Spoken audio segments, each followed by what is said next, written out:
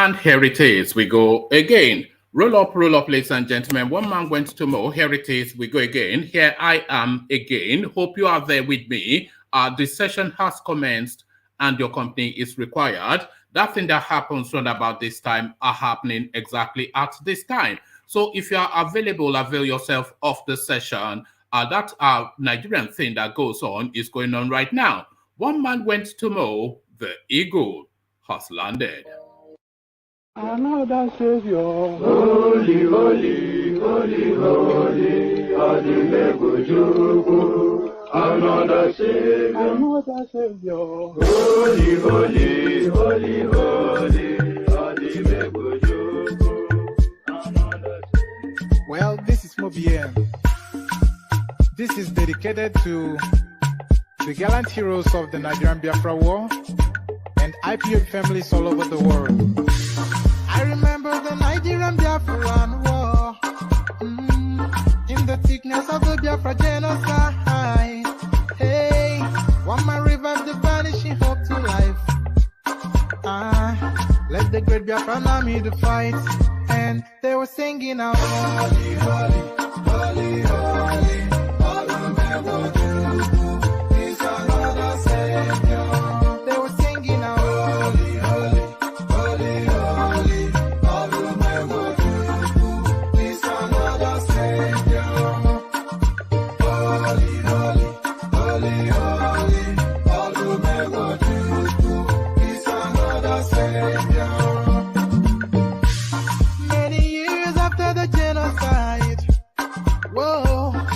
Another great leader has risen up now. Oh, and he's leading the Biafrans to victory. In Yamadika, Yabika Kokwanam no. Hey, Anamekele Mazuche Mefo. It's an honor having you on board. When I'm singing along, holy, holy, holy, holy. It's another Savior.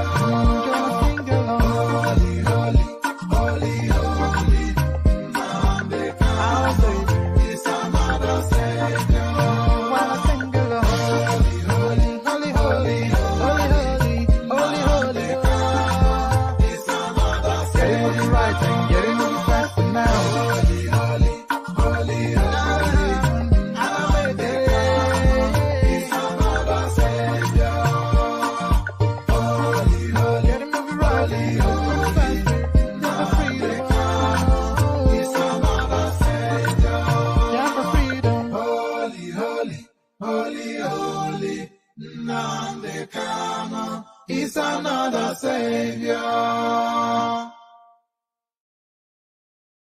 Another Savior, holy, holy, holy, holy, Adimebujuku.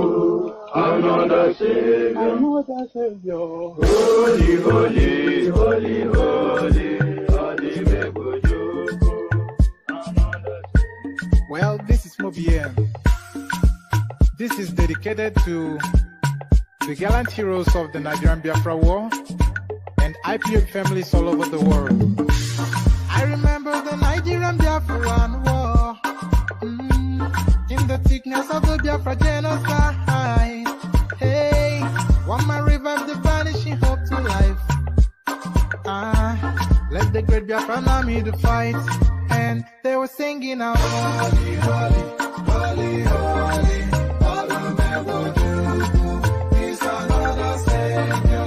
They were singing out, holy, holy, holy, holy. It's another Savior. Holy, holy, holy, holy. It's another Savior. Many years after the genocide, whoa, yet another great leader has risen up now. Oh, and he's leading the Biafrans to victory. In Yamadika, Yabika Kokwanam no. Hey, Anamekele Mazuche Mefo. And there it is right there. Holy, holy, holy, holy. the Ipokitepo singers from the eastern parts of Nigeria. Holy, holy, as guys, I bring you this.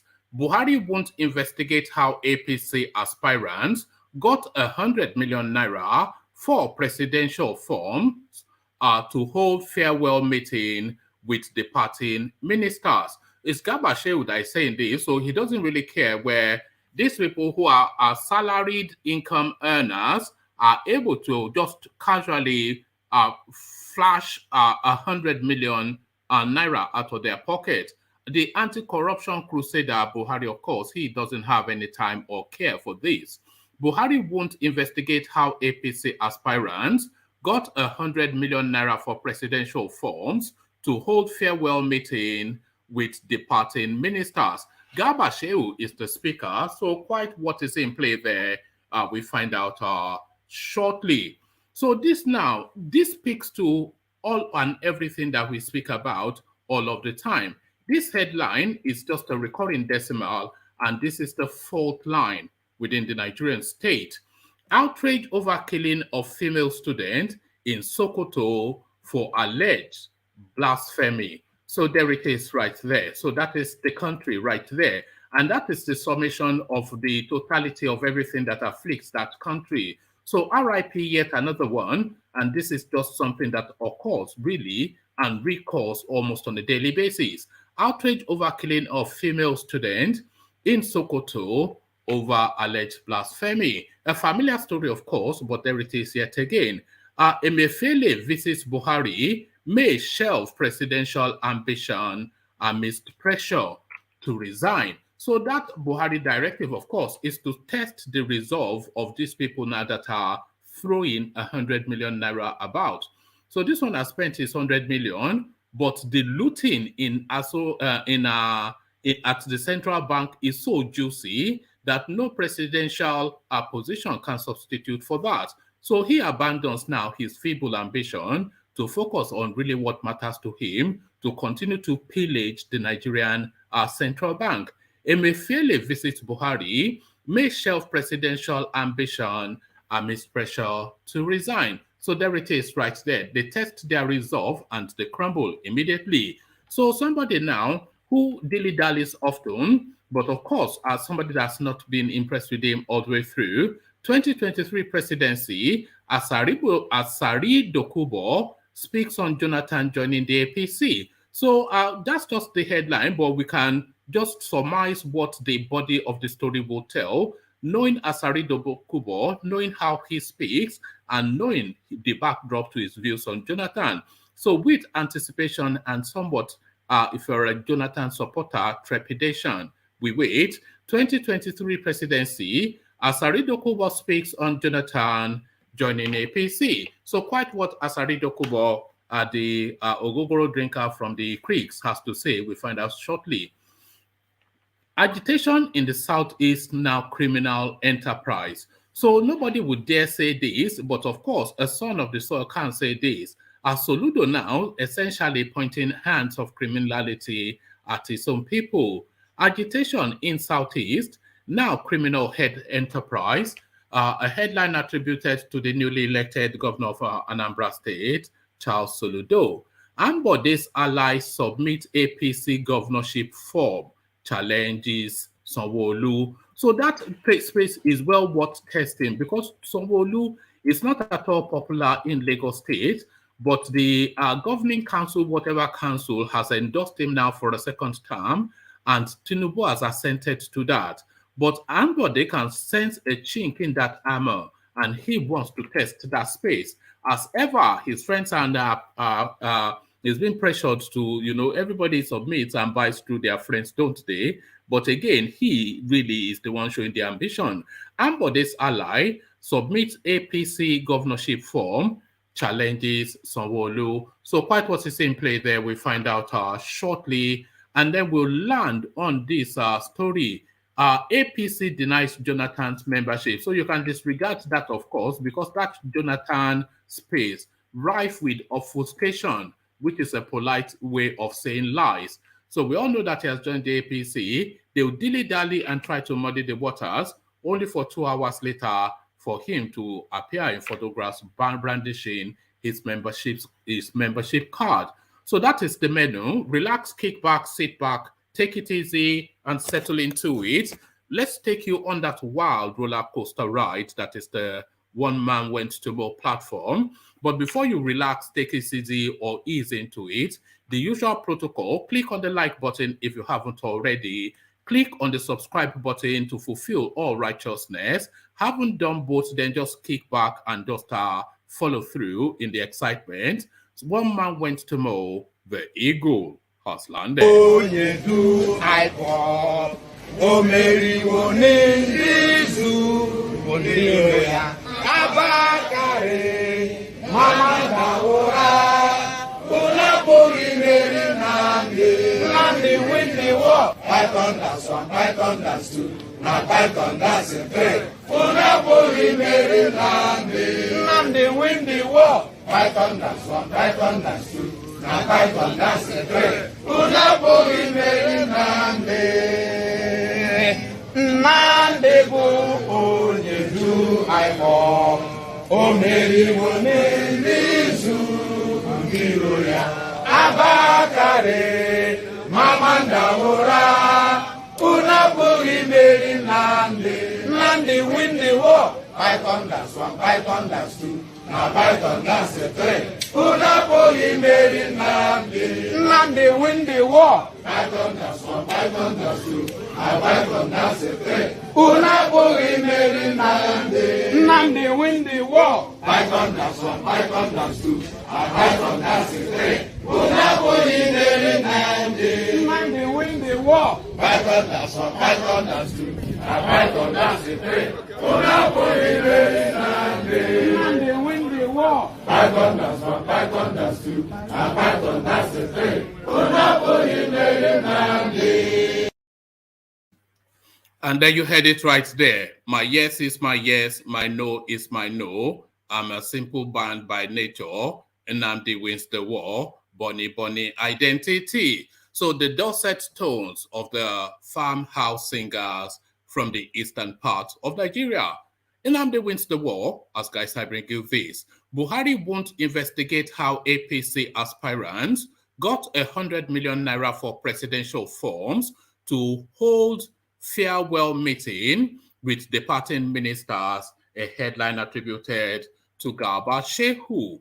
Garba Shehu, the senior special assistant to President Muhammad Buhari on media and publicity, has said the president's directive that ministers, head of agencies, and other appointees seeking elective offices should resign their appointment is not in line with Section 84 of the Electoral Act. He also said the president would not investigate how the aspirants got the whopping sums of money they spent on buying the ruling All Progressive Congress APC forms. Garba Shehu, whilst featuring on an Arise TV program on Thursday, monitored by correspondents, however, said the directive of the president must be obeyed. He noted that the president would hold a farewell meeting with the departing ministers on Friday at 10 a.m. He made no reference to Section 84. He simply gave the directive, and I think it is clear that as the head of the executive arm of the government, he owns the executive authority and power to decide, Shehu said. The president is planning a farewell meeting tomorrow to say thank you to them, the ministers, for sacrificing so much to serve the nation. He also said the ministers seeking to have a consultation with President Buhari before resigning will be able to do so on Friday, but that the directive still stands. Speaking on the presidential ambition of the governor of the central bank, Godwin Emefiele, Shehu said the directive is clear and that it is left to Emefiele to determine what is applicable to him. Does he consider himself to be the head of an agency or a parastatal, or consider himself a member of the ministerial department? I expect that he and his loyalists will determine what is applicable to them, he said.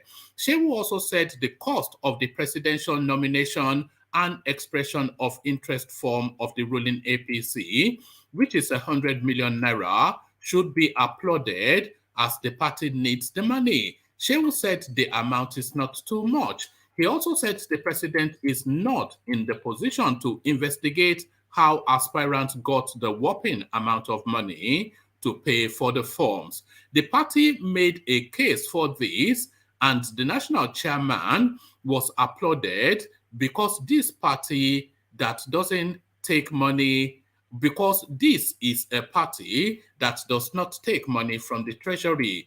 This kind of scrutiny is up to the civil society and the media to ask questions, but saying the president should launch an investigation, I don't think that is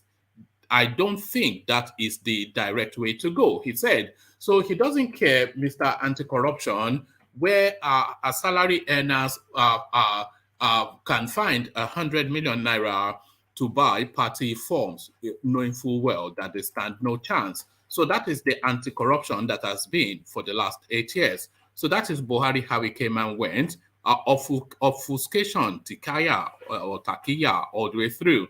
Obfuscation and takiya, but don't speak those words in the northeast part of the country.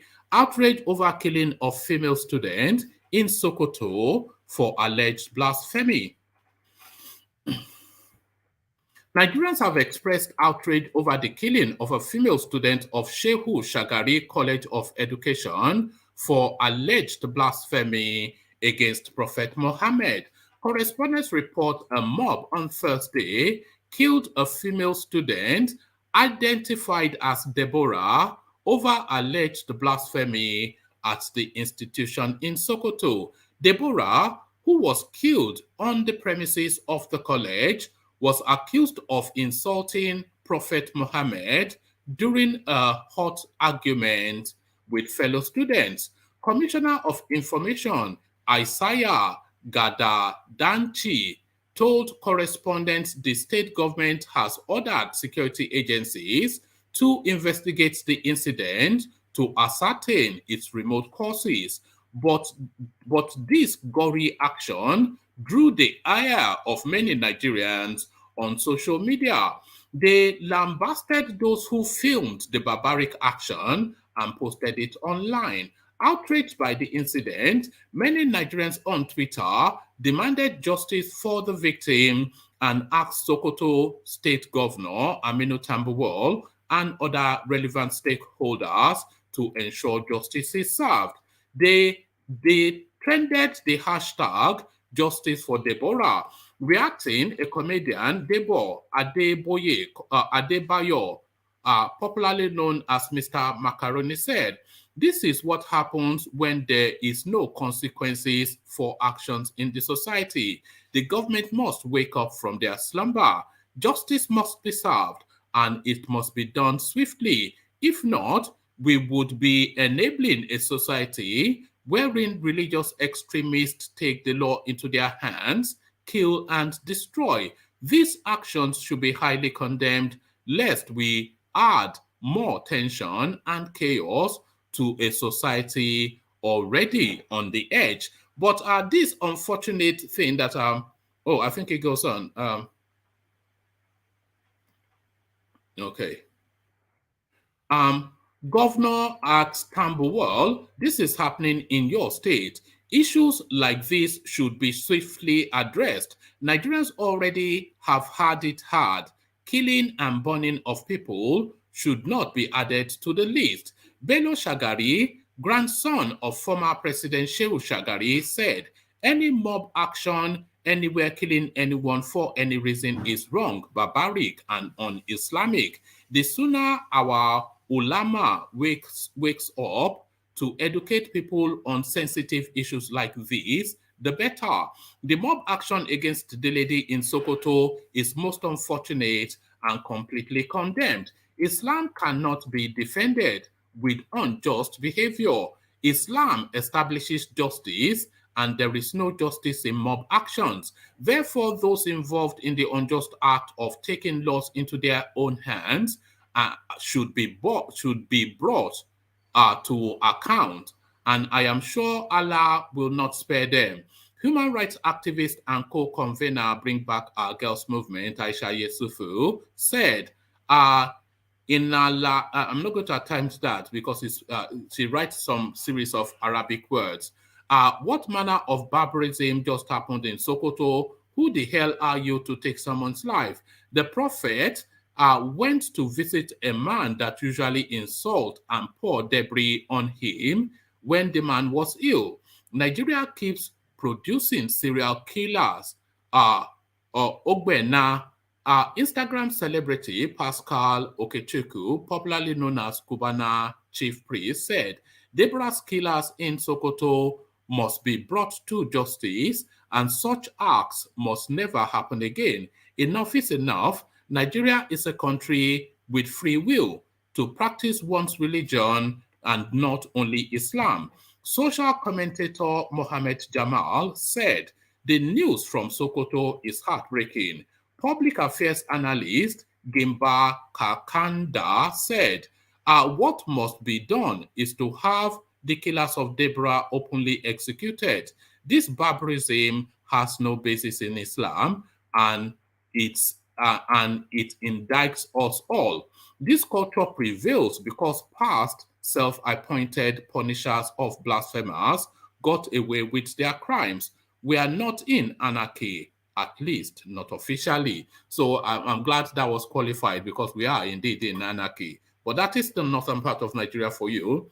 That is what we know them for. That is how we imagine them to be. And that is how they act. So it's alarming and shocking, and God rest the girl's soul. But that is the general impression of the northern part of Nigeria. And that is not an anomaly. That is a headline that we frequently visited within the Nigerian space.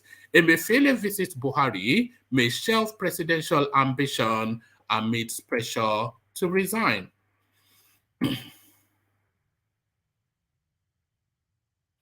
President Muhammad Buhari on Thursday in Abuja met behind closed doors with Governor of the Central Bank of Nigeria, CBN, Godwin Emefiele. The agenda of the meeting between the president and Emefiele could not be ascertained as of the time of filing this report. News Agency of Nigeria, however, gathered that the CBN governor might have updated the president on the ongoing debate about his resignation or continued stay in office. The president had on Wednesday, via a circular issued by the secretary to the government of the Federation, Boss Mustafa, directed members of the Federal Executive Council, FEC, and other political appointees with political ambition to resign. Mr. Emefiele is among the heads of agencies and extra-ministerial departments. When accosted by State House correspondents to talk on the outcome of his meeting with the president and the speculation over his alleged resignation, the CBN governor simply said, I am having fun at the scenario. Let them have a heart attack. It is good to have heart attack. I am having a lot of fun. However, News Agency of Nigeria reliably learned that Emefiele might have informed the president of his intention to continue in the office of CBN governor instead of vying for the All Progressive Congress presidential ticket in the 2023 general elections. The source, which preferred not to be named, told News Agency of Nigeria that the CBN governor had finally decided to concentrate on his official job of safeguarding and transforming the nation's economy.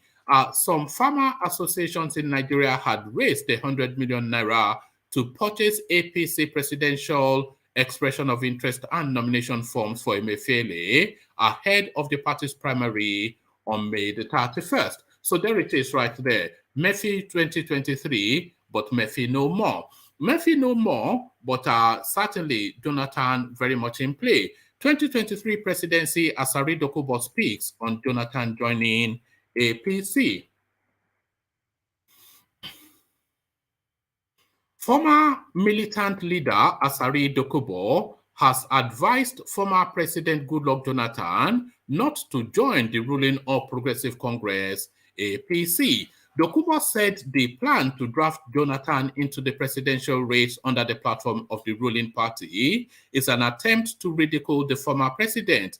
In a Facebook Live on Wednesday, the repentant militant said he was not in support of the former president joining APC and contesting for the presidency under the party. He, however, asked Jonathan to join the other opposition parties if he wants to return to power in 2023. I am not in support of Goodluck coming to contest election under the APC. 100% I am not in support because many of his followers fought the APC government and had gone hungry throughout this period without any aid from him and without consultation. He just come out. If Goodluck wants to stage a comeback, let him go to other political parties, YPP, SDP, etc. Why should he want somebody to anoint him before he contests the election? Dokubo queried. Correspondents recalled that a northern group had on Monday obtained the APC 100 million naira expression of interest and nomination forms for Jonathan. But in a statement by his spokesman, Ikechukwu Eze, the former president disowned the group, saying he did not authorize them to obtain the forms on his behalf. So that was rather a somewhat tepid response. I was expecting Asari Dokubo to be a bit more verbose. You know, the insult is his a preferred mode of communication. So I was expecting him to be throwing all manners of invective. So perhaps within the creeks, he still considers Jonathan his senior. Agitation in the Southeast now criminal enterprise. SOLUDO speaking. Governor Chukwuma Soludo of Anambra State has said that political agitations in the Southeast have turned into a criminal enterprise in which perpetrators have taken this zone hostage and disrupted the economic life of the people. Speaking on Wednesday in Lagos during an event by Anambra State Security Trust Fund, the governor said his administration would do everything possible to take the state back from the hoodlums and return it to the people of the state. He said that the agitators constituted themselves into a quasi-government, set up roadblocks, collect taxes, tolls, and levies from the people and terrorize the people of the state. He added that kidnapping for ransom, murder, adultery, so that's not idolatry. So that is idolatry. So that's idol worshipping and other forms of criminality became a criminal enterprise, which those involved in. He added that kidnapping for ransom, murder, idolatry, and other forms of criminality became a criminal enterprise, with those involved making huge sums of money at the expense of people of the state. He told the gathering who is who from Anambra State residents. He told the gathering who is who from Anambra State residents in Lagos that it is the responsibility of the government and the people of the state to rescue it from the non-state actors who wanted to overwhelm the people. Soludo stated that it was imperative that the people take the state from the hoodlums and make their homeland livable and prosperous, adding, "Your host will not respect you if you do not have a prosperous and livable home." He stated that it was in the bid to curb insecurity and other challenges that the state set up the Anambra State Security Trust Fund and called on individuals, corporate entities, and organizations to contribute to the fund. The governor outlined strategies the state has put in place to reverse the situation and called on the people to donate to the fund, adding that the state could not do it alone. According to Soludo, the budget of the state is less than 2% of the According to Soludo, the budget of the state is less than 2% of the gross domestic product of the state.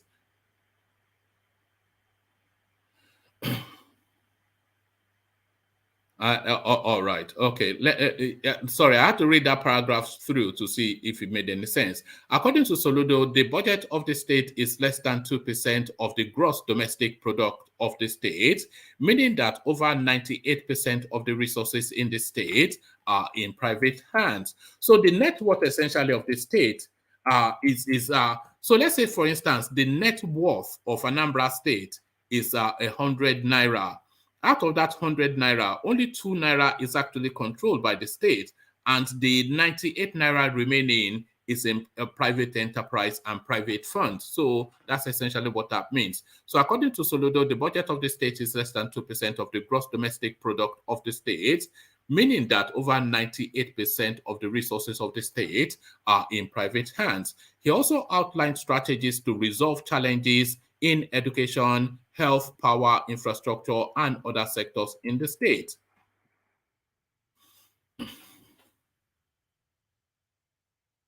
Also speaking at the event, Air Vice Marshal Chiabo, retired special advisor to the governor on security, said that the state has adopted a technology-driven strategy to curb insecurity, adding that the state needs equipment like armored personnel carriers, computers, vehicles, and others to curb crime and reduce insecurity. So there it is right there. The whole of the criminals, all of them, essentially what Soludo has just called its own people.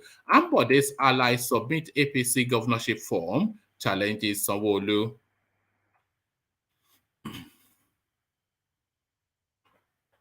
Wale Olowu, an associate of former governor of Lagos State Akinwumi Ambode, has submitted his 50 million naira governorship form to the All Progressive Congress APC. He submitted his expression of interest and nomination forms to the party on Wednesday at the International Conference Center, Abuja.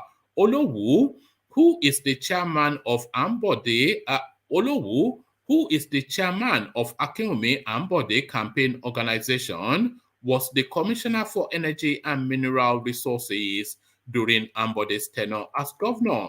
The APC aspirant vowed to defeat the incumbent, Babajide Sanwo Olu, at the APC governorship primaries election later this month. Speaking with correspondents on Thursday, Olowu said, pardon me, speaking with correspondents on Thursday, Olowu said, Lagos must be free. So far, only 2 aspirants have submitted the party's governorship form in Lagos, Sanwo Olu and Olowu. The Governor's Advisory Council, the highest decision-making organ of the party, headed by APC chieftain Bola Tinubu, had mid-April endorsed Sanwo Olu for a second term in 2023. GAC had in 2018 kicked against the second term bid of Ambode, which led to the emergence of Sanwo Olu as the APC candidate in 2019 governorship election in the state. Ambode's predecessors were in office for 2 successive terms. They include Tinubu, who was governor between 1999 and 2007, as well as current Minister of Works and Housing, Babatunde Fashola, who was governor from 2007 to 2015. Since he left office in 2019, Ambode has been extremely politically reserved. He also has not been seen at functions with any of his predecessors or his successor. Though political permutations have earnestly begun ahead of the 2023 election, Ambode has not declared his intention to run for second term. Asked whether he submitted the governorship form on behalf of Ambode, Olowu told correspondents on Thursday that the forms were for himself and not the ex-governor. Asked further if Ambode would be running for any political office in 2023, Olowu said the ex-governor would speak for himself. In February, Ambode broke his political silence when he thanked Lagosians for endorsing his contributions to the development of the state. The APC members also urged youth to get their permanent voters card ahead of the 2023 general elections. Amidst controversy that Tinubu had dumped Sanwo Olu for another candidate, the APC chieftain had last week publicly endorsed the governor and his deputy, Obafemi Hamzat, for a second term. The presidential aspirant, however, said no automatic ticket for Sanwo Olu. Tinubu said, aspirants who are showing interest in positions from the House of Assembly to the governorship, go and get your forms. You are going to contest primaries. There will be no favoritism in the primaries. We want you to contest and test your popularity. Nobody will ask to step down for another aspirant. Let all aspirants mobilize their supporters. If you win, you win. If you lose, there will not be a refund of the nomination form.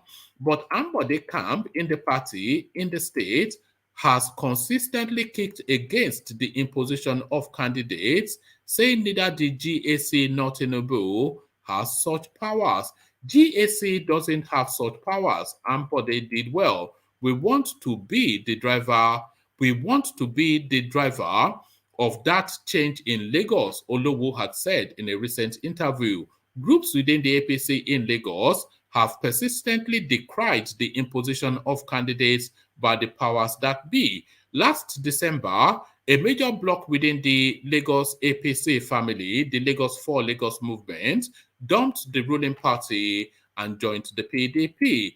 Lead visionary of Lagos for Lagos, Olajide Adediran, had said APC does not have a level playing field and added that the ruling party has a list of persons who will become governors in the state against democratic tenets. So there it is right there. So there it is right there. And then we land finally on this. The usual Jonathan play, as we know it, first action, then denial, and then admission. So we've had the action, now we have the denial, and by tomorrow we'll have the admission. So Jonathan picks up his party registration card to join the APC at Otueke in Bayelsa State.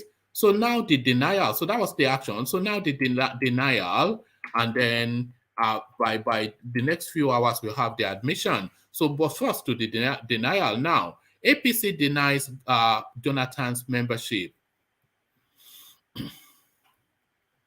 So this is now the last readout. The chairman of the All Progressive Congress in Bayelsa State, Dennis Otiotio, on Thursday said Goodluck Jonathan is not a member of the party in the state. According to Otiotio, they have some funky names in the creek anyway, Otiotio. According to Otiotio, Jonathan can only join the ruling party if granted a waiver by the national chairman of the party, Abdamu Abdullahi. Otiotio disclosed that in a chat with correspondents on Thursday morning.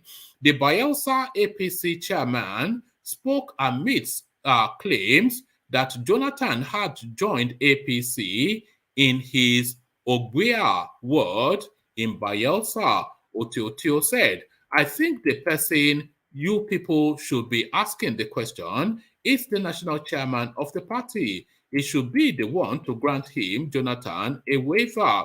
As of now, he has not officially joined our party. Ask the national chairman if he has granted him a waiver.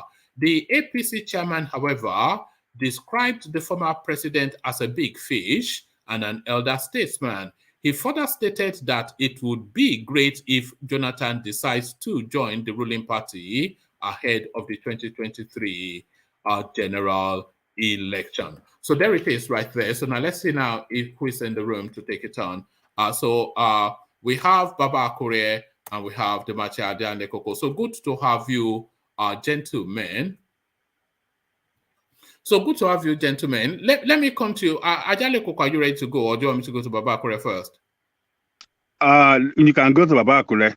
Oh, all right, brilliant. So, Babakure, let me come to you and let's go to happenings then in Sokoto State and this rather unfortunate girl student, Deborah, RIP. So she had an opinion, she asserted it forcefully, and that was the last act she did on this planet. Deborah no more, but then of course, this is a recurring decimal in the north. It is very sad when I read about the news today. It is very barbaric, and it is something that the government need to act swiftly on and prosecute those who are involved. This is one of the reasons why people are saying that we are not the same country, because when you if you insult Jesus, nobody is going to come to your house and shoot you because of that, because they leave you, they left you for, they left the fight for God. That is how Christian behave. But it is very barbaric, and it is something that is not acceptable. It is good if these people can switch to action and then and prosecute those who are involved and bring them to book. And I do hope that the governor of Sokoto State will take very swift action on that, because they are of the same religion faith. So that is my take on that. Babakure, this is not the first time that we've heard similar stories of, I think we've heard incidents in Kano State and various other states within the north, where they accuse you of either burning their holy book or tearing their holy book or speaking ill of their prophet, and that is sufficient enough for them to end your life. Yeah, or even to amputate somebody's hand. There was a guy in Kano State the other day, because I think they said he maybe make cartoon, something like that nature, and they said they have to amputate his hand because of that. So, and at that time, Ganduje switched to action, and he said he couldn't wait to sign. I think it was death penalty, and he said he couldn't wait to sign that penalty and stuff like that. So this is what we've been seeing. That is why many people said we are not of the same country, because even at the same time, if you look at southern part of Nigeria, we have Muslim there. You will hardly see. I have never seen a situation I've never heard of a beheading in the south. No. Exactly. Even somebody blaspheming or cursing or talk against Prophet Muhammad. I never seen anybody in the southern part of Nigeria say, "Oh well, because you say that I'm going to burn you, I'm going to kill you, I'm going to do this, I'm going to do that." And I think it also has to do, what we are seeing in the northern part of Nigeria has to do with the way individual, it goes along with our culture, the way we are brought up. So I think that is why the southern part of Nigeria is more or less like liberal to that of northern part of Nigeria. All right, but it's crime without punishment, isn't it? Because like you said and I've said, we've seen it severally in the past, and there has not been consequences for it. Because the people that should that should bring justice for this sort of actions, they are of that sort of mindset as well. That thing about, you know, taking action for anybody that's critical of their religion. So they're of that mindset too. So there's no real expectation that we'll have justice in this instance, and we can only be pessimistic for reasons that we have seen this severally and have not had justice at all. But what is Deborah even doing in Sokoto in the first place? Well, we cannot blame the deceased, because she has right to go to another part of Nigeria and schooling. Likewise, those who live in the northern part of Nigeria, to come to the southern part of Nigeria and schooling. Have you ever heard in the history of Nigeria that one Muslim, because his name is Abdullah, and he born Bible, or he talk against Jesus Christ, and they have to kill him and burn him because of that? Have you ever heard? So, But I'm going to ask you. so it is very unacceptable. We cannot blame somebody who traveled to the north to study, because I strongly believe that Deborah is over there to study anyway, because based on the yes, it was in college. It was actually on campus, which is even a bigger cause of concern. Exactly. So you can see it I don't see what we can do about this country, because every single day it is different, one news to another. So we always land at the same point that we're just too different. That's just the thing. So we're just too different. Once we understand this and we just let everybody go, so we don't because Nigeria is big. We have when we do this has been going on for a very long time. This is not the first time. So if we don't want this in our society, I think the best thing is for departure. That is me. But I'm going to ask you, because we cannot continue with all this bad news, and somebody is burning alive. Boko Haram is taking people hostage. Some people are playing politics with religion. Religion is playing politics. All kind of nonsense that is going on there is not acceptable. All right, Charles, you said you had a question. Yeah, do you think that not Nigeria, not Africa? Do you think they act more like the Middle East or more like Africa? That's the question I'm asking you. People in the Sorry, repeat that question. Do you think they act more like Africa or more like Middle Eastern people in North Africa and not Nigeria? No, they predicate their culture on a Middle Eastern template. This is it. Yeah. So that's because what I'm asking. Almost what is going on there right now, you can see that also in Afghanistan. I watched one documentary the other day. You see how they cut somebody's head alive. So all these things is not what we want in our own country anyway. But why is that? Why is that? Why do not people act more like Middle Eastern, even though they're in Africa? I don't get it. Because they were conquered by the Middle Eastern culture and way of life, and they surrendered to it, and they've now completely captured them mentally with religion. So there are some sort of like Arab wannabes. So they Arab wannabes. This is who they are. Okay, now I got it. So that is it. It's a travesty, but it's something that continues to recur. But there it is, right there. So Baba Korea. So Buhari says that he doesn't really care where people are getting this 100 million naira that they're throwing around. He came in, of course. We cannot depart from the fact that he came in as an anti-corruption person to come and claim out the UG's table and sanitize the country. So salaried earners throwing 100 million naira about is no cause for concern. Buhari won't investigate how APC aspirants got 100 million naira for forms. So what are you making of that then, Baba Kure? Well, we might be very correct based on the fact that there are some permutation that has been going around the other day that maybe it is even government sponsoring this issue of 100 million that some organization is bringing out to get domination for individual. Because if not, why is he not concerned about how they get the money? So technically, he is not fighting corruption. Like anyway, he has never fight corruption since he became a Nigerian president. So for him now not to be fighting these people that are bringing money here and there, it makes no difference. So that is it. That is what you get.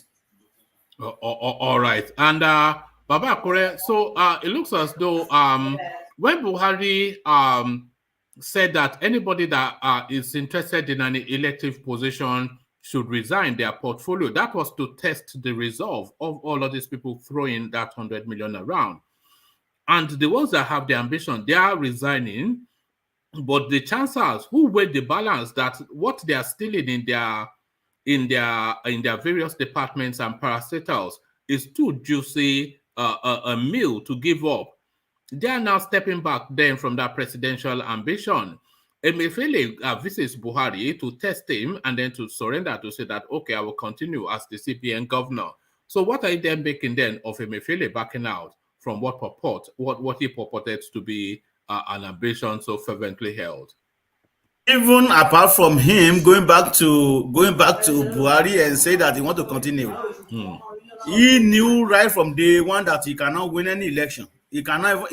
I don't think he will get 10 supporters from the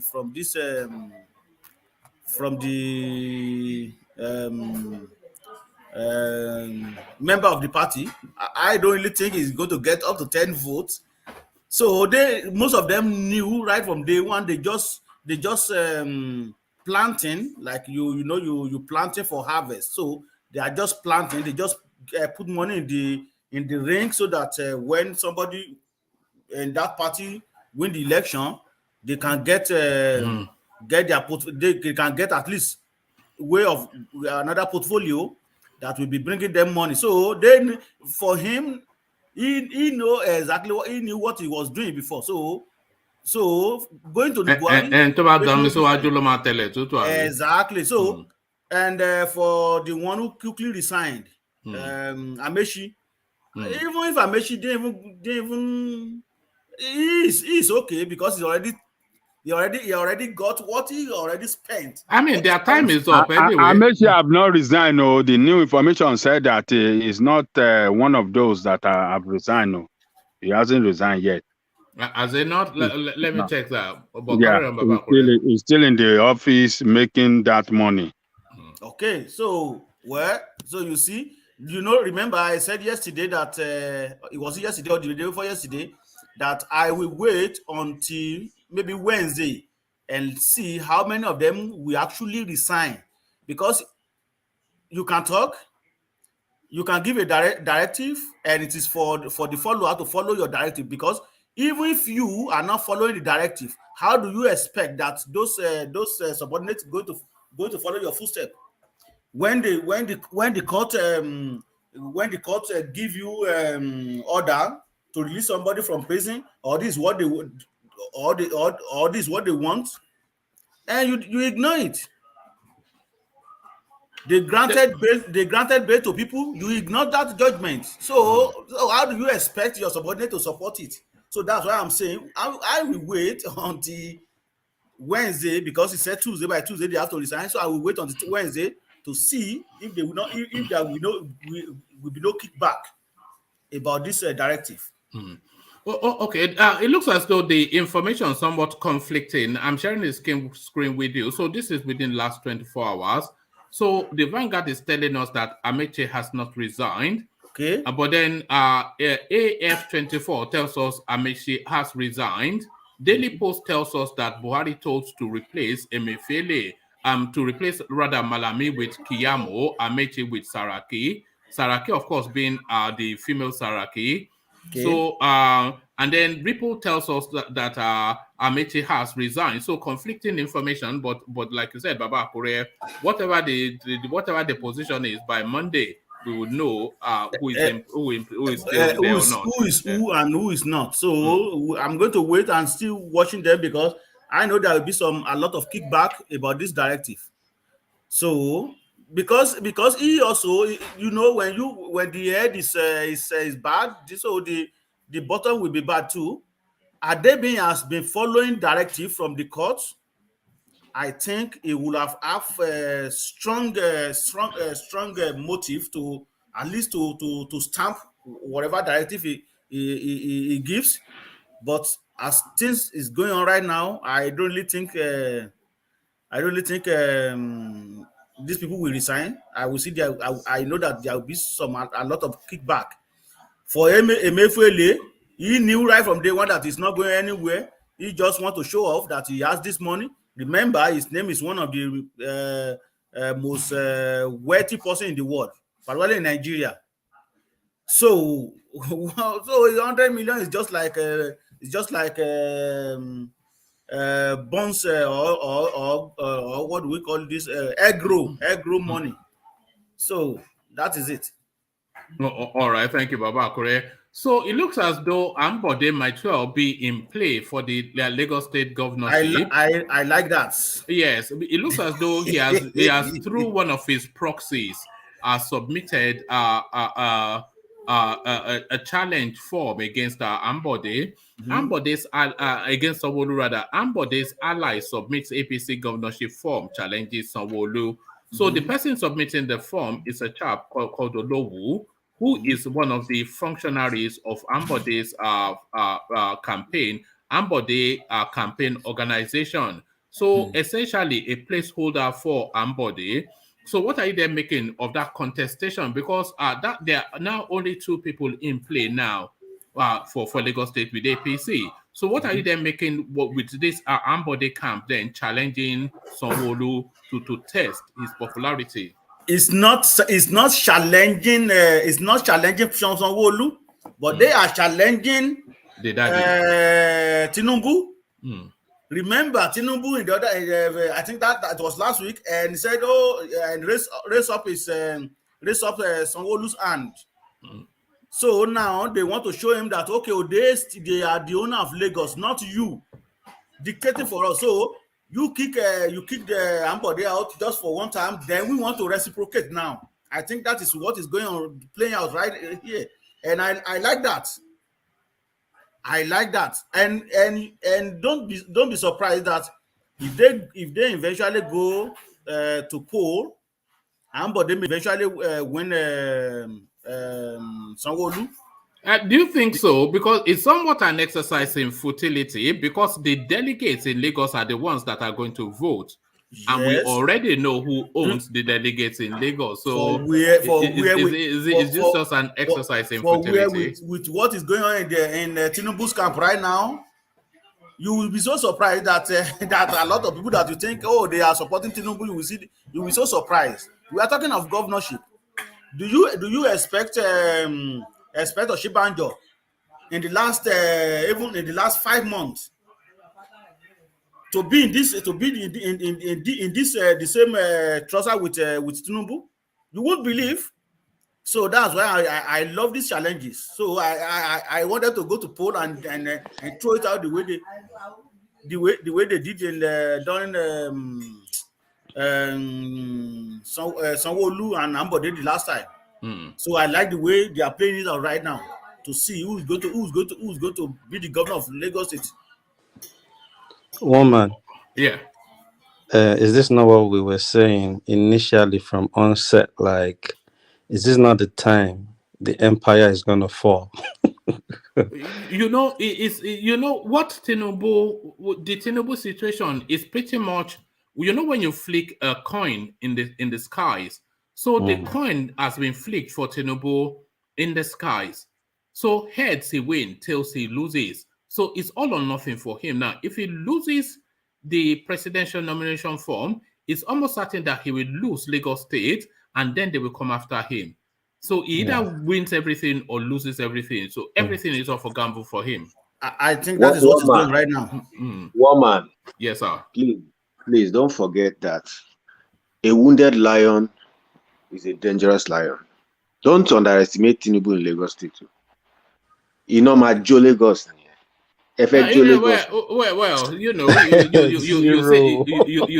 say that, but Tinubu is dispensable. No, if somebody is losing at Federal, and you are hearing him saying he's going to come home when he loses at Federal. One thing you need to realize. Sorry, woman. One thing you need to realize is Tinubu focus on Lagos right now is a bit minimized than how he's focusing on how to get the ticket for APC and the drama going on in that party APC right now.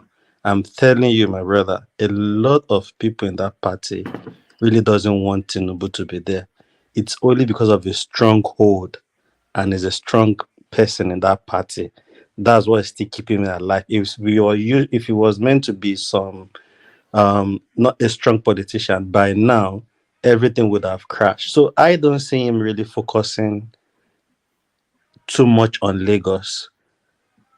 You see? And obviously, this guy coming into the spot now to contest against Sanwo Olu weakens, because Sanwo Olu can't. I think Ambode will win the primaries over Sanwo Olu, and there is a lot of But why would you say that? Why would you say Why that? would you think that? Why do you think that? Because there is a lot of talks behind in the party. A lot of people too doesn't want that hold that Tinubu has on. But that, Tinubu that still thing, controls the Lagos. thing. He still controls the Lagos State delegates. I think For his own position, not for gubernatorial. So I that think party, Ambode that's why is I'm saying, because I've said it earlier when the guy was going to go for the presidency, like he's going to lose a bit of focus on Lagos. And the way Lagos is right now, a lot of people are mad. They are even mad at the Tinubus themselves. So it's quite tricky. And I think that's why, because even into his thinking, Sanwo Olu is not strong enough. That's why he's trying to bring somebody else over Sanwo Olu initially. But because Sanwo Olu has been doing ball boy all around with him and all those things, I think that's what's still keeping even Sanwo Olu alive. He would have preferred to put somebody that he knows, okay, people will like this person, so he won't have to focus more, because he has a lot of battle up there trying to get to the presidency. So you can't compare his focus if he's not contesting as a president on Lagos. Like, he just believe, okay, we'll find somebody and these people are behind it. But I'm telling you, in that party right now, when it comes to primary, especially in state level, a lot of people might go against him. And once he loses Lagos... Can I interject 1 minute? Okay, sir. Go, sir. Carry on, sir. Okay. D. Yes, sir. As far as APC is concerned in Lagos, APC is under the control of Tinubu. Nobody can take it from him. I'm telling you some things. There is a lot of people in that party now that they want people don't want to be controlled. The politics. You see the power of Tinubu. You speak against him, and you see. When I was there, I heard much about what people are saying. Hold on, D. Yeah, carry on, Babakure. So when I was in Lagos last year, I heard about what people are saying, that it is just that they force Sanwo Olu on them. So that might play out in this one. So that's why I'm saying that I like that challenges, and you never can tell. Ambode could eventually defeat Sanwo Olu if they go to primary right now. Because remember, last week, everybody believed that okay, Sanwo Olu will be going, but you look at what happened today. So that is it. Baba Akure, let me tell you this, and I'm telling you authoritatively. Forget about Ambode. Ambode time is gone. Then Ambode cannot get Lagos back. All right, let's wait and see. Yes, I was saying. And my reason, I'm concurring with you, Ajanle. And my reason Ambode is should have done this the first time. Yes, that time they removed it, not now. When he was there, he did like a person in power, but does not know how to use that power, and that is why he was kicked out. But this time around, the party is under the control of Tinubu. They have all the structure of the party, and it is that structure that will nominate whoever for whoever position. For the Senate. I want to chip in one point for you. You see, the guy that is going in PDP will have a better contest with Ambode instead of Sanwo Olu. I won't even. Why would you say that? Because Ambode has sympathy of Lagosians rather than Sanwo Olu. You mean Ambode will stand a better APC will stand a better chance against him. Yeah, exactly. Okay. Yeah, you see, and I'm telling you, even if Tinubu, with the way politics is played and people in the party sees that, they will call him. we must resolve this thing with this guy. Let's put him against this guy because Sanwo Olu can win. Then they will call Sanwo Olu. Sanwo Olu is Boban. Okay, don't worry. Let's go and fight for this presidency. We'll find you maybe ministerial or something. And he will step down. Then I tell you how Tinubu is because going to... I don't see. I think even if Sanwo Olu gets the ticket for Lagos, I think PDP will win Lagos. I'm telling you. You can't be so... No. I don't think you can say Why are that. you saying no? You think they will go and rig election? The game is changing. People. Okay, D, let me make this statement. You see, the party in entirety from the top to down to the ground is in the hand of Tinubu. All the officers at the state level, all the officers at the state, all the officers at all the local government and the world.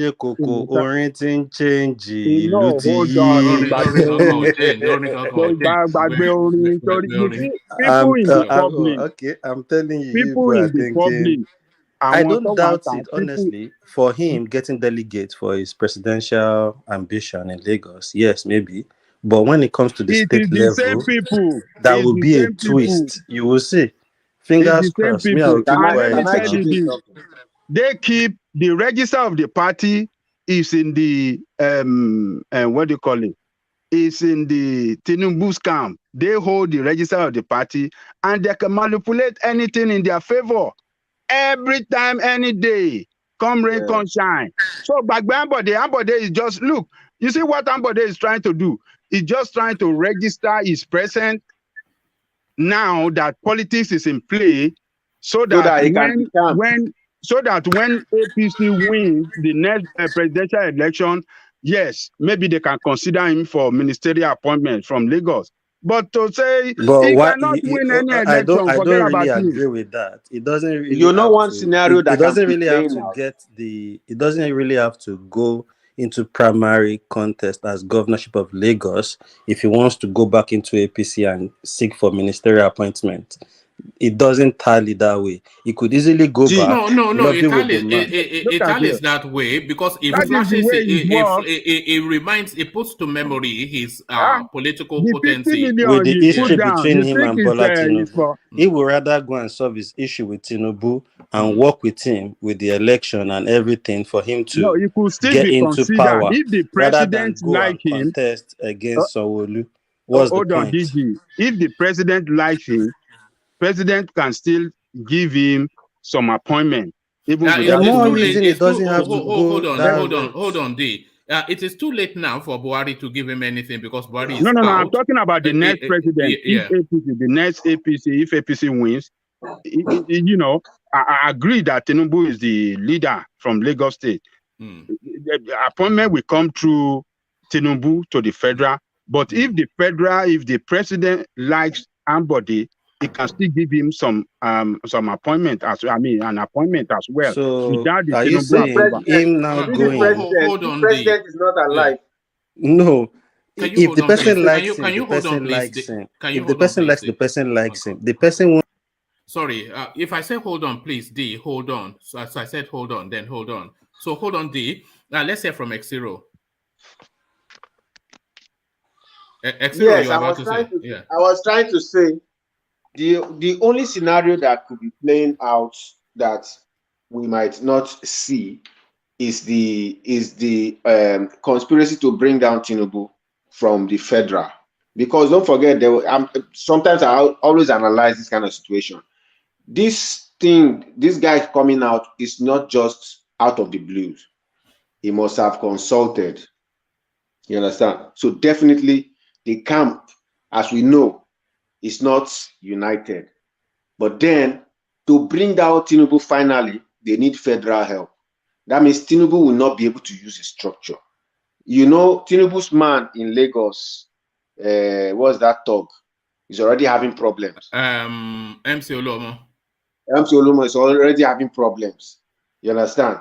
If they remove that one from the equation, Tinubu's structure is almost failing because that's the way Tinubu. Don't forget that last election, this guy used his talks to dissuade the non-Western voters.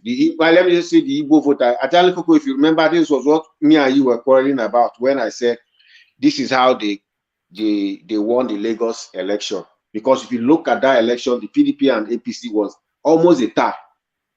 You understand? And it was because Oluomo used his talk to drive away voters. If those structures are taken down, that means they want to bring down Tinubu finally because he has enemies. You know? Another consideration, X0, is that if they are determined not to give Tinubu the APC presidential form, then they cannot afford to let him hold on to Lagos State because it can cause a lot of trouble for them if he holds Lagos. But of course, yes, you know, if he holds the structure of Lagos is one of the determinant voting blocks that determines the Nigerian president. So if he holds Lagos, but they do him out of the presidential ticket, then it's too potent a weapon that is vengeful outside looking for revenge. So they might be looking to take everything from him. Now you are understanding my point. If they are trying to outdo him at the federal, that means they want to remove him from Lagos. There are some rhetorics that were made during that EndSARS period. You know, some military people were saying, some people, because of their presidential, and they were already thinking Tinubu was behind that EndSARS. You know, and then El-Rufai has made comments as regards father of the who is that he wants to end godfatherism. Yeah. So this guy has real enemies, you know. So we might just see things playing out, you know. But and again, I might be wrong, but yeah, it could also be right, you know. All right. You see that what X0 even said now is just like buttressing my point. You see, we can even tell with what is going on in the parties right now, how a lot of people are coming out to want to be president. That tells us the political space in Nigeria has changed. Unlike before, you won't see Godfather struggle that much the way Tinubu is struggling right now. And I think that's why I'm saying even Ambode coming in might be a game Tinubu is playing. He might speak to Ambode and say, okay, I'm not sure Sanwo Olu can beat this guy coming in PDP. People still have sympathy for you. You go, and they won't tell us all these things, and they will work it out. Ambode will be the one contesting as governor against Izzy Bani Koro, and and which that would be a balanced way. But if you put Sanwo Olu against that guy in PDP, he won't win that guy. I will be frank with you. He won't. And in that party, APC, I'm telling you, things have changed. The politics of Nigeria has changed. People don't care about godfatherism and anything anymore. People want to have a say. They want to break that grip even into having that party. So, and he's having battle again up there. So if he was not contesting as president, I think it would be a lot easier for him to tackle the enemies within. But because he has another focus up there, there are enemies up there and there is enemy within too. So it's quite difficult and tricky for that party right now when it comes to gubernatorial election in Lagos State. Thank you. Back where you may continue. All right, Baba, carry on, yeah. Well, there's nothing to say more about it. Everybody already contributed to that. But like me, I like that challenges. I like the way Tinubu, Ambode challenge the governorship aspirants right now. So I think it's going to be a very serious one in Lagos. It's not going to be like the other time. So this one is going to be different. All right. Thank you, Babakure. Thank you, Babakure. So, but let me go on to X0. So, X0, I want to play you a clip. I'm not sure how good your Hausa is or Fulani or whatever, but I want to play you this clip, and which is the backdrop to what happened to the girl in Sokoto State. So, this is the offending thing that she did that then led to the loss of her life. So here she is in her own voice. Ba abun da zai faru da mu Dole ne wasu abubuwan da ya kamata ku tura muna ba wai. Oh, sorry. Yeah. Holy Ghost fire ba abun da zai faru da mu. Dole ne wasu abubuwan da ya kamata ku tura muna ba wai an yi group din ga don ture abubuwan banza bane fa. An yi dun pass you in akwai test in an bada assignment a tura ba wai abubuwan banzan ga za ku tura muna ba manzon Allah din me an zo an buro ba.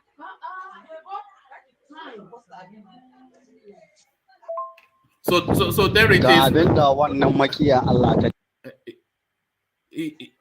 Holy Ghost fire ba abun da zai faru da mu.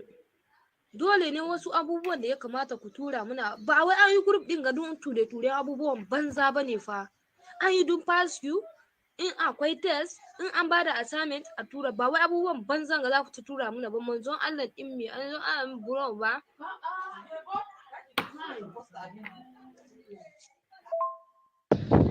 Ga abin da wannan makiya Allah ta.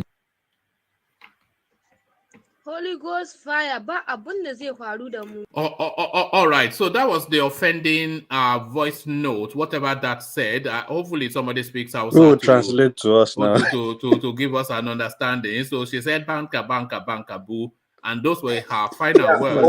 Whatever the banka she said, yeah. Yeah, I've actually seen that clip and I saw the interpretation. What she was saying there was that there was a school WhatsApp group where they were supposed to be giving each other's information about the tests, exams, and books and everything. But some people have started using that group to pray, post Allah this, Allah that, may God help us, those kind of religious posts. So she was concerned that the group has been turned into a religious group. So she was saying that people, but what really pissed those people off was the way she said it. She said, she's here for school. She's not here for nonsense posts, So that was what, that was what miffed those people who came to kill her, because they said she's calling a religious post, Allah post, nonsense. You understand? So, and that was what sparked it. Okay, I've actually got the translation here. So let me just for the benefit, because really for the benefit of everyone, because I don't think there's a single one of us that speaks Hausa language here. So this is what she said. She says, Holy Ghost fire, nothing is going to happen to me. You should know what to be sending to this group. It is not that the group was created to be sending nonsense. The group was created for posting things like test assignments, etc. Not the nonsense you are posting. Not only, no be only prophet. You are coming to play on me. The nonsense she refers to is the religious post. So that is what cost this girl her life. Holy Ghost fire. Yes. Nothing is going to happen to me. You know what to be sending to this group. It is not that the group was created to be sending nonsense. The group was created for posting things like test assignments, etc. Not the nonsense you are posting. No be only prophet. You are coming to play on me. The nonsense she referred to is the religious post, and that was her last comment on this planet. You see it, and this is not the first time these kind of things happen in the northern part of the country. This is Sokoto now. This is not the first time it has happened. This is the reason why they killed one Kalu guy in Kano State, where this one who was this emir who is embattled, emir of Sanusi. Yes, he did something similar. Sanusi, yes. That was under Abacha. Yes, you see, when these people want to come for somebody, nobody can stop them. Not even the what's it called? Their chiefs, their emirs are scared to go against them sometimes. So they just allow them, just like Pontius Pilate. They wash their hands off the person's blood and leave it to the people to say, whatever you decide, you do, but my hands are not there. Do you understand? These people are extremists. This country is a secular state. This is In fact, sometimes I'm pissed that we don't even know what we should be spending our money on. We should spend our money to show this to the United Nations and show them why this country cannot coexist. If we are a nation, a secular nation, why will a bunch of riffraffs go and take the life of somebody? For goodness sake. Why? And the thing is that these people, wherever they are, they think it's their duty to kill somebody who does or who blasphemes. They can kill somebody right in Lagos. They have done it. They have done it before. Once they are just up to 50, if you do something that's against their religion, they can kill you there and say they are doing it for Allah. Before the police comes or the military comes, they have accepted. They're wrong. And it's so funny for them to even think if they go about actions like that, they will make heaven. It's just crazy. And it's just so extreme. And I think what the girl is complaining about actually applies round when it comes to Nigerian WhatsApp group. That's why I never even join any WhatsApp group. I'd rather do an event WhatsApp group that, after the event, that's the end of the WhatsApp, because people will start sending all sort of things that are not even related to why the group is being created. And she has just complained, which she's making sense, but that shows us that religion, people in the north are so extreme to the extent, what has she said that is really bad? Renaud Mokri, he presents a counter narrative X0. He's saying that it should be viewed as an act of criminality and the religious and ethnic tonality taken out of it. He cites examples of armed robbers, people accused of armed robbery, being caught in places like Lagos and set ablaze, 2 of them just a couple of days ago. Similarly in Calabar, etc. So he's saying that this act that was perpetrated against this girl, sad as it is an act of criminality rather than something that is peculiar and religious. What are you making of that, X0? Yes, it's criminality because it's you don't have the right to take somebody's life. It's criminality, but it was forged from religious belief. Right? We cannot teach people how to what to believe in. We cannot take away people's faith, but we can take away uncivilized behavior. The laws of the land don't govern those people that you see there. They believe in Sharia, and that Sharia law, it supports this kind of behavior. You see it? That's why I'm saying, if we are supposed to exist as a secular nation, let us pin it to the constitution. If we are not supposed to exist as a secular nation, then let everybody decide how they want to govern themselves. We don't need to be the same country. India did it now. They pulled out people who could not coexist. Some went to Pakistan. Why must we coexist? And then you use this kind of law. You want to tell me that you use this kind of, you agree that they use this kind of law on somebody or your relation, and something happens to a person or your loved one because of this, and you accept it? If we are a secular nation, this thing is not permissible. If you want to practice Sharia to the fullest, break away. Don't put us together. And that's why I say we don't know where we should be putting our money. This is where the diasporans should be putting their money. This is what we should showcase to the world and say, this is the reason why the country is boiling. Don't forget, there was a video of Nnamdi Kanu when he started. He was pro-Nigeria. He said the world must intervene to see to it that this Boko Haram and Sharia law is ended in Nigeria. Otherwise, Nigeria will no longer exist. That was how it started.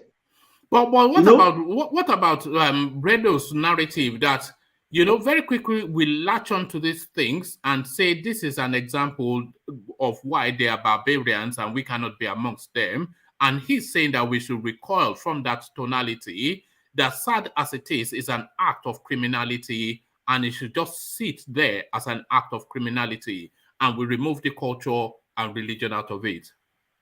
Yes, yeah, I think I agree with him, because you know, there was at one point everything we discussed here was just boiled down to the system. It boiled down to the system. Everything at one point, I don't know if you remember those few weeks where everything we discussed just boiled down to the system is just not willing. You know, if the system is properly, if the system is proper, these things will not happen, because under the law it will be judged as a criminality. You know, but we know where this criminality is stemming from. The same thing, jungle justice. Jungle justice should not be practiced anywhere in the world. Exactly what I was going to say, X0. Like, if jungle justice is a criminal act and which is not allowed in the system, why would the system listen to a governor and make a state a Sharia law and you allow it? Because to me, Sharia law is more like jungle justice. If you steal, they cut your hand. What kind of madness is that?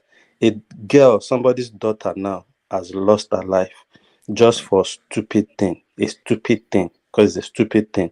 A girl that probably has prospect and probably has dreams and all that, they've cut it short.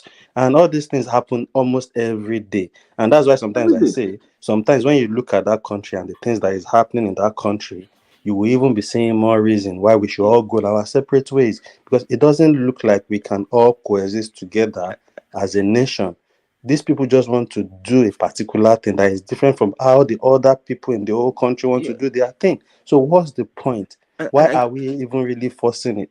And I always say, as much as I want one Nigeria, honestly, you wake up every day and you see things happening in that country and you just think, I think it's better we go our separate ways.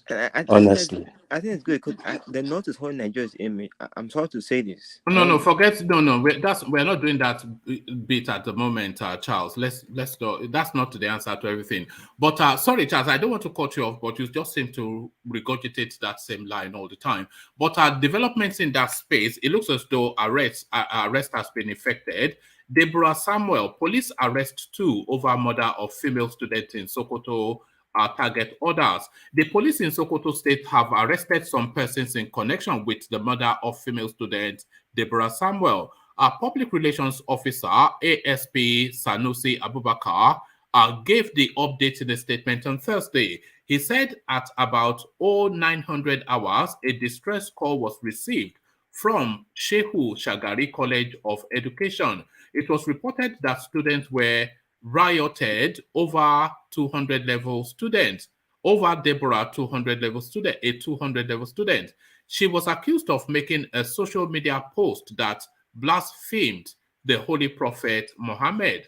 Abubakar said the student forcefully removed the victim from the security room where she had hidden, where she had been hidden by the school authorities, and killed her and burned the building. The spokesman confirmed that the students banded together with miscreants and barricaded the Sokoto Jiga road. She said upon receiving information, the DC operations led a team of policemen and all other operational commanders to the school. The road was cleared and the situation was brought under control. 2 students were arrested in connection with the crime committed.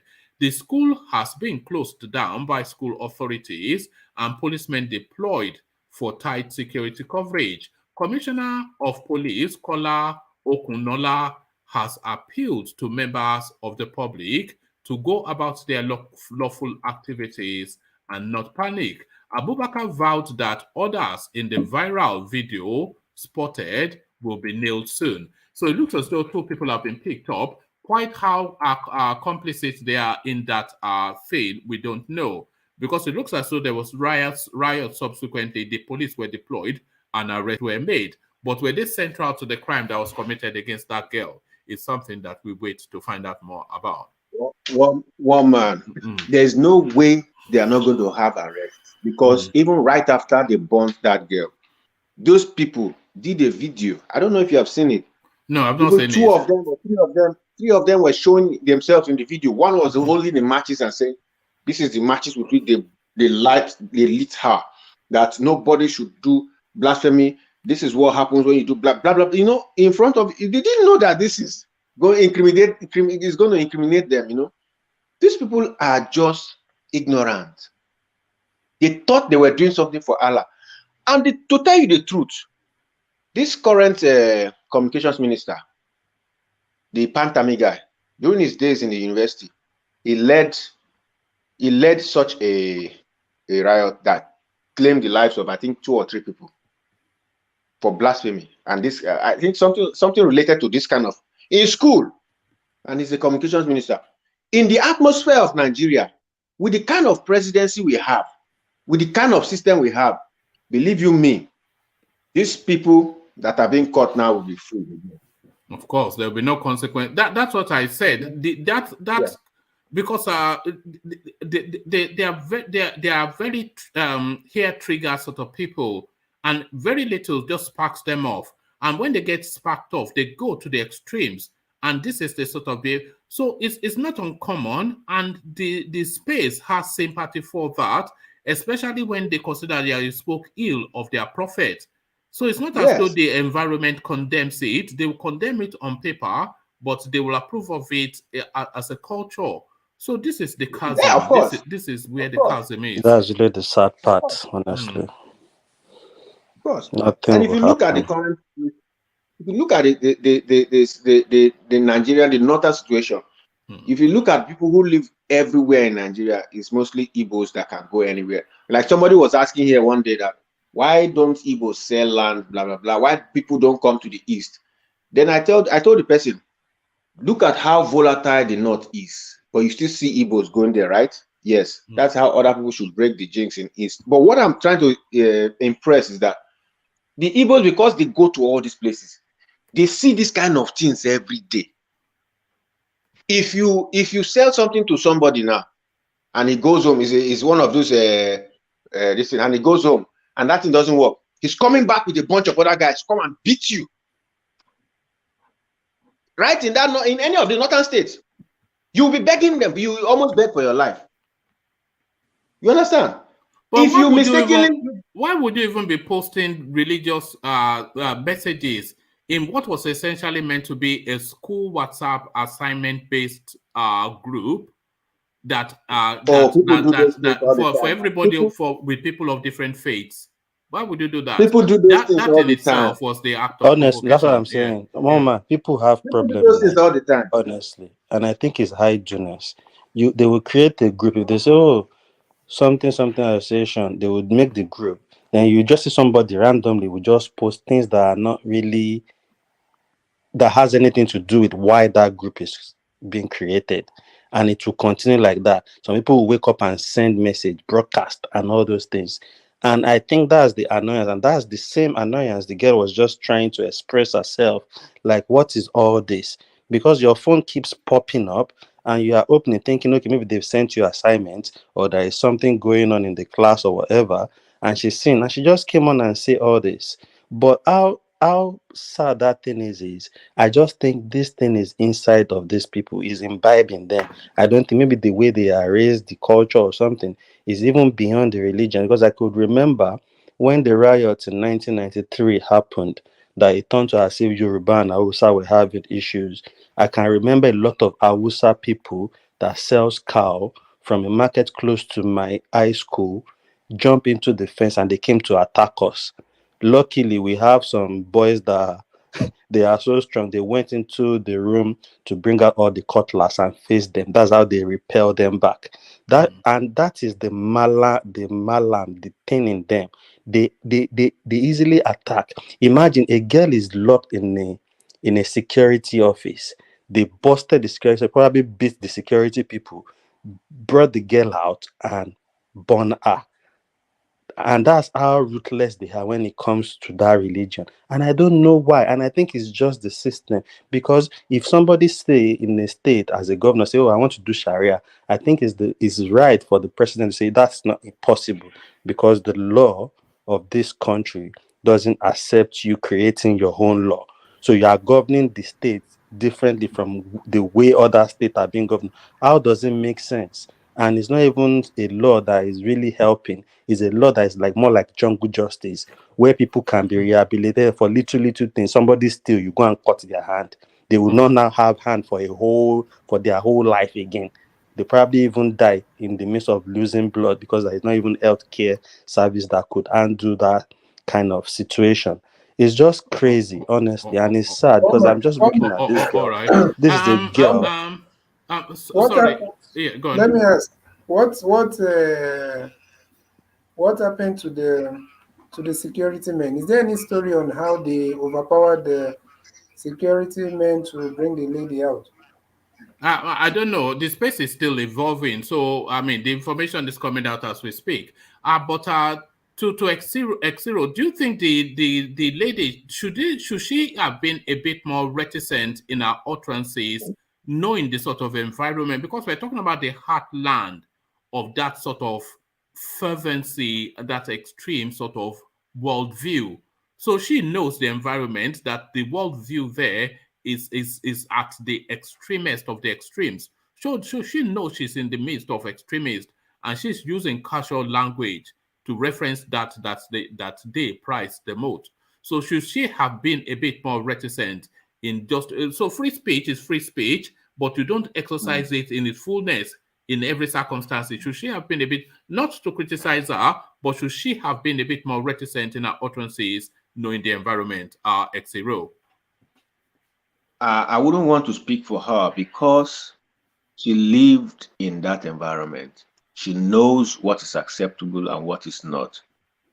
For her to have spoken like that meant that it was a normal way of expression in that her own side of the environment. Rather, I would think that this extremist group is growing larger and larger. You know, sometimes, like in Lagos now, like you see, people are free. By the time they start to see terrorist behavior, people begin to be more careful. I don't think that her expression is not usual in that environment. Otherwise, the manner with which she expressed herself, she would have toned down on her language. But I think it's a normal way of expression there. I think there's not been too much extremism, because if you watch in the north, where you have this kind of issues more, Kano, Kaduna, maybe some of those other, because Sokoto, as I know, and my friend even confirmed to me, whose father was a minister and he himself was a local government, so Sokoto was the most peaceful northern state. Sokoto they're Hausa, so they're not Fulani. You know, before Fulani took over and changed the name to Sokoto, those are the happy Hausa people. You understand? So he said they were peaceful people. So I think these languages are allowed in those areas. But, you know, in school areas, you always have one prophet that has colonized certain group of students and then push them into the society, into the school again. You know, there's always one prophet that comes in when there is freedom of expression and comes in and carves his own particular sect. And then you only discover that sect when they have killed somebody. You understand? That is what I think happened here, because the way that girl expressed herself, she's just been a student, honestly. It's just been a student, you know. And you are very right. There is always one person fingering people's brain, motivating them in that direction. It must have been one particular person that instigated all the others against what she has said on that group. And stupidly, all of them will just follow and say, oh, and it's jihad to them. They are fighting for Allah and they will make heaven. I don't know how that works out. People with they can't think themselves. Is why me I'm just feeling sad. I'm just looking at the girl's parents, because what would they do? No matter what, even if they get justice, it won't bring the girl back. That's somebody gone. Somebody's daughter's gone. Madness. So, where's the girl from? If I may ask, where's she from? I'm not sure. She may well be from the north. But just still with that space, the bishop there, he comes out, Kukar, who you know always critical. He says, treat Sokoto student killers as criminal, Kuka tells authorities. The Catholic Bishop of Sokoto, Most Reverend Matthew Hassan Kuka, has condemned the killing of a student of Shehu Shagari College of Education, Sokoto, Miss Deborah Yakubu, just as he called for the matter to be treated as a criminal act and all the culprits brought to book. Deborah is a 200-level female Christian student, was reportedly stoned to death, so that's how they killed her, and set ablaze following an argument with fellow students online, and the Muslims amongst them claim she blasphemed. Bishop Kuka, in a statement titled Mother of Miss Deborah Yakubu, stated, I have received with deep shock the news of the tragedy that occurred in the Shehu Shagari College of Education, Sokoto, leading to the gruesome murder of Miss Deborah Yakubu, a 200-level home economics student today. We condemn this incident in the strongest possible terms and call on the authorities to investigate this tragedy and ensure that all the culprits are brought to book. The only obligation owed her immediate family, her fellow students, and the school authority is the assurance that those who are guilty of this inhuman act, no matter their motivation, are punished according to the extant laws of the land. This has nothing to do with religion. Christians have lived peacefully with their Muslim neighbors in Sokoto over the years. This matter must be treated as a criminal act and the law must take its course. Bishop Kuka called on all Christians in Sokoto and around to remain calm and pray for the repose of the soul of Miss Deborah. It is the first obligation we owe her. May God grant her eternal rest and console her immediate family, the statement added. So just to divorce religion from it, but if it was a Muslim that was killed in the South, do you think the South will be just this placid, somewhat trying to excuse it away in the manner that Reno and the bishop are doing ex aequo? You know, if it was Muslims that were killed, first you will get reprisals. If it doesn't happen immediately, it will happen later. And then you will get, the worst of it is that you will get soldiers who are sympathetic going to deal with people there. You understand? That is what this government has become. This government is more sympathetic to those kind of things. And worst of it is that soldiers. I don't know if the military has become so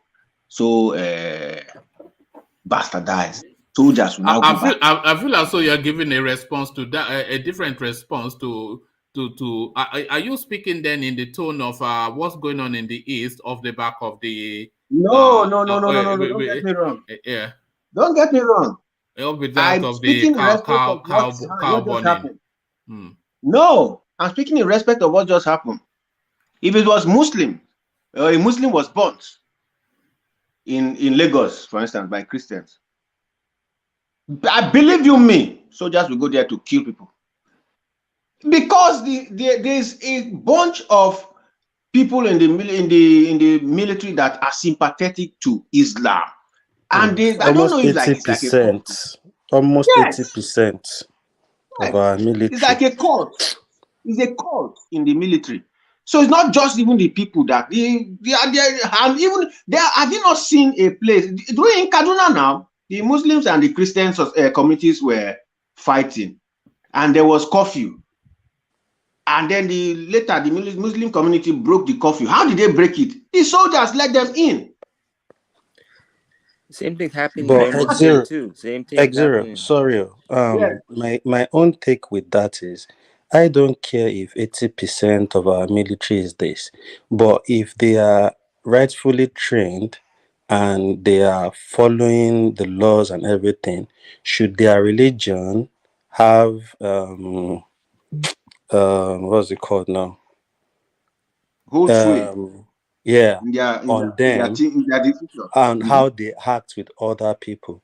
It's just like the way we talk about how a white police officer would harass a black American and all that. if you are properly trained, should that play a part in how you deal with situations? So I still think it still boils down to our system, because you can have, because I'm thinking now, if this, what has happened to this girl has happened in a WhatsApp group, probably most of them are Christian, you just see somebody quoting a Bible verse trying to correct the girl, but they won't go as far as trying to go and burn her and kill her, because all these things happen everywhere, not just about. But this religion, I think we need a government that can say, a governor comes up and say, oh, Sharia, you are in trouble already. Anywhere that it's a crime, they must state it in the law now that it's a crime to do this. So maybe people will have common sense, because I don't understand it. She said what she said. If you want to correct her on the WhatsApp group. Everything ends there. It's just simple. Why end her life? It's just sad when you hear all these things, because it just, to me, I just look at them like, so and group then of burn people, her and then burn the building. imagine, and that's how the damage they can For the cause. crime of being critical of your religion. Exactly. What sense does that make? And what holy And God she wasn't even critical of the will permit you religion. to go and kill people? Hold on. She wasn't even critical of the religion. She was actually criticizing the misuse of the WhatsApp group. So she wasn't even especially referencing, and it was just, she just recalled from it. And it's just a thing. And this shows us, woman, that we have a big problem when it comes to that part of the country, and when it comes to religion and all these Sharia things. And how do I want to ask you a question. Yeah. See, there was this politician from Norway. He's Swedish, anyways. He has dual nationality. He goes about burning the Quran and then eliciting the reaction of the Muslims. And true to it, the Muslims come out to fight for Allah. They want to kill him. You know, he goes to the cities. They give him permits. You know, now I begin to see the reason why he's doing this thing. You know, if you now take the Holy Bible and go to Lagos and burn it, I'm 90% sure that you will go home. Nobody, the highest they will tell you is somebody will just caution you, don't do that. But try the same thing in Kaduna. I'm sure even in Lagos, if you try to burn the Quran, you get enough beating, or you might be killed. Yeah, because it states in that religion, if you fight for Allah, is the jihadist thing, you are going to heaven. That's what they tell them. That's how they've brainwashed them.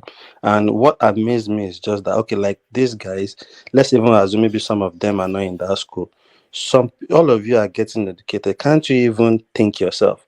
Like now, I'm a Christian, and while we are growing up, they teach us Bible, we do prayers in the morning and night, and they use Bible verse to guide us. I go to churches now, like zero. If a pastor is preaching some things and you quoting Bible verse in a manner that I'm confused, I think about it myself. But most people just listen to what they tell them and just follow through what they don't use their own head to think. You see?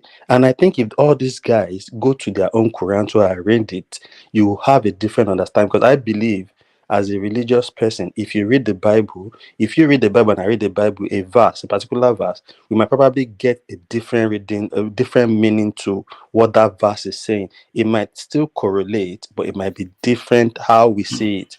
But because somebody will come in that religion and brainwash people, and that's how they've been brainwashing them, because naturally in the north they regard Your story is usually too long. Yes, yeah. Let's just move on sorry, from there. I'm just pissed. I'm sorry. It's the time, you know, because if you let sorry, in, it's all right. All right. Carry on. So Exiro, let me move you on from that talking point to another space. Let me move you to the east. The Soludo criticism now, agitations in the southeast, now criminal enterprise. This is what Soludo is saying. And it is very much a criminal enterprise. It is nothing to do with wanting a greater good. It is nothing to do with defending the people. It is nothing even to do with wanting secession. It is the totality of it, a criminal activity. It is not me saying this. It is SOLUDO saying this. IPOB, criminals, every single one of them. This is the newly elected governor. Do you agree? Yeah, like you said, you said something in respect to this kind of comments in the beginning, that if he lost his focus and starts to focus on this thing, it might rub off on his administration. And true to what you said, it's just like SOLUDO is making a mistake. I would have... SOLUDO is making a mistake? Did you say SOLUDO is making a mistake? Yeah. Really? I'll tell you how. If you want, because he's not a politician. If you want to tackle a problem that's as hydra-headed as the terrorism in the Southeast, you shouldn't be the face and the mouth that speaks it. You make another person the face and the mouth, so that when they, because when you fight these things, they fight back. So that when you fight it through the person, their attention will be focused on that person, while you will be winning through your economic, because the caliber of people that SOLUDO has brought in to this government in Anambra State, they are the cream de la cream, But then he's now making these utterances. He's riling, because definitely he's going to. Is he not speaking to the heart of the matter? Yes, he's speaking to the heart. That's why I'm saying. Has the agitations in the Southeast not transmuted into just entirely criminal enterprise? Yes, and in fact, the last time they attacked, they attacked close to his house.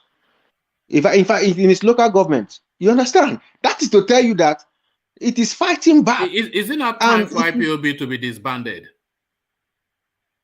For me, what I would have said is, because once you start something, like, I'll give an instance, like the pirates confraternity that was started by Wole Soyinka. It's not the pirates confraternity of today. You understand? The IPOB started as an innocent organization, and then today I think it's hydra-headed. It has 2 factions or maybe more, and I don't even know the difference between. Now you begin to see there's ESN, there's IPOB. Those are two in one. There is UGM. There are different factions of people that call themselves one thing or the other, that say tomorrow we will attack. When you even listen to those people, you'll be wondering, what are the kind of people that follow these people? That is. Yeah. UGM is not an organized group now. No. I'm just using that term because when those people who cut that, those people who cut that military man's head, when they were talking on the phone, what they said was, "Do you know who we are? We are UGM." Yeah, that's what they said. That's why I'm not using. That's why I'm using that expression. In a rather braggadocious, boastful. Yeah, in a braggadocious way. You understand? Yeah. And at the end of the day, he said something that is because the military are coming to kill innocent people. You understand? So that they are the UGM. Okay. So, is it time, just to that thing, is it time for the IPOB to now be disbanded? It has run its course, and now it's causing those problems. Like I said before, they are all together. Don't worry about it. Nobody's buying that anymore. They're all the same. Like I said before, can I come in here? Can I come in? Hold on. Let Exiro have the floor. Yeah, okay. Sorry, let Exiro. Like I said before. No, because he's not even taking a position yet. Yeah. Go on, like I said before, I'll leave this to a proper government to tackle. How do they tackle it? If a person commits a crime, do your investigation, use through your intelligence, pinpoint the person and pick him out. Then through that person, you find out the other people who are among. You understand? But his comments are intelligence led now. It's just not speaking out of thin air. His comments are intelligence-led. This is what he has been able to garner. That's what I'm saying. That's what I'm saying. If his comments are intelligence-led, let him fish out those people. What is calling for is the disbandment of really that narrative. That is what he is calling for. It has transmuted from a righteous narrative that everybody chimed with. It has now, in totality, become a criminal enterprise. So they should just that's what I'm saying. From Soludo should not just whatever comments. Yeah, you know. Soludo should not just make comments. Yes. He should make arrests. No, he's sensitizing the space. He's sensitizing the space to what is going on. That's the problem there. That's the problem. That's why I said he's going to make a peaceful state. Goes like that. Comment on IPOB. Yeah. He said the agitation. If you guys want is IPOB not the agitation? Is it not the listen to IPOB spokesman, even the interview Kanunta did the other day in the worship media. Go and listen to CBD. So you get a clearer view, because I think what is happening is that people are not even going. You don't have the problem is that you are not accepting that there is a problem. There's a problem now. There's a problem. Obviously, IPOB really know what they are doing. They should even calm down, because if you are not position. If you are not doing anything, the soldiers will leave you guys alone. Then you can now re-strategize. IPOB has always distanced themselves from all those things you people are saying. So when you're saying forget the distancing, it doesn't want. Even during what purpose does IPOB still serve? Even when Nnamdi Kanu was not yet jailed, IPOB, there were other agitations in the southeast. So why are we talking as if it's only IPOB? No, all of it must stop. All of it must stop. Is what the governor is saying. So that's what I'm telling you. That when people are saying IPOB, I'm not defending. I don't know about other. No, the totality of it. IPOB is a busted flush. It has run its course.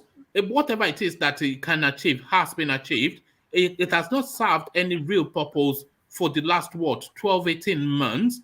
And the only narrative is that we hear from that space is harm being caused on the people of that region. This is what the governor is saying. It's stifling economic growth. People are intimidated. There's extortion, there's ransom, there's killing, there's there's assassination. It must stop.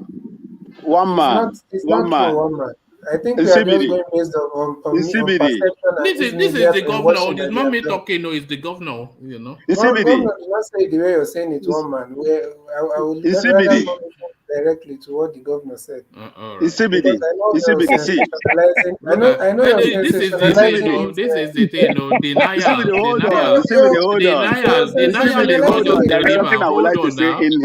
Denial is not just the river in Egypt. This is denial. One man, please. CBD, hold on. CBD, wait, let me talk. CBD, hold on, CBD. You see, there is a narrative that one man is pushing here. One man, you are trying to criminalize IPOB and ESN. See, we should stop, pushing this narrative. IPOB from the beginning has a mandate, and that mandate is to agitate for Biafra. And when there is a vacuum that their people were not protected, that blame should go to the politicians in the southeast. I'm sorry, Vin. So hold on, Vin. No, hold on. I cannot allow you to say. I am in my farm. My battery is running down. That's fine. My battery is running down. I cannot allow you to say that, because I am not promoting any narrative. I am quoting the governor of Anambra State. Agitations in the southeast now criminal enterprise. So this is and it's Soludo. So those are not my words. Those are the words of Soludo. Agitation. So don't put it on me. Put it on your governor. Okay. You are reporting what you heard. I would tell you today that when you engage, when there is problem in a particular space, people tend to take, advantage of what is going on there to unleash mayhem on people. in order to blame the original group. It happened at Lekki. NSAS was not criminal, but people, some group of people were unleashed to make them, illicit. They made them look as if they were criminal, but they were not criminals. That is exactly what is happening in the Southeast. There are a group of people that are using the advantage now to do what they are doing. I see those people that they killed, that military man and that military lady. But Vin, sorry to cut you short. Listen. Let me hold just on, land please. Hold on. Let's hear from interject. Yeah. Vin, you've just made the statement now. So what do you expect the governor to now do? Okay, let's now assume that, some people are now using that name, IPOB, to commit crime. Is it now not the best time to now stop it and calm everything down? So hold on. Because for me, we've said on this channel, but it's just that most people that are from the East will just be obstinate about that, their IPOB thing.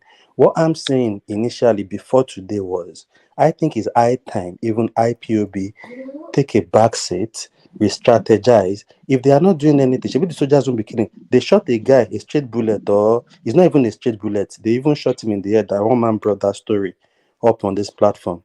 All those killings shouldn't even be happening. So I think if IPOB calm down, because they are of no good for the past 18 months or 13 months, like one man said. Everything we are hearing about IPOB, and a lot of people are using that name to go and do criminal acts everywhere. Okay. If they scrap it or IPOB themselves, go back and carry on. What I'm trying to say here is this. I have witnessed things like this, not just in Nigeria, but outside Nigeria, where I took part in peace. You're not going to recount war stories again, are you? One man, will you allow me? Let me just push this thing, because everybody is making comments. Let me just, say this thing, because you are, the position of this platform, most of the people commenting here is that IPOB is a criminal organization. That is what we are pushing here. The position of the Anambra governor. Based on information, based on information we are getting. Look, is Soludo not an executive elected governor of Anambra State? Is it not within his purview to arrest those people? Doesn't he has the the capacity to arrest these people that are causing this problem in that Southeast, in that space? Is it you, one man, or me, or any other person in this platform that will go and do that job for them? Yeah, but because you said what you said, that doesn't mean we'll stay arrested. You listen now, my brother. You cannot whitewash everybody with the same brush. You cannot do that. There are people, and it is their responsibility to arrest those people that are committing these heinous crimes within that space. Would you concede that whole narrative, and I'm going from IPOB all the way to unknown gunmen, everybody wraps them together, but in the East they try to make a distinction, but nobody agrees. But would you not concede that whole narrative, right from IPOB sweeping up all of its cousins, that whole narrative is now toxic? Would you concede it is you that's making them a cousin. They are not cousins. No, well, I'm not. You are making them cousins. They are not cousins. Look, let me tell you. Hold on. It is not me. Do you think anybody makes the distinction outside of the Southeast? Do you think anybody makes the distinction between unknown gunmen, ESN, and IPOB? Do you think anybody? If you listen to Abaribe some time ago, he told you Abaribe is part of the Southeast. I'm saying outside of the Southeast. Does anybody make the distinction? You don't expect any other thing differently to come from any other person that is not within that space. That is what I'm trying to tell you. Let's look at the people that are there. Hold on, the people that are there, they are the one that should be concerned. Look, let me tell you, one man. You cannot stay in Liverpool and see what Manchester people are going through unless you investigate. When these things are happening, the law of investigation, as I know it, based on where I stand, is that you arrest these people because you have all the powers to do that. Arrest them, get them, interrogate them, and find out who they are. But if in a situation where they are not arrested, and the government that's supposed to protect these people are not protecting them, you cannot just come out you and know say, that what you are doing is the biggest problem, and the biggest, what you are doing now, this thing that you are doing, Vin, is the biggest problem and the biggest disservice to the Southeast. You think you are supporting, but you are actually you are really putting people in the Southeast in harm's way with this position. One man, listen. You see, the problem I have in this I have in this platform is this: when people are saying, so, look, let me tell you, based on my own position, you cannot. I will not come to, let's say, in a Kwara State or Ilorin and begin to tell you what happens there, where there are people there. People are there. There are government officials that are there that are empowered to arrest these people, conduct thorough investigation, find out who is doing all these things. You cannot go and begin to whitewash everybody as if they are just an criminals. You incident. don't do But that. this thing has been happening for how many years You now? don't do that. Why It's will you been be doing happening that for to this very place? You several are doing years the same now. thing in this platform. People are doing the same thing that the Just BBC leave is the also platform doing. alone. Leave the platform alone. It's a conversation that subsists Have in you talked space. for It's not yourself now? the platform.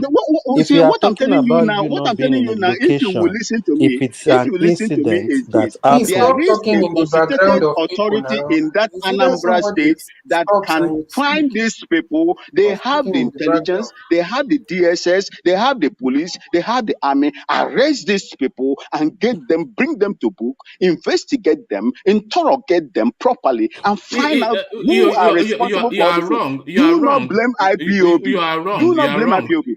You are Do not wrong. blame woman. Do not blame IPOB because there is a constitution. You see what is happening. Are we not blaming Buhari for what is happening in You are Nigeria? wrong. You are wrong in what you are saying. You see the hold on, the arrest you are calling for, Vin, the arrest you are calling for is just papering over cracks. That is papering over cracks. What Governor I know Soludo, you will say that. No, let me explain I know why you I will am. say that. Well, okay, let me explain why I have said that. Any arrest that they make in that space is papering over cracks. What Governor Soludo is doing is the right thing to do. He's attacking the narrative frontally, because if he defeats that narrative, then it cascades everything. So that narrative, it doesn't get popular support anymore, which then narrows it to something that can be managed by law enforcement. So, but that narrative still has problem, and that's why I said what you are doing is the biggest disservice to the Southeast. You're There is no supporting. disservice that I'm doing here. You are putting people in harm's way. I am telling you, one man, if you will allow me, because your narrative is what you are pushing. They've allowed you now. You've been saying he doesn't want to. Maybe okay, do and it. that's the thing. People I'm not put from too the much Southeast, emotion so in but this matter. One man, will you allow me to just say what I want to say? ask If any I of finish, us then you here. can no, come you in. said it now, but okay, go on. What I'm telling you is this: They you should go have and a arrest them. constituted, you have a constituted authority. They should go The and arrest them, IPOB is not ready. The IPOB is not constitutionally bound to do what you are asking them to do. Look, let me tell you, if a farmer comes out and tell you that he doesn't have a cutlass or hoe to weed his farm, who are you going to blame? You have everything within your means to arrest these people. Why can't you go and arrest these people? Get them and arrest them. Don't you have the capacity to arrest these people instead of painting everybody, stereotyping everybody in that particular space? That is what I'm saying. That means you. Hold on. That means you have not listened to either anything that I've said or the bigger point that Governor Soludo is saying. So, with your permission, listen. Arresting the odd criminals, even the mass of criminals, that does not solve the problem. What solves the problem is arresting the narrative, which is what Governor Soludo is and that saying. is the that, Can you that, hold that on? Is, Can you hold on, please? Arresting the narrative is what Governor, and I agree with Governor Soludo. Arresting the narrative is really the answer to the question. And he is saying that the agitations, and that by the word agitation, and he used that advisedly and deliberately, that the agitation has transmuted into criminality. So that then tells you then that agitation space, and that's why I said to cascade from IPOB to unknown gunmen, because he's not making the distinction. So why should I? So he's saying that agitation has transmuted into criminality. So he's going after frontally that agitation to remove popular will from it, to remove popular sympathy from it, which then breaks it down as a structure and then narrows the remnants to ordinary criminals that cannot be addressed with law enforcement. But you coming frontally to say that, oh, I'm being anti this and anti that, and this is the tone of the platform. What you are doing, you think you are supporting, but what you are doing is a greater disservice, because you are not on board. You are not giving yourself the space to critically detach, reflect on what Governor Soludo has said, to see what sense there is in it. The agitation has run its course. It has achieved whatever it is going to achieve. There's nothing left for it to achieve. And what we have been hearing from it for the last 18 months has been acts of extreme criminality, brutish, callous. Enough is enough now. That's what he's saying. And that's what the governor is saying. People are dying for no reason. For you unknown gunmen, is this, that, and the other. Don't forget all that. Yes, one man. Yes, you have run down the whole thing for us to understand. Listen to me. Let me tell you. When the center would tell you that people that are committing atrocities in Nigeria are from outside, who do you blame? What I'm telling you is this. Soludo is fighting a very serious problem. He is causing more problem for himself in that particular space. Look, the worst war anybody will fight is to fight his own people. I am an experienced man and I know the system. The worst war you are going to fight is to fight your own people. That is what he is doing. You have the mandate. You have everything. Before the unknown government came, IPOB was there agitating. They never killed anybody. They never committed any heinous crime the way it is now. Now, this splinter group has emerged from nowhere. Nobody knows where it's come from. And the IPOB authorities has denounced them. It is left for these people now that has the constitutional mandate to look into them. You have everything within your disposal to do that. If you come out and begin to attack a different body that is agitating for something that is very, very genuine to them, then you are causing more problem to their people. Thank you very much. People forget, was it Nigeria government who started the killing for? Was it Nigeria government who started the killing? Why people keep forgetting that? Was it Nigeria government who started the killing for? Yes or no? That's because everybody. Of course, it's a Charles. What I don't understand in Nigeria is that when something happens, you leave a vacuum, and this vacuum will be taken over by so many other people. And instead of you to go straight to those people, get them, they are not spirits. They are not the government. You rather shut the vacuum. You rather shut the vacuum because that space that they cannot be arrested is large now. Are there spirits? So it's easy for him to shut the vacuum. What makes it large? What make it large? Okay, like now there is government, there is ESN, there is IPOB.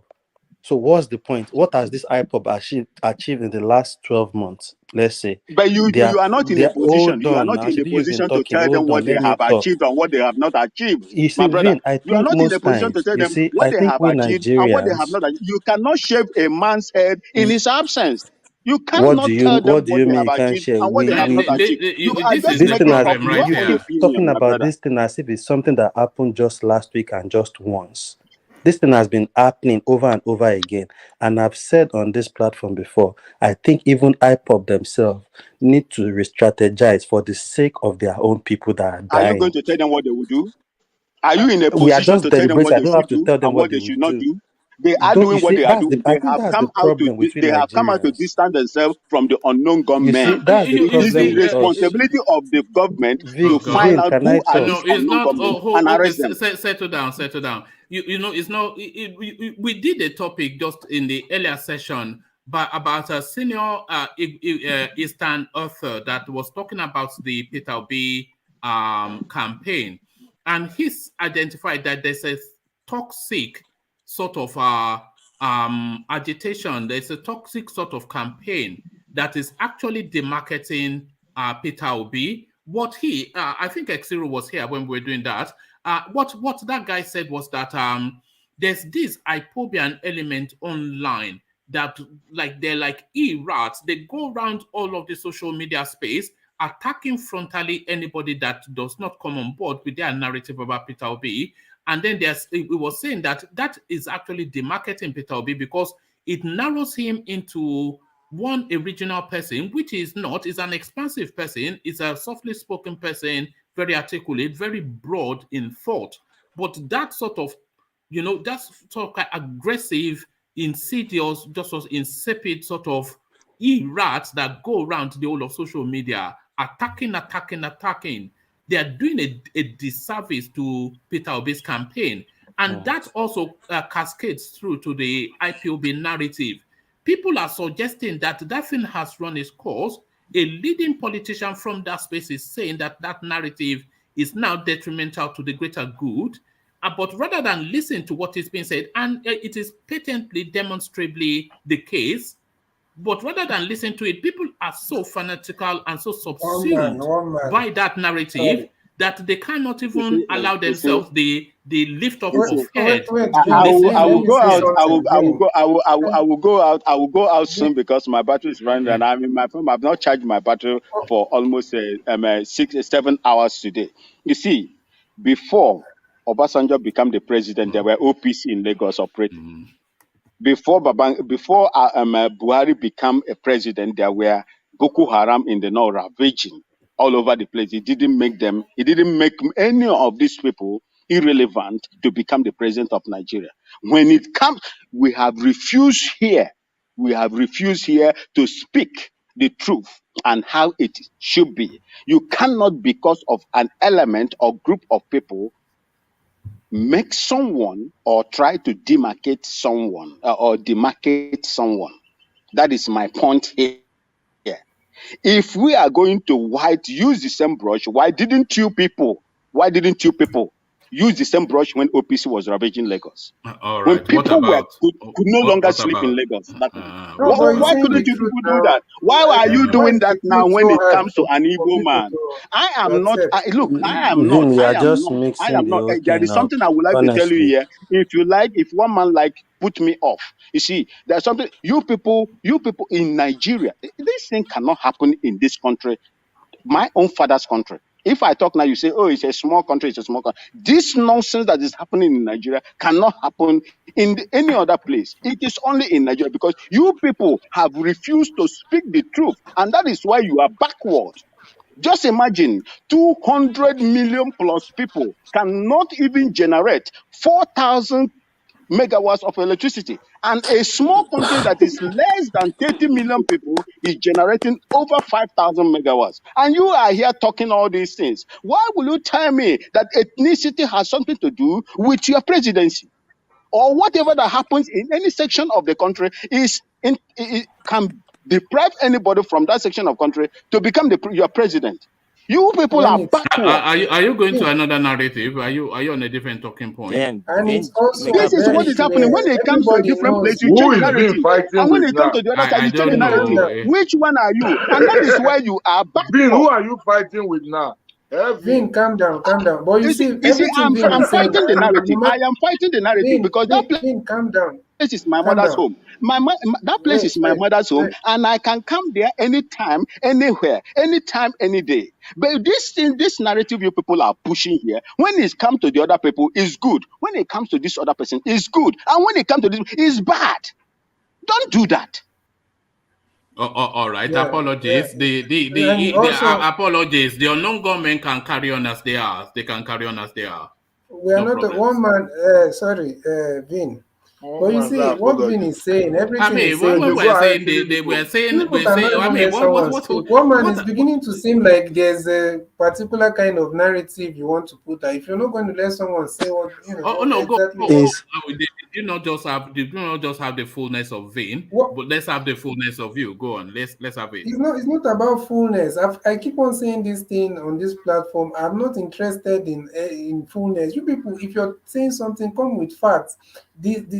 From what you've just said now about Peter Obi and whatever, it's clear that this whole thing is made up, because even if you ask the IPOB members, these people, none of them like Peter Obi for anything. So when you're using word like IPOBian narrative online going, IPOB don't like Peter Obi. They have a serious grudge against Peter Obi. And apart from that, what Vin is saying is exactly how it should be said, even if he's coming out a bit passionate. What he's saying is the truth.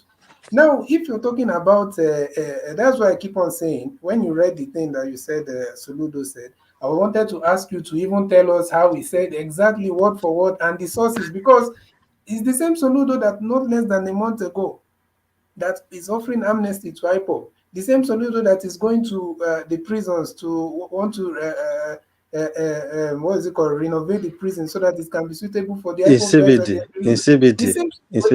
wait, let me sorry, talk, quick one. Hold on now. Let's dialogue. That's the problem.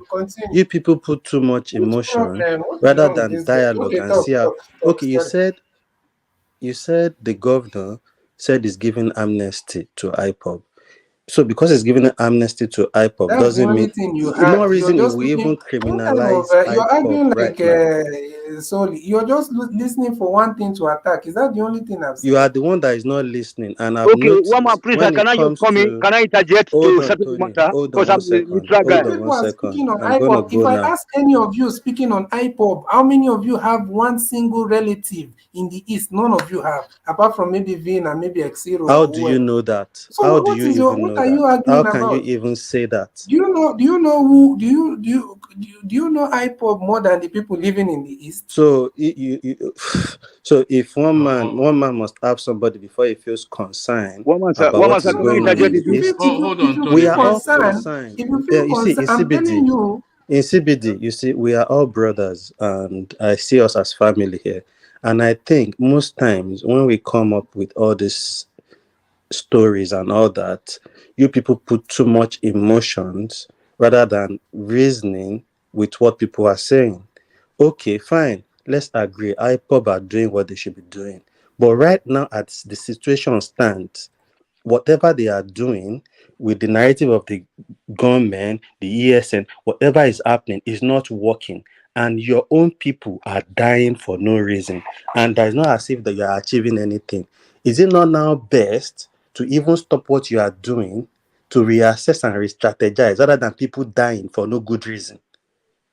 So not like we've been saying it. Even one man will come here and say, "Oh, the Igbos, we need the Igbos. How can the Igbos get to the presidency? How can we don't dispute all these things." Let him address. Hold on, D. Let him address what you said. Yeah. Since you want a discussion now, you're saying people are dying. In your own opinion, who are the people? Is it IPOB that is responsible for those people dying, or are they the ones killing them? But whatever the IPOBs are doing is causing the death of the people. That's why I keep saying, okay, we said this thing. I don't know if you were here the other day, that a guy was shot by his gates on the head or something. We said that story. And I think if all this IPOB movement and all this ESN or whatever they are doing, if it goes down and they sit back and re-strategize, the soldiers don't have any reason to be shooting and be doing anything. They don't have to. Are you aware there are places that where the soldiers not shooting them before unknown government came in? The soldiers not shooting them before these people came in? You put too much emotion about the narrative of unknown government? Were they not killed? Were they not killed before the Vin, no, hold on, Vin. Don't overrun the space. Let people. We want to hear one voice at a time. Yeah, but let's hear from Insibidi. Insibidi, let's hear from you. That's what I'm saying. Like what Vin just mentioned. Before ESN or non-government, what even led to the whole thing? Was it not because of the numerous extrajudicial killings that people were crying every day until some people decided that they cannot take it anymore, and they started attacking security operatives? Do you know? That's why I keep on saying that we easily forget. we easily forget, and we are easily controlled and mind controlled by the media. You understand? So anything they put on is what you just believe wherever you are without even knowing. People that have 70-something% of my family is in the East. I speak to them every day, or at least every other day. So you need to understand that you don't just speak what you're seeing on TV or what they are showing to you on the internet. Because now, if you're looking at what's it called? If you're looking at the unknown gunmen, the unknown gunmen, is not an organized group. And if somebody tell you that is an unknown government, are you more clever than the Nigerian government or the whoever that will call them what they are exactly? And they're telling you that these people are unknown government, and you're here thinking that, okay, what is the benefit, or how will it profit the Nigerian state not to go immediately and round up every single member of IPOB that they know? And why is it that the British, even as much as they try to use that false narrative that IPOB has been classified as terrorism, how is it that they came out and they said no? Do you know that the same IPOB you are accusing, these people spent money to install CCTVs in different places in Imo State? Obviously, you don't know that one because everything you know about IPOB is what they tell you on the news. How do you know this? How do you know I don't have people from the East? This guy position is quite clear. They spent a lot of money if you installing understand that guy position. My friend, listen, let me talk first, Jaren. They spent a lot of money installing CCTVs in several places in the East. Do you know that they have footages of soldiers going to remove those CCTVs? Stop the killing in CBD. Do you know what that means? So that's what you need to understand. Hold on, everybody. Please let Nsebede land. Let him land. Then carry on, Nsebede. Yeah, so this is to show all, it's very clear. That's why I keep on saying that as much as you hear anything, if you're someone that only listens to the news media, even in the US, people don't just listen to the news anymore because of propaganda. People do their own research. So I'm telling you, if you do research and find out from people that are there, find out from people that are really inside this thing, they'll explain to you. So you guys are coming up with narrative that you have been fed by propaganda media. Okay. Let's just stay consistent with what the conversation is. The conversation is agitations in the South is now criminal enterprise, and it is Soludo saying this. So are you disagreeing with that? Is on that direction. Yeah, but are you disagreeing with that? Soludo said agitations in the Southeast is now a criminal. He said it just like that, woman. Because I know that I'm not saying you're lying, but I know sometimes you do sensational. Let me give it. No, that's the headline actually. So let me give it to you again, and I'll share the screen if you want to read please, along. So that we see the people giving us the news. All right. It's from the Independent newspaper. So there is Soludo, of course. You can see the headline: agitations in the Southeast now criminal enterprise, and that is Soludo right there on your screen. Your governor, Governor Chukwuma Soludo of Anambra State, has said that political agitations in the Southeast have turned into a criminal enterprise in which perpetrators have taken the zone hostage and disrupted economic life of the people. Speaking on Wednesday in Lagos during an event by Anambra State Security Trust Fund, the governor said his administration would do everything possible to take the state back from hoodlums and return it to the people. So there it is right there. He said that the agitators constituted. So look at that. So, and by the way, he's a senior man and he knows language. So let me highlight this so that you can see. Let me just highlight all the way through so you can see. So he said that the agitators constituted themselves into a quasi-government, set up roadblocks, collected taxes, tolls, and levies from the people, and terrorized the people of the state. He added that kidnappings for ransom, murder, idolatry, and other forms of criminality became a criminal enterprise with those involved making huge sums of money at the expense of the people. So there it is right there. There's no, you don't accuse me of making stuff up. There it is. Agitations in the Southeast, now criminal enterprise Soludo. So it's not me saying it, is Soludo saying it, but it is the popular consensus amongst people outside of the space that this is the going on there. Yeah, definitely.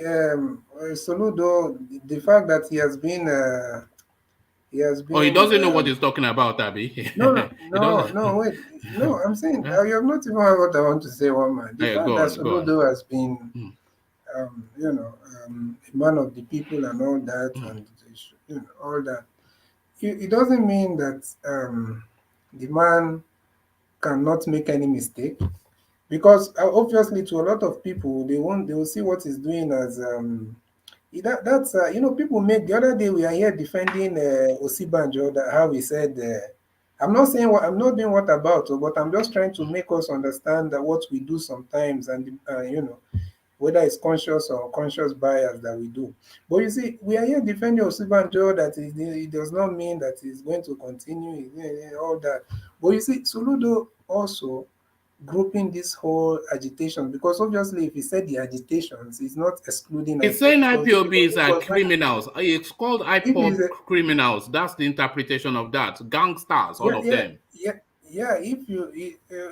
you want to look at it in a generalized way, you can say that's what he meant, because he didn't exclude IPOB. But unfortunately, that's an unfortunate position for him to take, because IPOB itself is not. It has not been.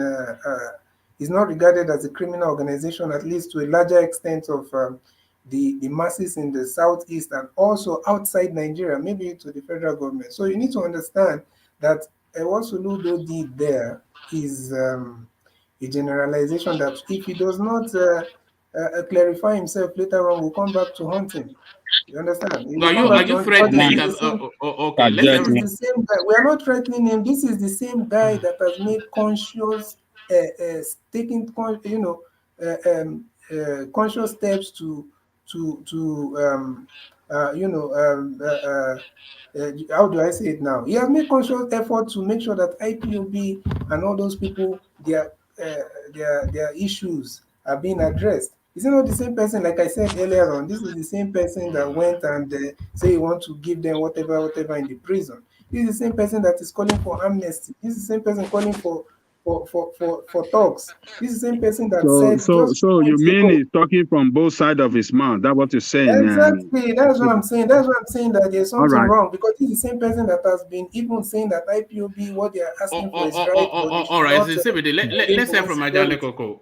Let's hear from Ajale Koko.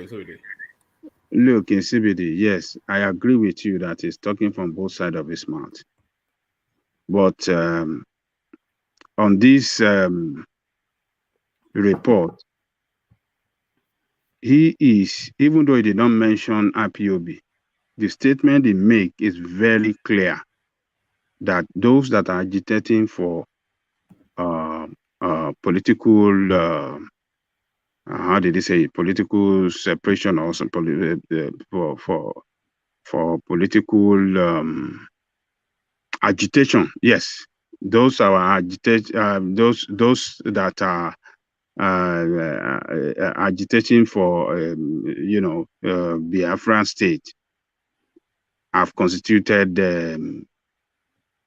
nuisance and criminality. The group that is leading in that respect is IPOB. We know that. So whether we like it or not, is referring to IPOB and other groups that are agitating for Biafran state. So Soludo, to me, is not doing good enough to find solution to the problem. This kind of rhetoric is not, it cannot bring peace, but rather add more petrol to the fire, to the burning fire. This Soludo guy should have put more effort into looking out for these people and then find a peaceful solution to the insecurity problem. He cannot take the Buhari style. Buhari style that we know as a style of brutality cannot solve problem. He is a civilian. He's a man of the people. He have to harness all opportunity that is available to look for peace, to look for these people and find a way of resolving this problem, this insecurity problem, peacefully. They know these people. All these people in the needs know them, except we are lying. They live among us. They live in their villages. They live in their community. They know them. And there's a way you can reach out to them. He is really a leader that knows how to manage crisis. It's showing to me that this Soludo does not know how to manage crisis. That is what is displaying here, because he is talking from both. He has said a lot of things since he came in. He has praised IPOB. Also, he has said a lot of things.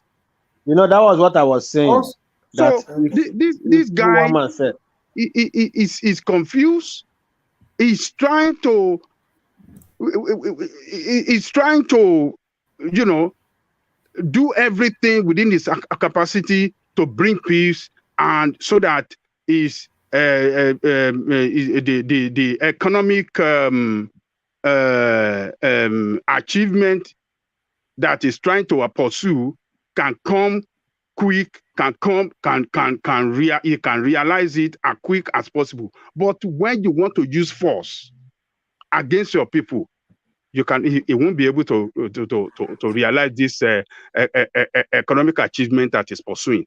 I understand his position. His position is he has promised so much, and he has put together the best of the best team that can create wonder, economic wonders, economic opportunities. Is that not the point, Adanle Koko? He has done all of these things, but this agitation narrative is proven to be an impediment. It's impediment, yes, but he is not taking the right approach to solve the problem. That is his problem right now.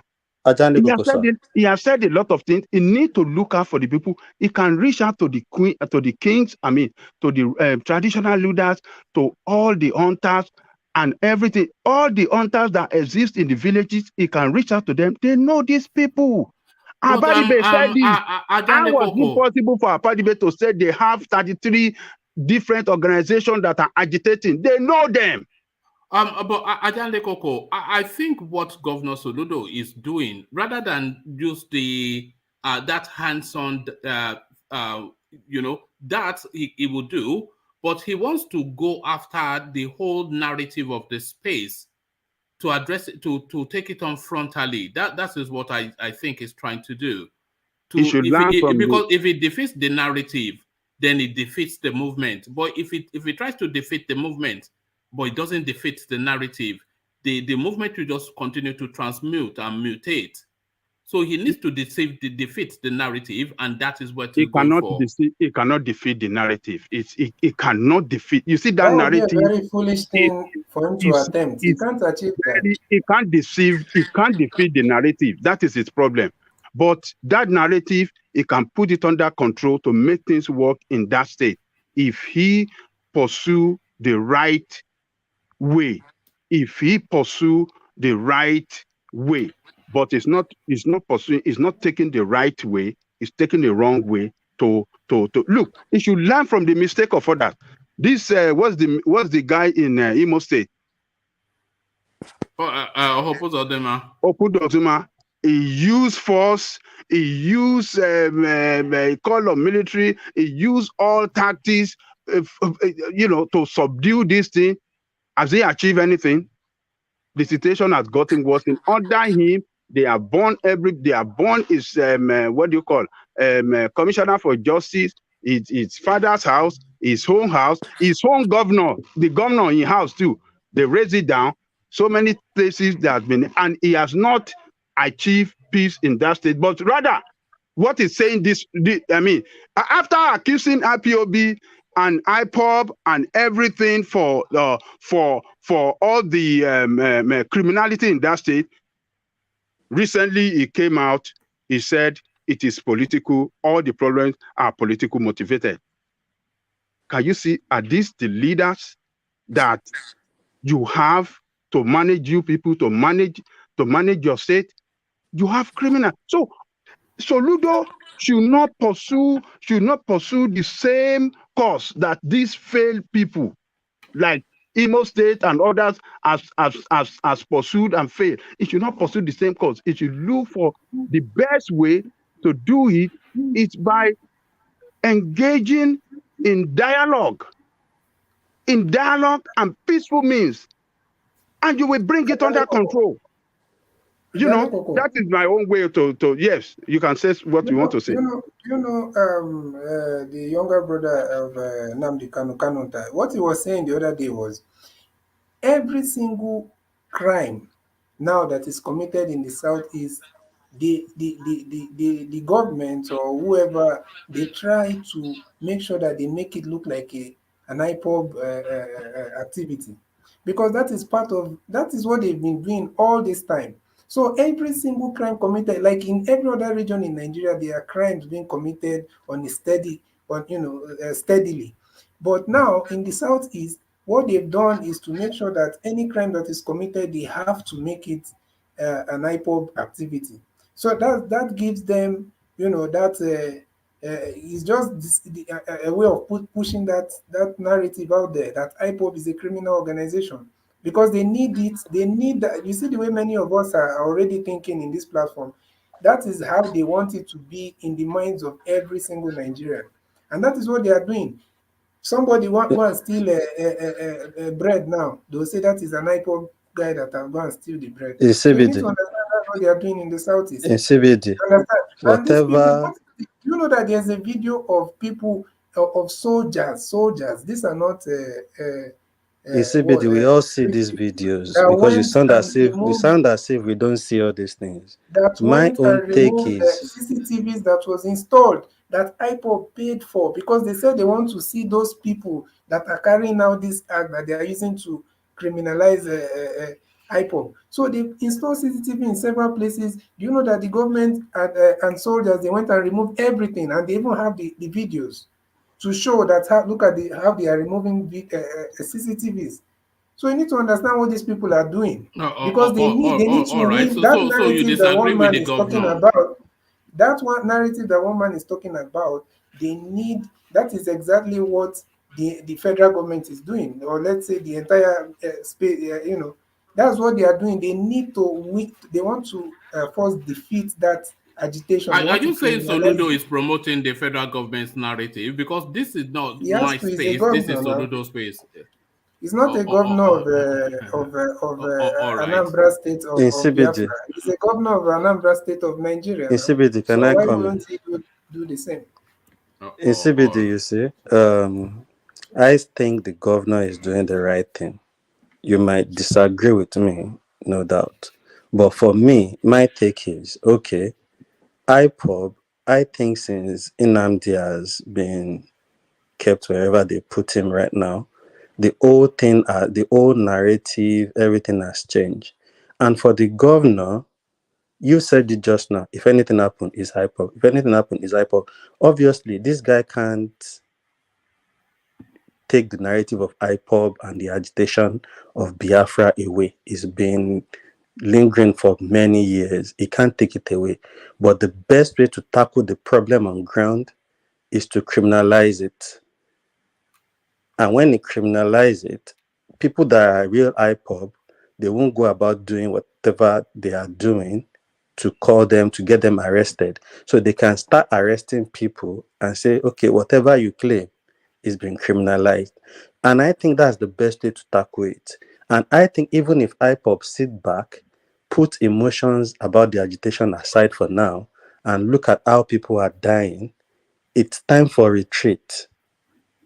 You need to now sit back, and because what they've been doing is not working, they are not achieving anything. And it's even more worse because Nnamdi is not even really readily available to give direction and put things in place. A lot of people have infiltrated into it. Some people have been using the name to commit crime up and down. So the best thing now is to put a stop to it. And that's what the governor is doing. He knows he can't stop that narrative of Biafra, but you people won't agree. And I've noticed one thing about Nigerian. We put more of our emotions into the situation more than thinking in the direction where we should be thinking. You see, Can I we ask need to. Can I ask you a question? Okay, carry on. Now, if you're saying they have not achieved anything, do you think that this narrative or this push that is gaining momentum the way it is for Igbo presidency or Southeastern presidency or whatever, do you think it will be there? This thing that they feel like the country will disintegrate if an Igbo man is not a president, do you think that people will, Honestly, it will be a concern if what's IPOB bringing the is Igbo not there? president into the space now is because the Igbos are coming out to say they want to contest. It's not about IPOB agitating or Who brought anything. that Because the consciousness, Igbos now are playing the in politics them? the way they should play it. And that is what the Igbo people really need. You know what I'm really just propels. Hold on, in CBD. You know what's really propelling the Igbo presidency agitation? What is propelling it is the agitation for power to transit to the south. So if they say power should transit to the south, then the Igbos, they fully understand that is then just a direct shootout between them and the Yorubas. So they see that the opportunity is there, and that is what propels it. It's nothing to do with IPOB. It's IPOB, that power exactly. transiting to the south that's propelling the Igbo and for president. this might be a little bit off topic. I don't know if I should do that, but Yeah, I go on. think Yeah. I think there's a little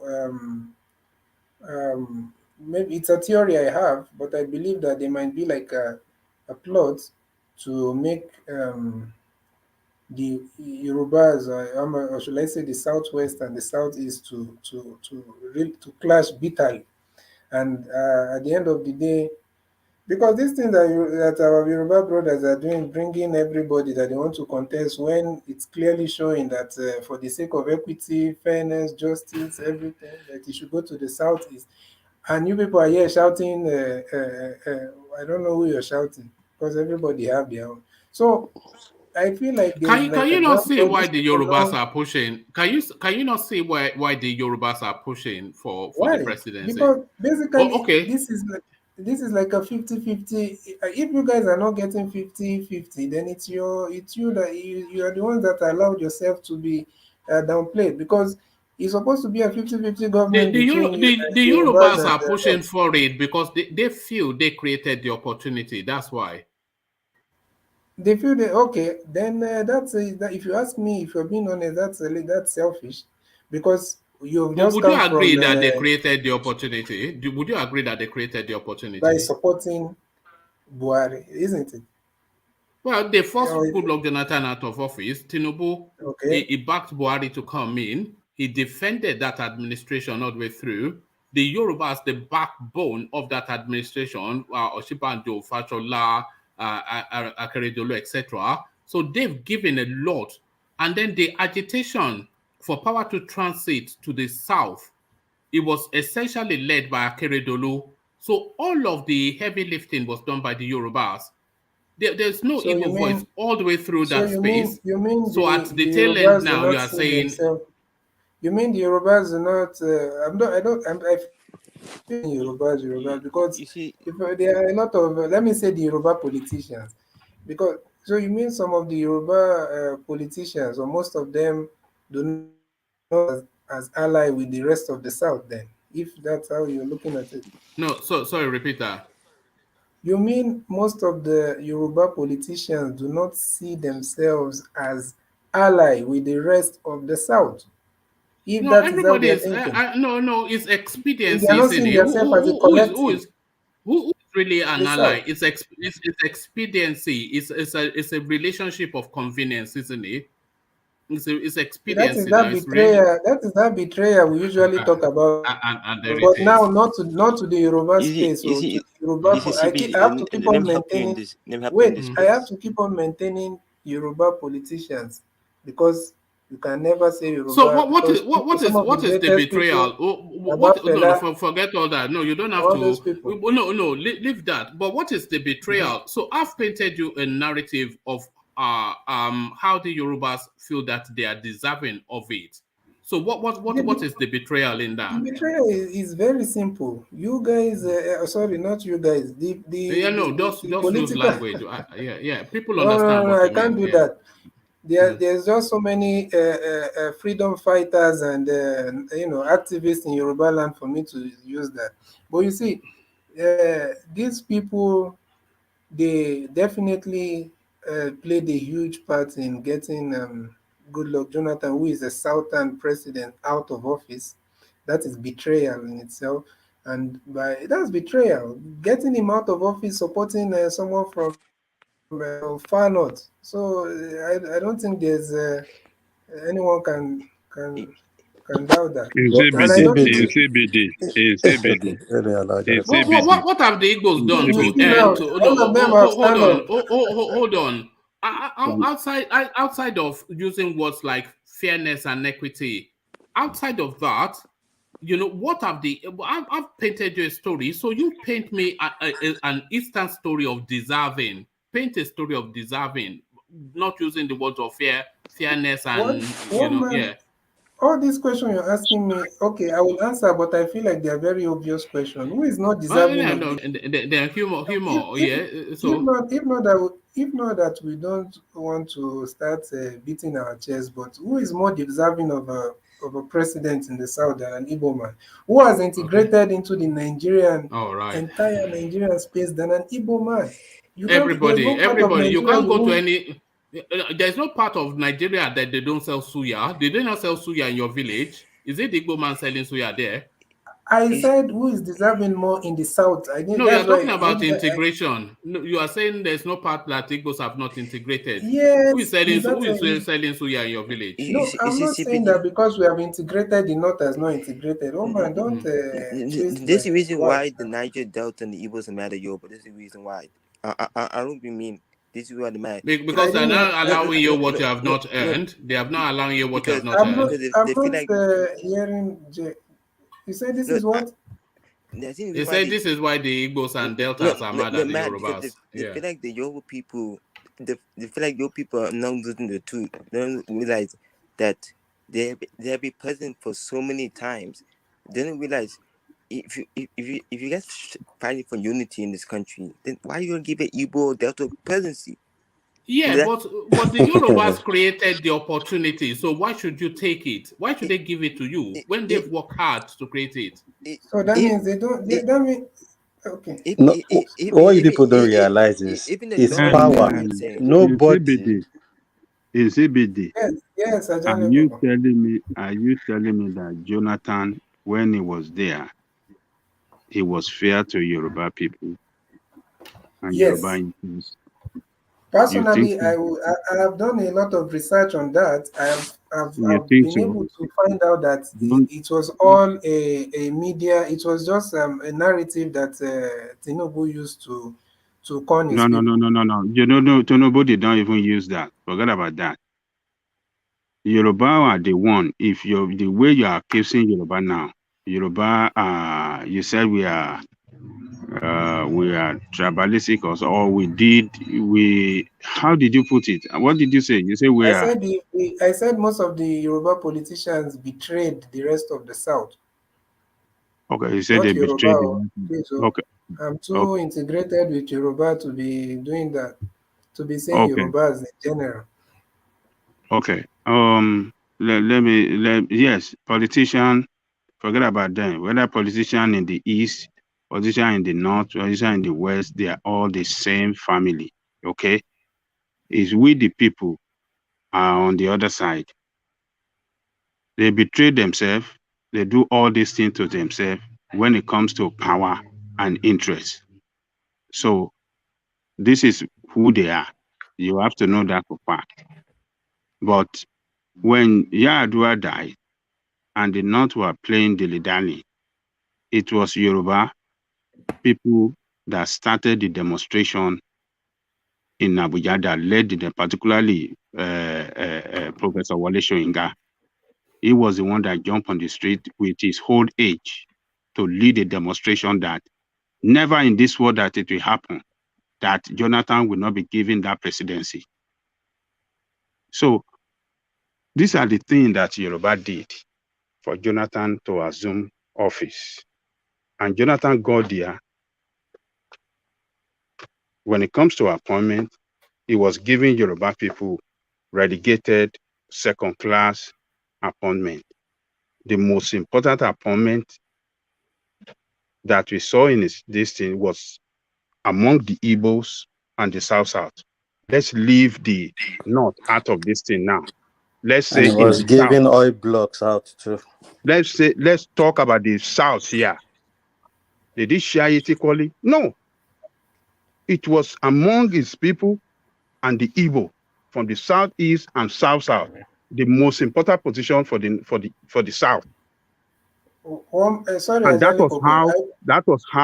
was what he did for all the years he was there in government as the leader in Nigeria, as the president rather. This is the way Jonathan plays his game. So he played into the hand.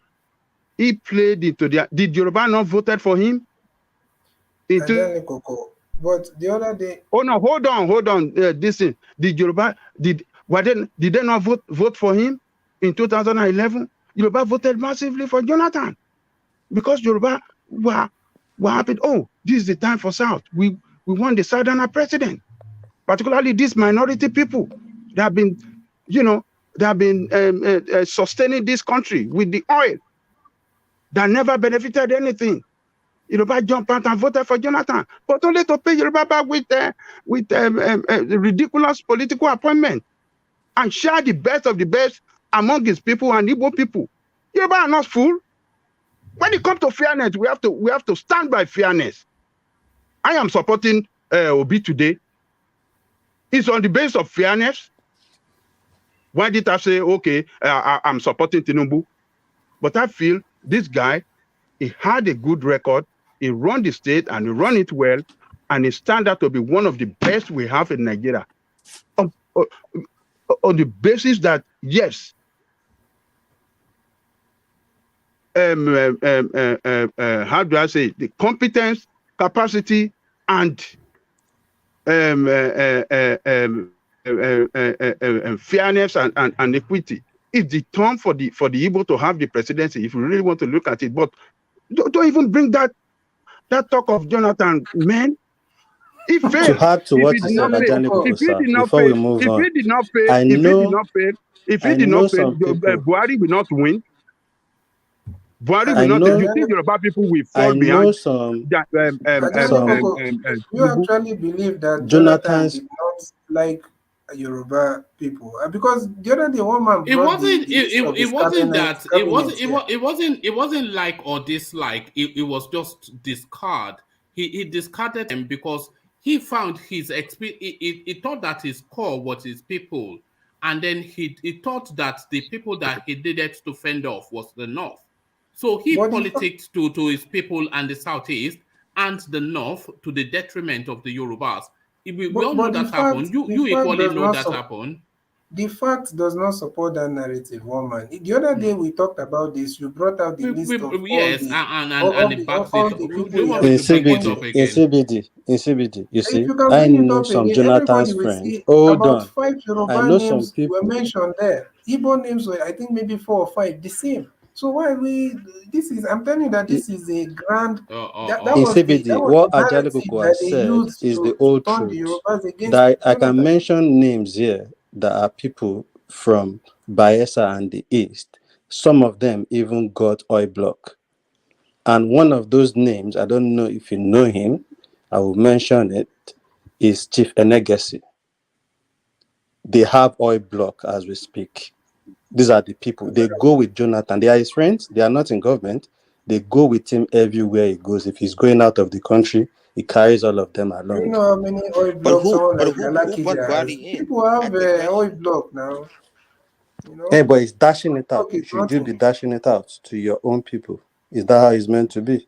Where's the evidence? You know now what you're saying is Anyway, I speculations don't and I've all said that. everything we Is, need to tell you. But I've noticed in CBD, you never want to reason with other people when it comes to issues like the East. You always just face.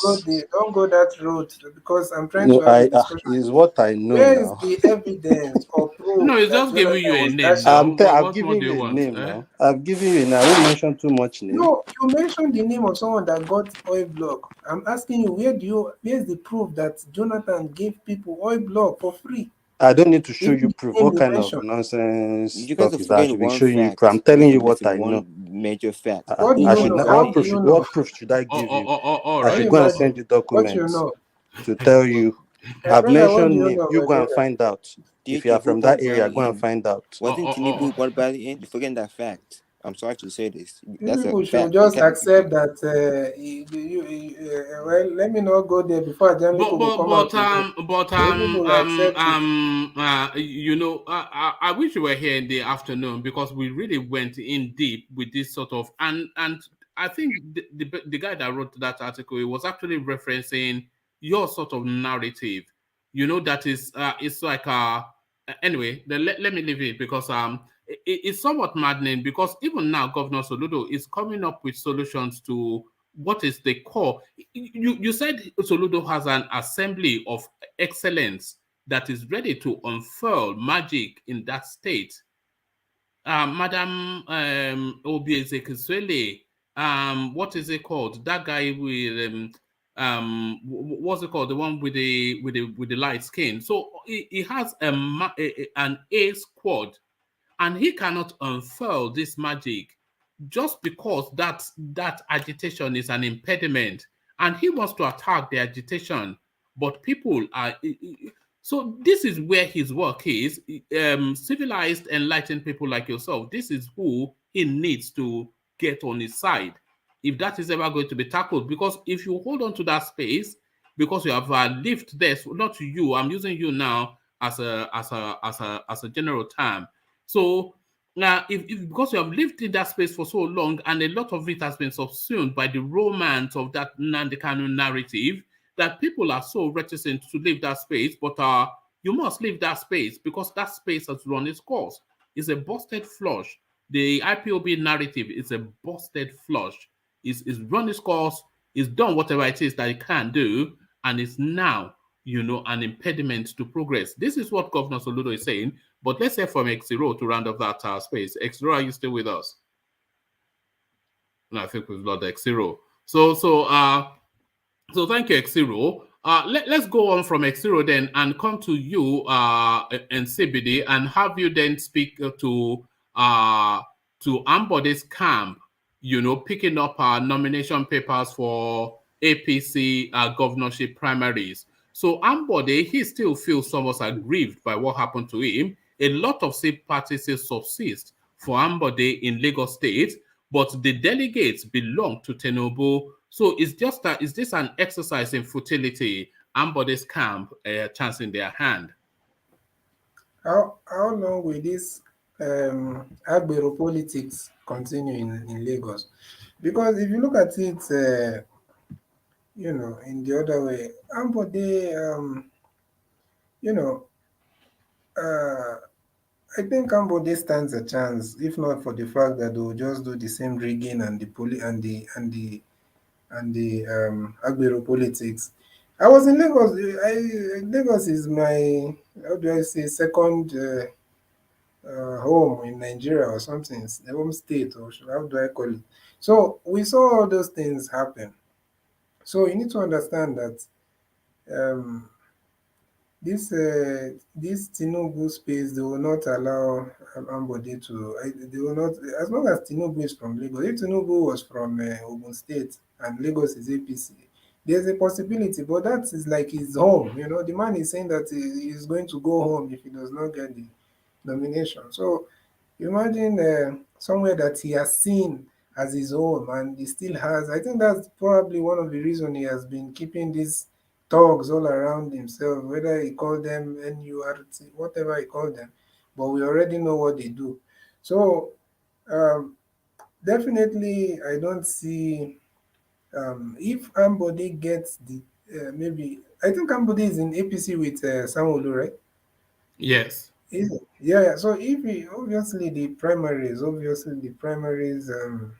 unless somebody has been doing his own underground work, meeting people, for you to be able to break that kind of stronghold that these people have in Lagos, you have to play, very clever politics. You go, move when people are not seeing you, go under the, behind the scene, meet people so that it will just be like an element of surprise for um Sanwo Olu. Maybe the day now they are voting, you'll just be surprised.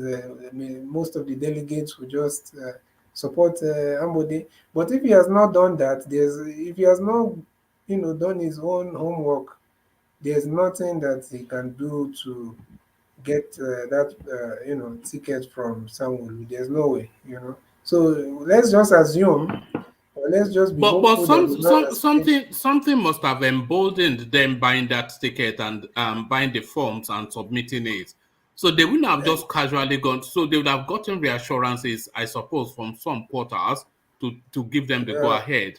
Because Ambode by himself is not sufficient enough of an entity, and it's not about his popularity on the streets. It's about the delegates. Exactly, because if somebody gets that ticket, there's a very high chance that he will defeat. Obviously, if he gets that ticket, Samuel is no longer in the picture, and there's a very somebody will get the if he can scale through the primaries, and I feel like like you're saying, I also have that feeling for him to come out. He knows, someone.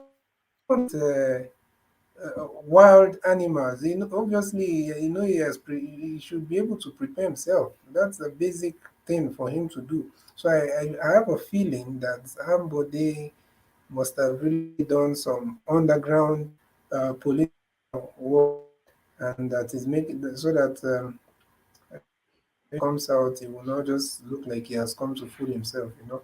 Because he knows where he's stepping into. The territory. So definitely. Um, let's hope that he has done some underground political work, and because this sound will carrying that. If we want to CBD, if we want to theorize some conspiracies, you could suggest that there's a move to finish Tinubu off totally, because this would rhyme with that. If they are determined not to give him the presidential ticket, and it looks as though there's that determination in play, then they would not want him to hold on to Lagos State. But how do they get Lagos State off him? The one name that is popular in Lagos is Ambode. So if you want to theorize with conspiracy, then you could theorize that this is fifth columnist, shadowy figures orchestrating that space for the total savaging of Tinubu. Is that the consideration, or am I going too far with that? Tinubu is not. You should also realize that he's not a king of. He's not a monarch. So why? He has someone that has spent. That has been that relevant in the political space for a very long time. Should be able to understand that everything comes to an end. Because you also have to look at what has his influence done. Is it a good, is the advantages more than the disadvantages? So I feel like if Sam Ambode has never left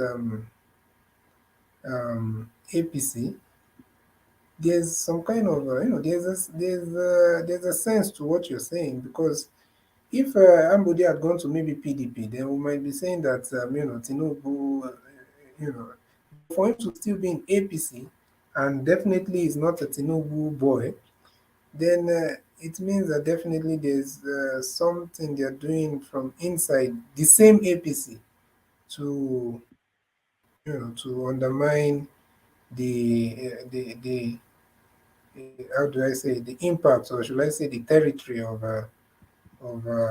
Tinubu, you know.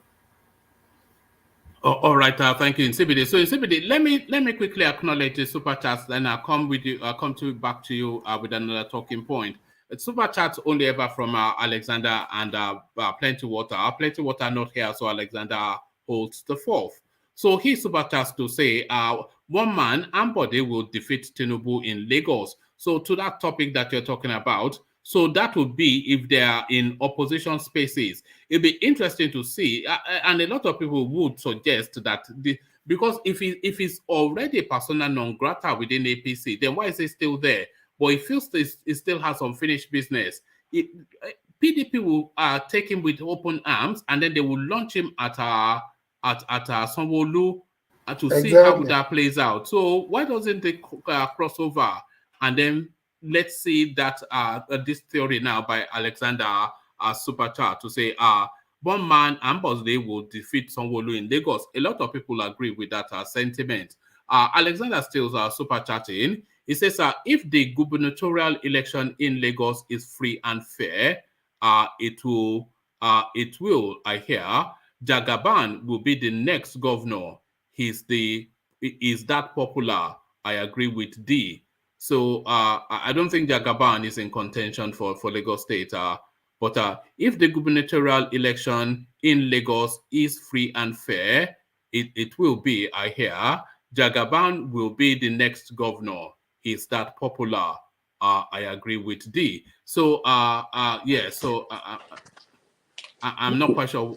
No, I think he was trying, when we were talking about it, he was trying to refer to when I was talking about Ajanoku in PDP will win over Sanwo Olu, and Jagaban is obviously going to lose Lagos State if the election is free and fair, because a lot of Lagosians, like we were saying earlier, are not really in support of Tinubu. All right. Okay. And then the last two chat, one of the best one-man streams in over a year. So thank you, Alexander. So that's then indication that there's been improvement. So there has been improvements according to Alexander. So I'll take that part on the back. So thank you for the super chats, Alexander. And let me come back now to you in CBD. You've spoken somewhat on that because I don't want to dwell too much on that girl that was butchered in Sokoto State. So let me take you to Emefiele's visit to Buhari, and then so the choice, of course, pick one: the presidential push or your portfolio. And it looks as though now Emefiele is happy to settle with CBN and carry on his looting. So what are you then making? His slogan was already ready, Murphy 2023. The vehicles were already purchased, but it looks as though then there'll be auctions then in Emefiele land.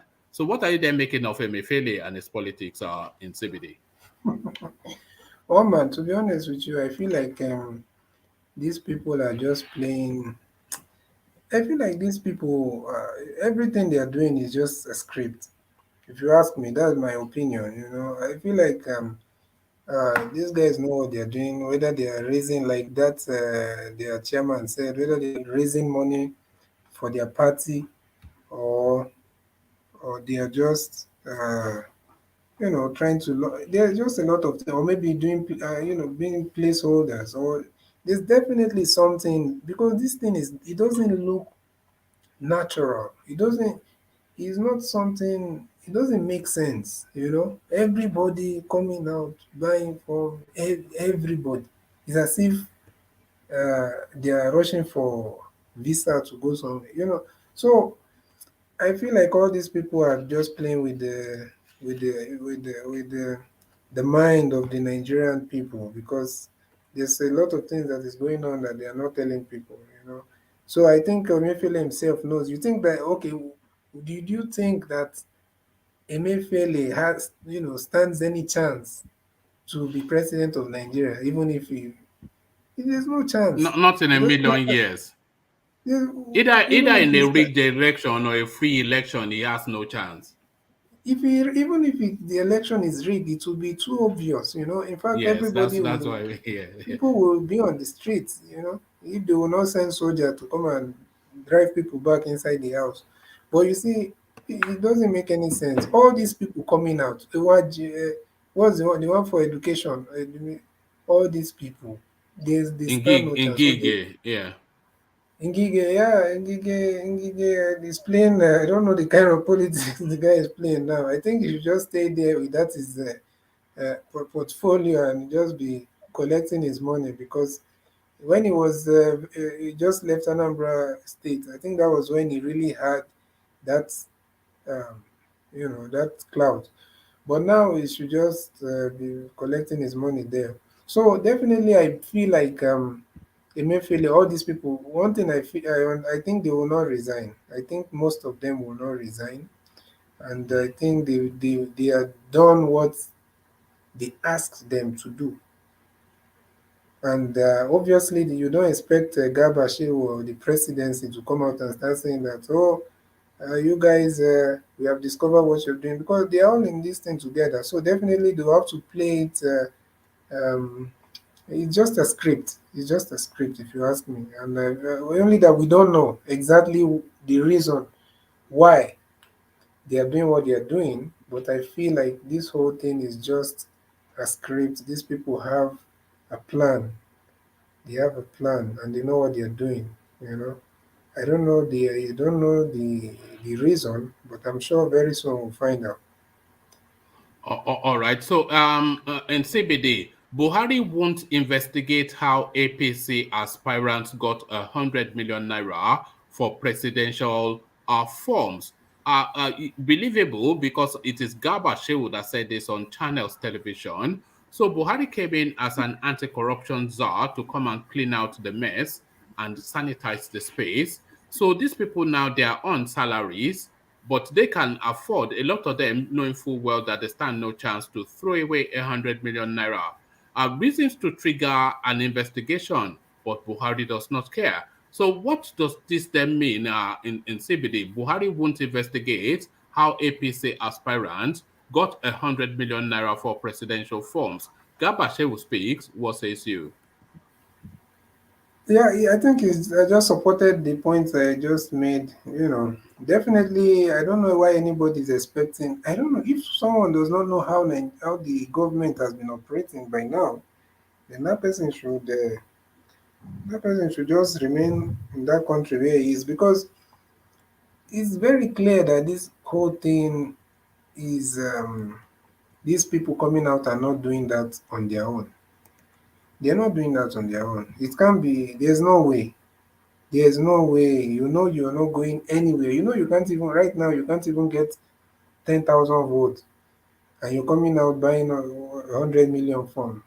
So I see it like they would not investigate these guys, and we let's just be praying. What, man? This is my honest uh, opinion. I think we should just be praying for ourselves in that country, Yes. because I feel like this 2023 that all of us is here analyzing and talking. I feel like there's something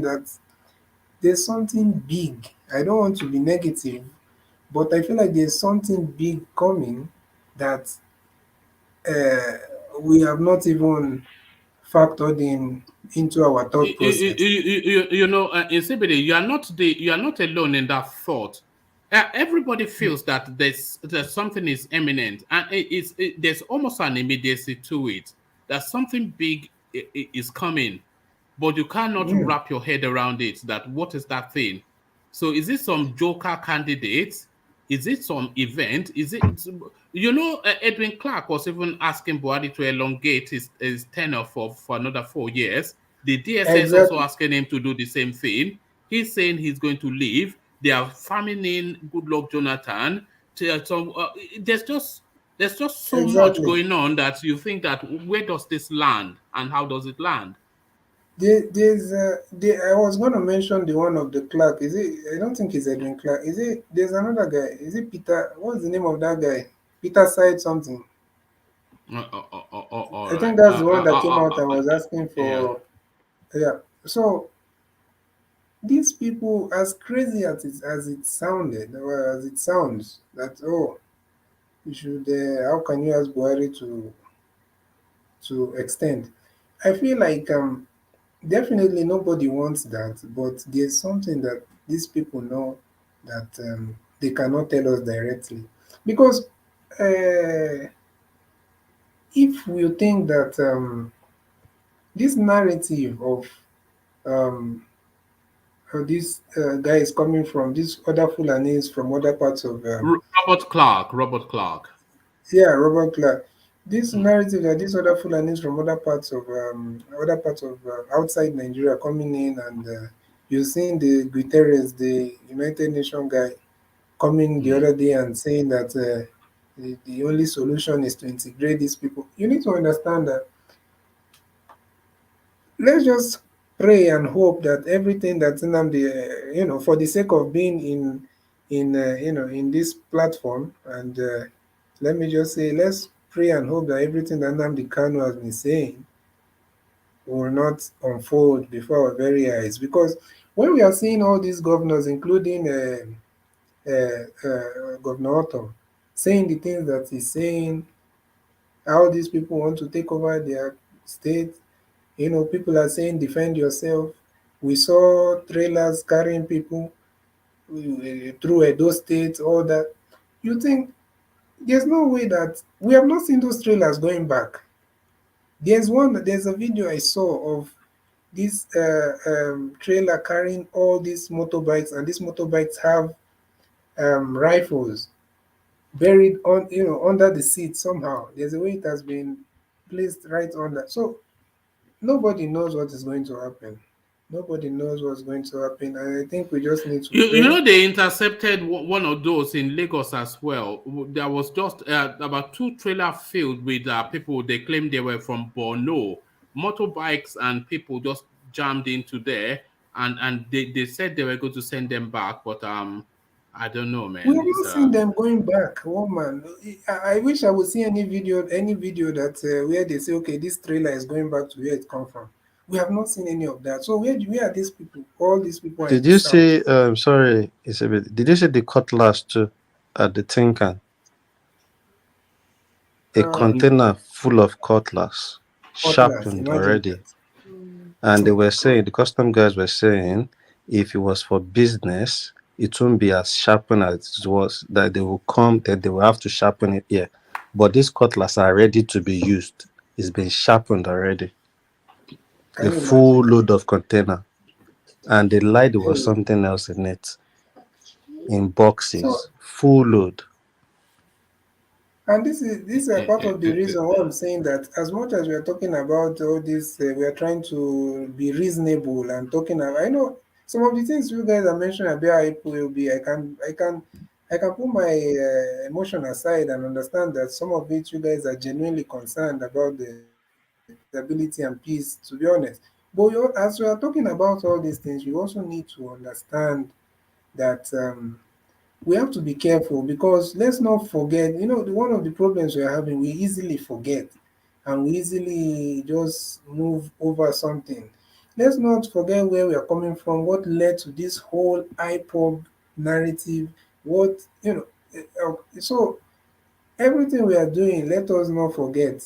So as much as we are saying IPOB is this and that, let us not demonize the agitation, but condemn the people taking advantage of that to perpetrate their criminal, But personally, I just feel like there's going to be something that we definitely have not considered, because I'm just the way Nigerians are, the way IPOB, you need to understand that IPOB exposed, or not just IPOB, the agitations in the South, especially by IPOB, exposed, for people to see.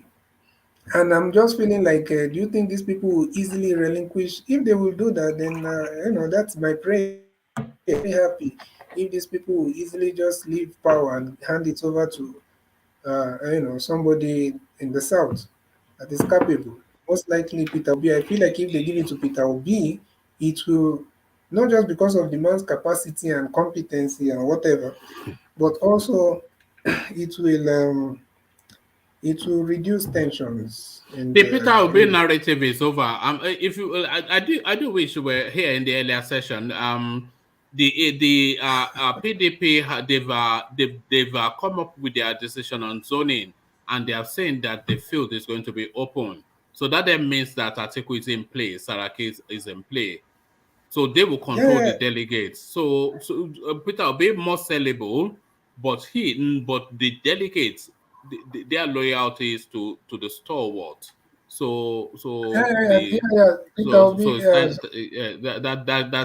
That story is over. The Peter Obi story is over. Atiku definitely in place. Saraki, maybe Saraki will help with delegate or what, I don't know, but I don't feel Saraki is not. The hierarchy, like, the hierarchy for the sorry, go on. No, I was just going to say personally, I don't feel like he is.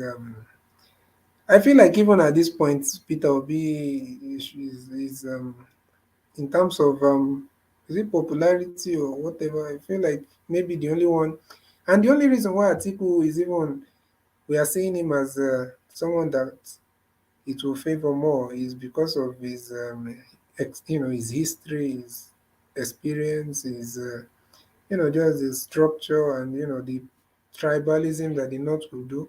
So some of most delegates in the North will do, not all the North, because let's not forget that when we are saying North, the hierarchy to the PDP ticket is Atiku, and then Saraki, and then Wike, Obi. They hold joint third, and then Tambuwal and Bala Mohammed. I probably even put Tambuwal with Wike and Obi, but the hierarchy. Why so much why so much credit? How do I say? Is it confidence in Saraki? Because I don't understand. Because Saraki is a stalwart politician. It's a savvy politician. It's a political. He has astuteness. He's more politically savvy than Peter Obi. He is more politically experienced. He can play politics. Yeah, it's more politically savvy than Peter Obi. He's more politically experienced than Peter Obi. He's a million times richer than Peter Obi. He's more staged and sage and marinated within politics. He has deeper, longer-lasting relationship than Peter Obi. He can be a Fulani man and equally a Yoruba man. So he straddles two cultures who have the decision spaces, and he presents in terms of oratory equally, if not better than Peter Obi. He's just a stronger candidate than Peter Obi, at least to the delegates. Would you disagree with any of that? I think Saraki should look for you. I think he should look for you and make you his. No, but would you disagree with it? Would you disagree with that? Well, because of these primaries that they are all fighting to get in, nomination, I wouldn't disagree so much. But I feel like when it comes to the general election. Yeah, but he won't get there, is the thing. Peter Obi won't get there. So thanks for coming. So it's thanks for coming. Peter Obi is over. So I'm sorry to tell you, but it's over. Well, if it happens that way, then I feel like it's so unfortunate, and I feel like if it happens that way, unless I don't know, because I feel like I see. I'm not trying to be a prophet of doom, but I see a very bleak future, because how do you these agitations will increase. That's what I'm saying. It will increase. If this guy tries to make Atiku his vice president, Peter Obi is vice presidential, running mate. I still feel like it will be a bit. I don't know how the southeast, because there will be so much disenfranchised, and I don't know how it will play out. We might be saying that they will not be disenfranchised. They will not be disenfranchised because they will they will marshal Peter Obi to go and calm them. So they will send him to go and calm his people. No, by talking. Yes, well, he knows the language, you know. Oh man, you're not serious. They will send him to go and talk to them. Maybe I don't know. Maybe I don't know if that works in the southwest, but it doesn't. That will not work in the east. Eastern people look for result actions. They don't care about those come and talk. No, it will go down in the annals of history in good company. It will Peter Obi will be the Awolowo of the Eastern space, and then you say he's the best president Nigeria never had. So it will go down in the annals of history in good company. But then, unfortunately, our people are not like that. Or should I say, fortunately, our people are not like that because if it's not given, it is going to just show clearly that you have, you're overlooking an entire one of the majority tribes in Nigeria, not just because of the majority, but also the historical injustice and all that. So definitely, unless if they make him, if they make him vice president to Atiku, but still, if I'm being honest with you, let me just say this and I'll stop. If I'm being honest with you, I feel like Peter Obi stands stands a chance in this election. No. In the primaries, you have to get through the primaries. It stands a chance in the primaries. I feel like it stands a chance in the primaries. What inspires that thought? What led you to think that? You are not sincere with yourself. It's daydreaming, isn't it? You are daydreaming, my friend. No. I feel I don't know. Maybe we are reading politics differently then because I feel no. Back it up. You made a statement. Back it up. So hold on. Internet is it internet? No, election. Internet. What do you call it? Internet poll that brought you to that conclusion. No, not just that. To be honest with you, I've seen the way, before I was worried that was he not reaching out to the north and all that, but I've seen the way he's going to the north, and I feel like a lot of the northern people are beginning, especially those government, those politicians up there.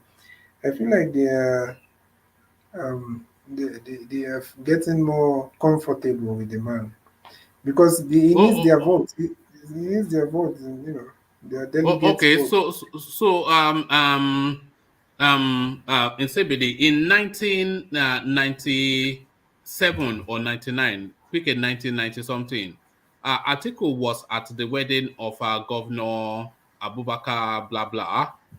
The wedding of his daughter. He spent a lot of money. It did a lot of prayers. And when the governor XYZ of Northern State Atiku was there backing him up. And when the guy in something Yoruba land, Atiku. So these are deep relationships. So there's because. So you mean that this as much as the PDP is coming out that they're throwing the whole thing open and all that, you feel like Nigeria Nigeria in its entirety will accept another northern. No. Nigeria is not in play at this phase. So the delegates are in play at this phase, and they know that Atiku has name recognition. So it's a northerner, but they know he's a strong. As soon as they throw that ticket open, the moment they threw that ticket open, that ended Peter Obi's journey. That's just the reality of it. So we can romanticize all we like, but that ends it right there. No, okay. If, for example, Peter Obi, Atiku gets this ticket and APC gives to someone from the southwest, do you feel like that the whole South will go for APC? Go for the southwestern aspirant? No, it be a curious fight. A southwesterner in the APC with a northerner in the as his vice, and then a northerner in the PDP with a southeasterner as his vice. So that's Nigeria right there. So how that plays out is how it plays out. It's just how big the star is in that narrative. Well, anyhow it plays out. Definitely, to be honest with you, I feel like there's going to be I feel like it's a very delicate time, and a lot. I don't want to say, I don't want to just predict doom, but I feel like there's something that is definitely coming that most of us have not thought about, and I just No, have nothing that will feeling. really happen. Uchenna will go to Yeah, the the shops. agitations will increase, Shade will go woman. to the hairdresser, and life will carry on. I don't think so. I don't think so. I You think don't think Nigeria has so? reached its. I think most of the people in Nigeria, not just guys in diaspora, I feel like most Nigerians have reached um, their limits in terms of things that they can bear. So I don't know. I don't know. I just That's how I feel. All right, but do you concede though that Peter Obi's journey has come to an end? No, no, no. I definitely do not concede that. I don't concede, and I genuinely do not. I'm not trying to be like the Yeah, you but know. what are you vesting hope on? What are you vesting hope on?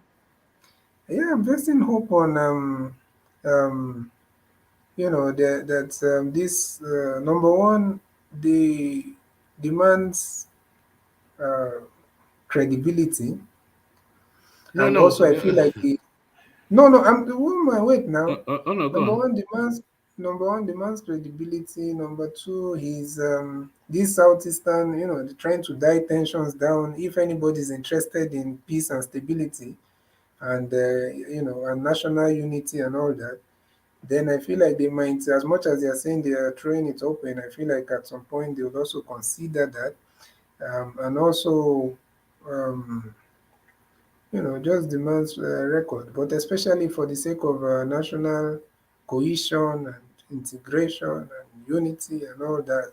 So definitely, uh, I feel like the man Oh, still okay. has. So is whoever gets most votes from the delegates will get the PDP ticket. Whoever gets, you know that. So whoever gets most So votes from the, so all these flowery words that you've eulogized, how would that rhyme with the delegates from Gombe, Yobe, Kebbi, Adamawa, Nasarawa, Bauchi, etc., Ekiti? because How many because of as them much as will follow this something or the as other that you much just said? as much as one man, as much as we don't want to see these people as normal human beings, these people are human beings. All And right. don't forget that they are also, you see, is the fact is that they are the ones that will pick they will determine the primary results, but also they are human beings, and Mm. they understand what is going on. The other day Peter Obi was telling them that even if somebody comes here to give you money, take their money. When he was talking to those guys in is it Taraba or where? He said even if they are giving you money, take the money. But when you want to vote, think about the future of your children, or So you need to understand that these people are also human beings. As much as they are doing a delegate, they also understand the situation of the country where we are right now and where we need to head head to. Mm. So I feel like we should not just look at these delegates as some machinery that will just, play. In CBD, you see the way it works. You must have a group of people in the party across the country, in all states of the federation. That group is what will work together across the country, bring the delegates to the convention, to the primary, and then deliver the vote for you. When you don't have it, even if you are saying take money or don't think about future, number one, money is a part. Commitment. The commitment they already have with that, being member of the group, is That is what drives their interest. The group That interest is what drives their interest. because it is that group that, I mean, it's within that group that some of them are sponsored to contest for election with other groups in the party for primary in some other level of election, maybe House of Assembly, chairmanship, and governorship. So it is that group interests that drive whatever they are going to do, whoever they are going to vote for. So if Obi does not have any group in the party, all this why, and now he's just going around talking to delegates across the country, well, they will listen to him, but will they give him the vote? That is the problem. Because if they have their own man, member of the leader of their group, that lubricate them, that give them money to function all the time, that keep the group together to function across, that commitment to that group is greater than anybody that is coming for the first time to talk to them. No. So it is just the reality of politics. You accept that the reality of politics. It's not whether you speak, you are well analytical on economic matter or some other issue, you can speak English. No. The group interest is what really matters to those delegates. Who is that leader? Who is that our man that we want him to be there? And when it's there, they can pick one of us as a minister or some of our leaders as minister that will treat us good too. When we want something, we can go to him to get contract that will help us to get our own governorship, our own local government chairman. That is the way it works. That is the reality of it. So if our brother Obi doesn't have group, he cannot get it. You can't get it. Ajale Koko, do you recall once when we were listening to a video of a lady, I think it was in Ekiti State, that a delegate, that a candidate, an aspirant went to canvass for votes. They listened, and she responded to them that we will vote. Obi that went there. Yeah, it was Obi that yes. we will vote for whoever our leader tells us to. Our leader Fayose tells us that is the way it works. So the Obi journey has ended. So that's been the story. So, but it was fun. It was quite interesting while it lasted. But then Peter Obi to the back seat. So they've sent him to the back, to the back seat. Yeah. Well. If you guys believe that the do you not believe it? No, I believe that the delegates will not necessarily think, because if you're talking about group, then what if you're talking about maybe their greater good? You think some of them are also thinking about the future of the country. We cannot just assume that these people are all of them. Maybe historically they've been, but we cannot assume that right now they are all heartless and they don't want to see the country move in a more prosperous and safer direction. So I don't want to believe that the delegates will not independently. At least if not all of them, but most of them, I believe that they will also think a bit independently. Have you heard the phrase "hoping against hope"? But Brownberry, let's say from you. You mean yes, good evening, everyone. These people will never think about their country. Don't worry about that. All right. Okay, let's hear from Brownberry. Brownberry, good to have you. Good evening, everyone. I want to agree with CBD a little bit, but I think the race is going to be tight. It's going to be very tight. But Atiku is going to be in the fourth place. Atiku is not going to be in the first place. It's going to shock all of you. I believe that it's going to be between Saraki, Obi, and what's his name? The River State Governor. Wike. Yeah, it's going to be between the three of them, struggling, just fighting it to the end. Because there is a lot of the governors, they are not in good terms with Atiku. So, and these governors are the ones that are funding the delegates, because Atiku, they felt that Atiku betrayed them. Last time, we gave you the tickets, but when you were done, when you lost, you just traveled to Dubai and we didn't see you. And when this election, started, you came back. I mean, delegate. I mean, like CBD is saying, we know that delegate need money, but they also know that the future of this country is at stake. So they know that people are ready to do a lot of money. They will take the money, but I just want to give them the benefit of that they are not going to just vote, according to because somebody has already given them money. Let's just vote like that. But for me, I assure you that Atiku is not going to be at the forefront when all is said and done. Okay, what's your hierarchy for the PDP? So describe your hierarchy from the who gets the tickets to who comes fourth. Give us a hierarchy. Saraki is going to be just there. It's not that I want him, right? Last time when I was giving preferences, I didn't talk about him, but I think Saraki is going to be there.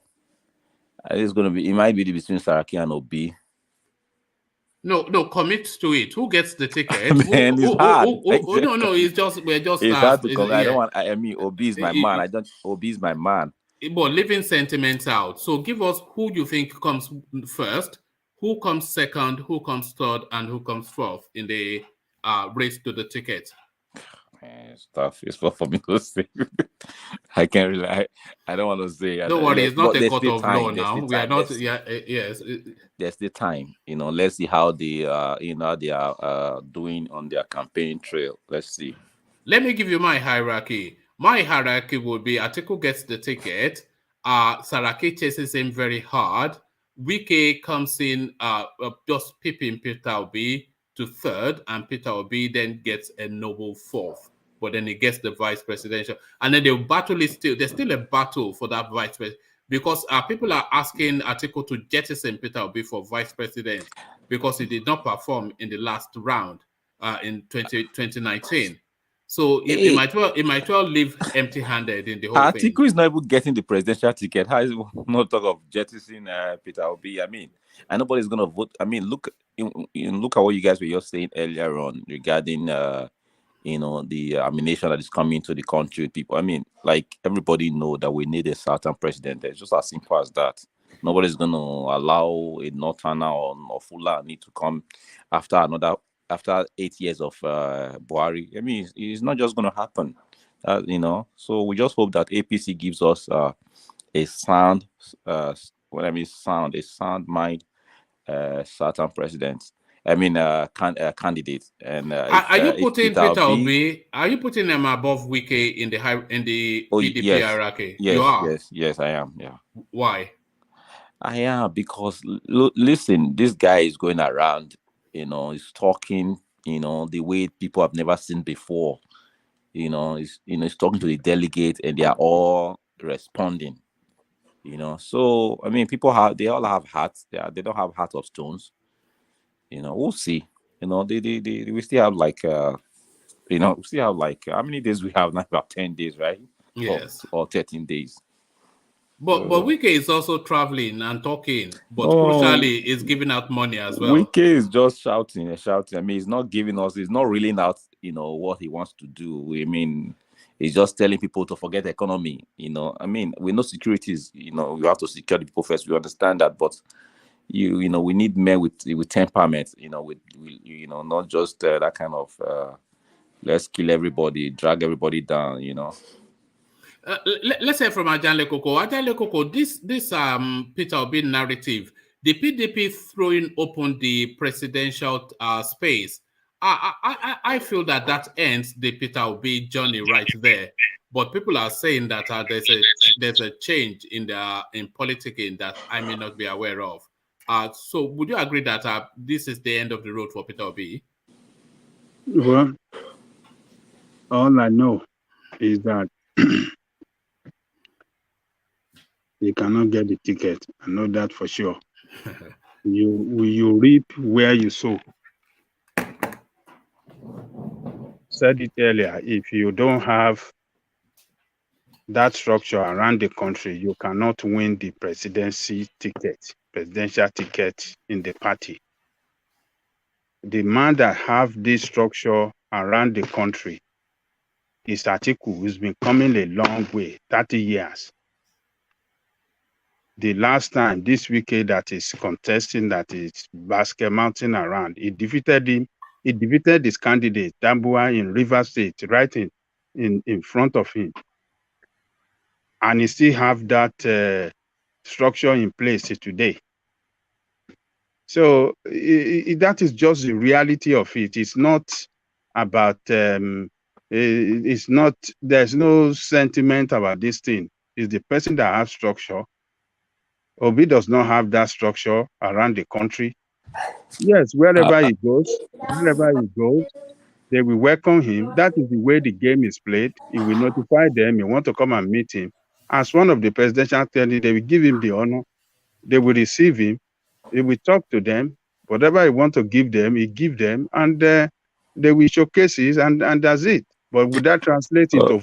Okay, Ajani Koko, I'm going to ask you a quick question. If you voted, if you were a delegate, I don't know where you come from, maybe Ogun State or Ondo State, and you voted for Atiku last 2018, and this time is coming back, will you? Let's just be honest. Does not really matter. Oh, is the one that is oiling us? Is the one that is bringing? You know, even if you get that oil money, that is saying, will you really vote for him this time? I'm just saying, just put yourself in other people's shoes. Will you vote for him again? Let me tell you how it works. I know you want to tell me how it works. I'm just saying, what will you do, sir? Hold on. Let me tell you how it works. You see, the delegate are coming out from a group. They are not single individual that they can just go to the delegate venue, to the primary venue and vote their conscience. No, they belong to a particular group. And it is that group interest that matter to all of them. If that group interest is for them not to vote for a Yoruba man like them, they will not vote for that Yoruba man. If their group interest is to vote for, hold on, let me finish this. If their group interest is to vote for Fulani man, it is that Fulani man they will vote for. That is the way it works. It is not individual decision. They go there on the basis of a group because they belong to a group of a particular group in the party. And it is that group interest that they will always stand by. That is the discipline in that group. That is the way discipline comes in. When they say this is the group, this is our group decision, this is where we are voting, this is the line we are voting, that is the line they are going to vote. Okay. That is the way it works. It's not like if I said, okay, the question you ask to me as an individual, yes, I will not vote for Atiku. But when it comes to group interest, I have to vote alongside the group because that group, it is the group interest I'm voting for, not my own personal interest. That is the way it works in politics.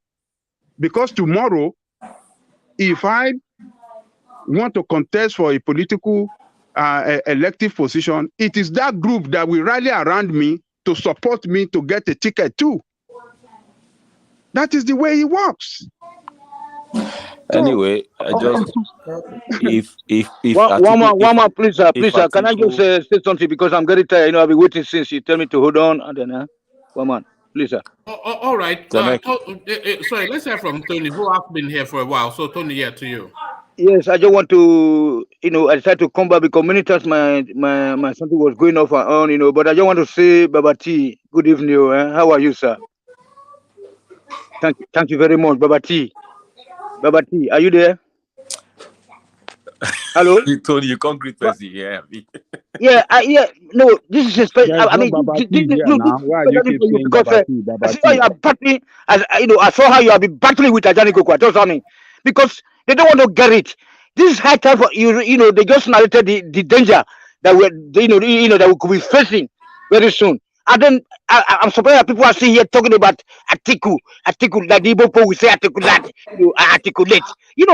Let's forget about this northerners right now because of the danger that is looming. You know what I'm saying? So I don't know why we say, the committee, they say whether it's a Fulani man. Forget these people.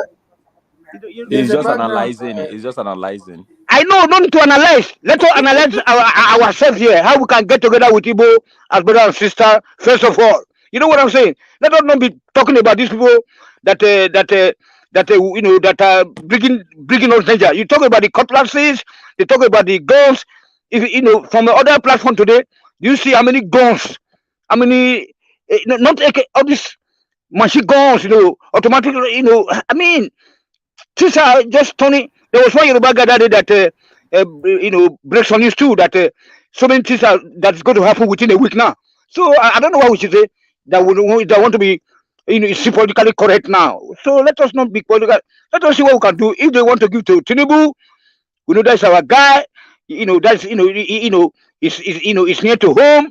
Because they cannot get to Obi because it's not strong enough. Let that give to Wike then. People that can challenge the status quo. That's all, sir. Thank you anyway, Baba T. I've been listening to you for the past 1 week. You have been battling with the guys here, Thank you, one more, sir. No, it's not Baba T. What is wrong with this? What is his name? Who is there? Yeah. It's not Baba T. Yeah? No, who is speaking? The guy that stammers, little bit like me. Yeah. Yeah, the voice sounds it sounds like Baba T, but it's not Baba T. Okay, well, what is his name? Is he hiding from me? What is his name? Can I know his name, sir? May I know his name? It's Brownberry. Okay, Brownberry. Okay, it's a nice guy. I don't care whether it's an Igbo, whether Yoruba, whether Bini. I don't give a damn. But you perform very well tonight. Would you care if it was a Fulani? No, I wouldn't. Sorry, I would care. Well, even if it's from Idoma or TV, I don't give a damn. But people from the south right now, So what I was trying to say, can you address this at the same time as you're saying that? You see, I think, don't you think someone like Donyo Okupe, who has been, I'm not saying that he's going to be the deciding factor, but I just want you to, if maybe you can recognize his importance in that Obi's team. The guy is the one that was the spokesperson for the campaign of Obasanjo. The spokesperson of Jonathan, you mean? Jonathan and of Yaradua. Of Yaradua and of Jonathan. So look, Rational man, please, you know that I was speaking and Ajaniko wanted to speak with me and then you just cut him off. So, I don't want that your Igbo articulation of Atiku in 2019 and every time. My friends in Germany, hear the Igbo guys, they say to articulate or IBB. We want to start that narrative. So let Ajaniko could speak, sir, because it was having something for me. I'm not supporting Atiku, my brother. And that's what you guys do. Money, ego, money. Okay, I'm sorry about that. But what I'm trying to say is that I know Atiku. I know Ajanle Koko was about to respond to you, but I also wanted him to respond maybe after you. Then he addresses my points at the same time. So that's why I'm saying that. Are you not seeing the importance of Okupe, someone that has been spokesperson for Obasanjo campaign, for Yaradua campaign, for GOODLUCK Jonathan's campaign, and all these people end up being the president. So, and I feel like as much as we are looking at Saraki as Savi and all that, I feel like in his own field of being a spokesperson, Okupe is also a very strategic and a very smart guy, in my own opinion. You see, in CBD, Okupe is like who do I compare? It's like Dr. Abati. No. Wait. That is a like very Dr. great Abati. Hold on, like Ganifa Wayimi. Oh no. What is that guy with that Febi Fanikayode? No, It's just No, it's just no but one it's has the different, same but level different of character success. though. hold on now. Is playing the role of Femi Fani-Kayode. He's a man that can talk. He is very good in public relation services. That is what he knows. Exactly. That is what he is very good at. That he doesn't have any political base. He doesn't command any political structure. True. So even in Ambode, where he cannot win election there, but when it comes to packaging candidates and marketing a candidate, is very good at that. That's what I mean. So he add no value to Peter Obi than just to talk good about Peter Obi, market him, that's it. But when it comes to value in terms of is talk to translate it into vote, no. It doesn't have no structure. It doesn't have nothing that can help Obi when it comes to delegate to vote for him. It doesn't have it. So is it not the same one that will talk to the delegates, Ajanle Koko, and talk to the so-called? He can only talk. Can he move them? He cannot. Look, what I'm saying there is this: if Obi have his own group around the country, they will work for him to achieve his ambition. But if you don't have it, talk is not going to translate into vote for you. No matter how you will analyze economic policy, no, they will not vote for you. They have their own group interests that they are committed to, and it is that candidate of that group interest that they will vote for. It doesn't matter where that candidate comes from. As long that candidate is the one that their boss, the boss in that state, the godfather in that state, said, this is the person that we are going to, this is the person that when it gets to power, that can that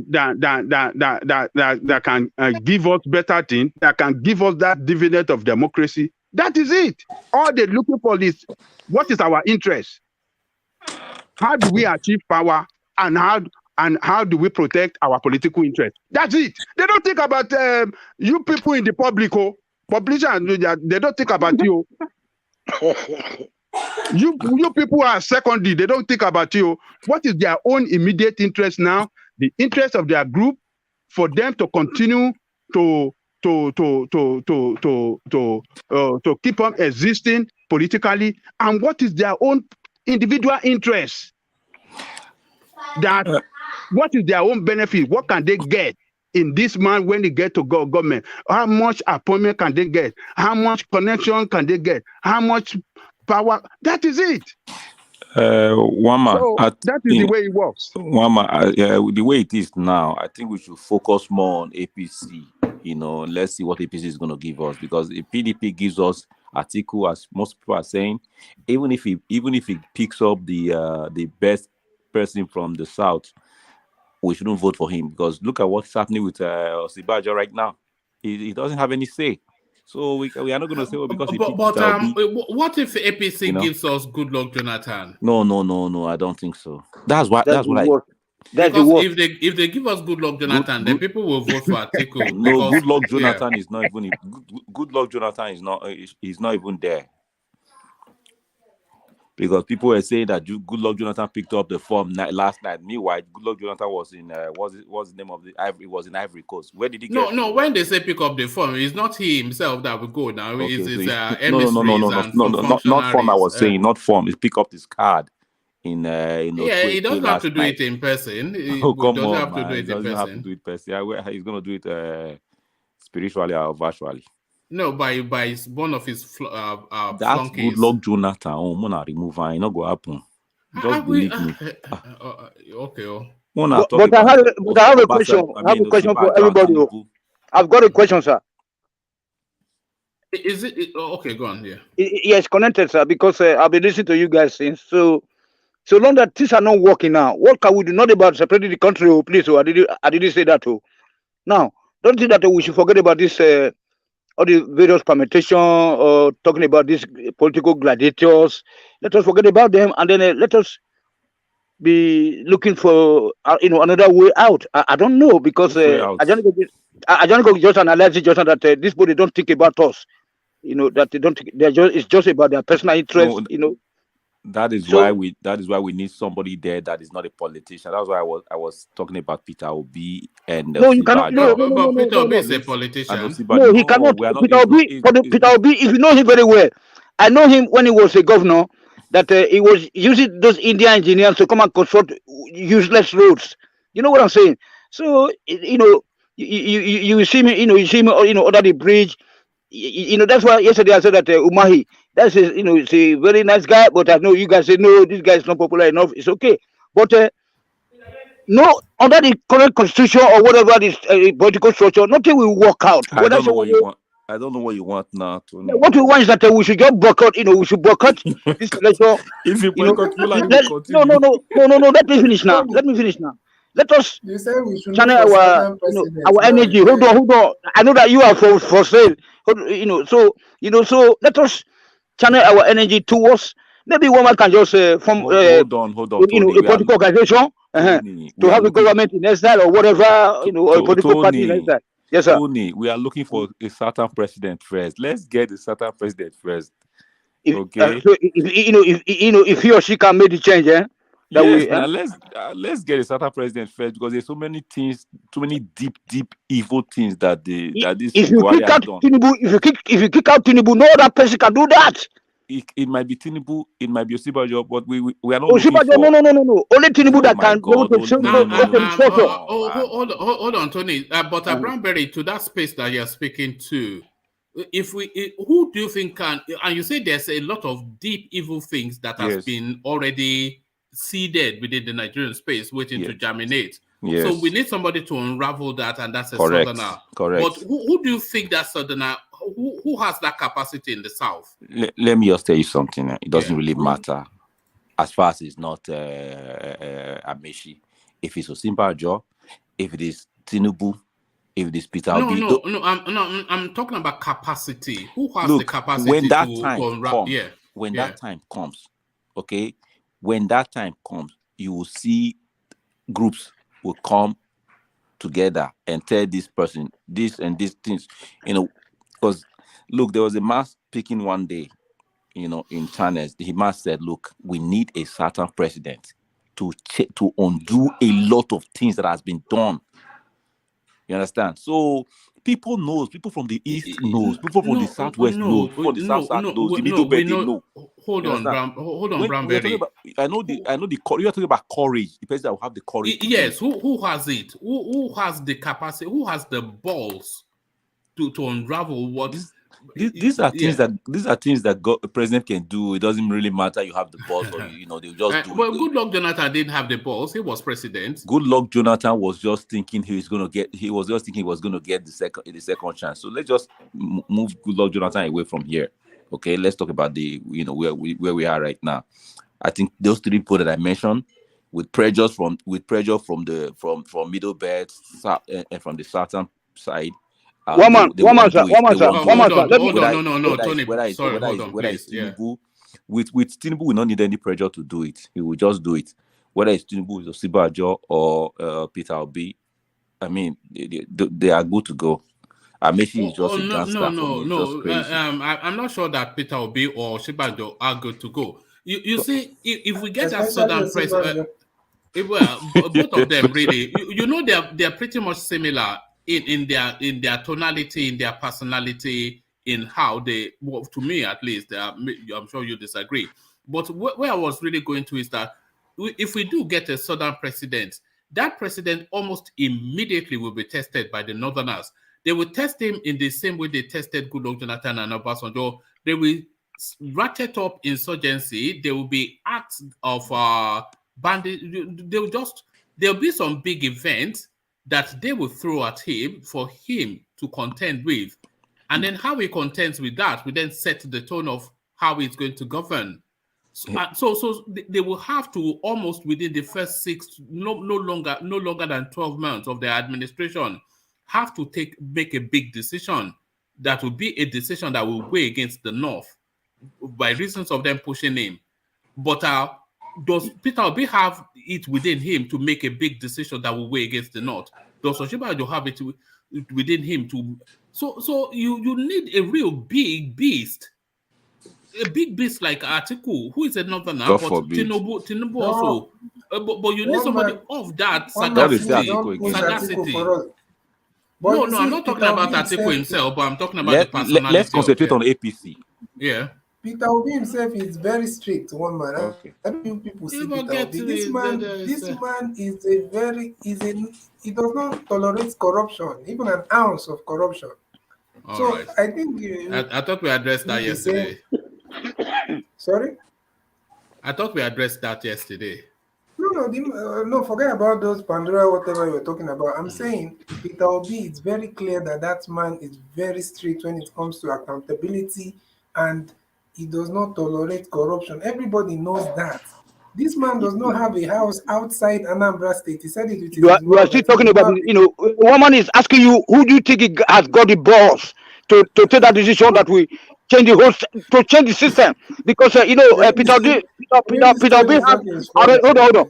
Peter Obi's hand already tied because people have been suspicious of the Igbo that when the Igbo man come in, he will divide the country. So as a result of that, Peter Obi will be treading slow. But Tinubu is the guy that I tell you, the first 1 week is going to change the system because he will remember how they frustrated him, how they tried him, how he sponsored the party with all the money from with the Shomole. They bring all the money to put Buhari there, and then at the end of the day they try to tell him, kiss my back. You know what I'm saying? So look, Tinubu is going to do that within a week. And then without the consent of the National Assembly, the so-called National, he will do it. He can put it in the United Nations. He has got the connection. Peter Obi cannot do that because he's only a suspect. What you're saying about Tinubu, it doesn't also defeat the same argument.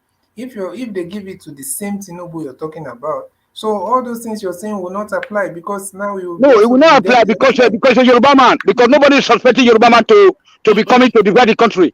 But as an Igbo man, they will say, okay, you don't understand me. But you're saying that I understand you. You don't want to understand me. You don't want to understand the reality on ground. Because people have been suspicious of the Igbo. They said that no, we don't want Igbo man because if they come in, they will share the country into two or into pieces. So you guys want to continue in the servitude? No, but nobody suspecting. Hold on, Tony. Did you hear what Tony is? Do you see the position Tony is putting to you in CBD? Exactly, but he also contradicts himself because he's saying that if Tinubu gets leave Tinubu till later. But first, the position Tony is putting to you, it's saying that if you have a Peter Obi presidency, the Igbo narrative, the distrust that we know that the Northerners have, the narrative that they are looking to balkanize the country, the Biafra war, etc., all of that will hang as a noose around his neck, and he will have to tread very carefully so that people do not then immediately point to say that, yes, this is what we mean. So that narrative is like a baggage around his neck. Is that what you meant, Anthony? Yes. Because I said that he will be treading slow. He will have to tread slow because already a suspect. But if Tinubu comes in, because nobody is suspecting a Yoruba man or a Benin man or hold on, or a Bida man or an Orobo man that is coming. So those group of people can do and no. You later in CBD address it. Yes. Okay. Can Tinubu come in without being brought in? Because if you're saying that, then he will still have to pay homage to the people that put him there. So I don't want to talk about Tinubu. No. That's the point you are missing. That's the point you are missing. We have said that he's going to battle he's going to battle his way through. He's the one that single-handedly sponsored the Buhari into power. So and then so at the end of the day, they don't want to give to him, but you already know that he's the strongest candidate right now. So even though the God will protect his him for us, because another if Tinubu comes in, 1 week is enough for him to undo all those things that they have been planning. And turn Nigeria to Dubai. Okay, no problem. I've had you. But what I'm going to say is this. Restructuring and many things, we do it without the consent of the National Assembly. This is, I promise you that. Okay. Thank you. But what I'm But going if to say is comes in, if Peter Obi comes in, hold on. Then he will be afraid because they have been suspecting me. Don't see the body language. That guy is too weak now. I'm stronger than Peter Obi, Peter Obi, my friend. I'm like a Tinubu standard, Oh, if you're Tinubu standard, then there's a problem, my brother. But it's okay. What I'm going to say about you said you will be trading very carefully and all that. But obviously, nobody is expecting Peter Obi to come and divide Nigeria. So I don't think that is even an argument because that's not Peter Obi. Generally. Don't tribalize it. I think you've already made the point without tribalizing it, but let him address it and then we move on. Tony, calm down, my brother. So you see, what is saying? No, Peter Obi, that's not his work. That's not what he's going there to do. To go and so he should trade as careful as possible. It doesn't matter. Obviously, as a president, you're not a president of one region. You have to be a president of even. Then you have already failed because, but that's what we want. That's what we want. So you want president of one Tinubu? So Tinubu, you think he's going to be a president of one region or what? He can't. This is a president, so you need to understand. But one thing I'm saying about Peter Obi, which I believe, and anybody that wants to be, honest with themselves, will also agree that Peter Obi is.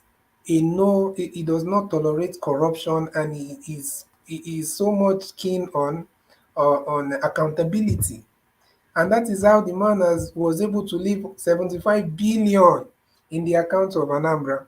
And because the man is speaking slow does not mean that he's weak. In fact, that's the man that most of them are afraid of. Someone like that, he has never changed his mouth. He has never said he has not compromised. And he has put himself the way he is. If they are going to accept him, they should accept him like that. If they won't, they should not. He has never changed. And he's still doing the same thing. Someone that said can I interject? He does not even have a house outside Anambra State. He does not have a house any other part of the country. So that the man is leading by all right, example. but how many houses does he have in Anambra is the question. But let's hear from Thomas. Thomas wants to come in. Thomas, here. Yeah, thank you, Woman. Thank you, everyone. What I want us to understand here, if they not have the power, they will retain the power in the north. Because even the agitation in the south, northerners they don't trust Yoruba anymore with agitation in the south of Yoruba nation. The agitation in the east has been there for long, but now it's coming out in a big form. They don't trust the southwest or southeast. They could trust the southwest a little bit, but the southeast, they don't trust them with all the agitations going on about the secession. So I want us to get this thing clear. These people, they are scared of breaking Nigeria. That is the most scary thing to the northerner. So that is the disadvantages even for Tinubu. That's why people are saying maybe they don't even want to give it to a southerner at all, because they are scared of all this agitation going around. So let's be factual. It's not the rocket science, but everybody knows the South is our turn to get the presidency this time, because the northerner has had it for 8 years. But all this trust, all this agitation going on, that is the problem. One man, let's continue. Thank you. All right. So let's continue and let's go on to let's go on to Ajanle Koko. If it's still there, Ajanle Koko, are you still there? Oh, okay. Yeah, I'm here. Oh, all right, brilliant. So Ajanle Koko, so I want to rapid you through just some of the talking points. Buhari won't investigate how APC aspirants got 100 million naira for nomination forms. It was Garba Shehu on Channels Television, and a lot of people are inviting that the EFCC should look into this. So what are you then making then of this position by the government? Why should we be surprised that Garba Shehu will make that statement? Is it not the same Buhari that ought to have directed them to resign immediately after signing that? After he signed the new electoral law, the new electoral bill into law, from that moment he ought to have directed them to whoever that is interested should resign and then go and pursue his presidential ambition or any elective post that he wants to pursue. He didn't tell them. He left them alone. He allowed them to buy from 100 million, 50 million, depending on the position that they want to. They are interested to contest in.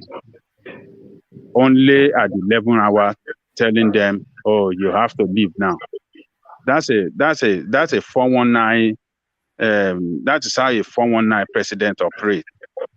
So when Garba Shehu come out and tell us that they are not going to, they don't care about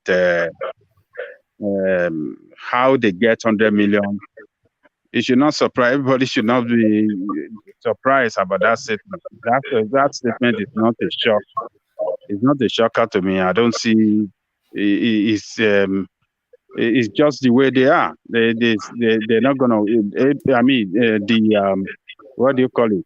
It's EFCC that people are calling on to investigate people that bought form for.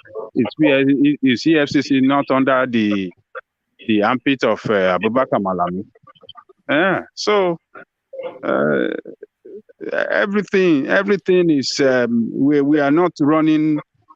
We have a fraudulent constitution, and the way the country is run is not constitutionally run. Is run by the power of man, not the rule of man, the rule of force, not by the rule of law. So we should they just say it and we should just take it like that. They're not going to investigate anybody. They're not going to do anything. It's they are the one in power.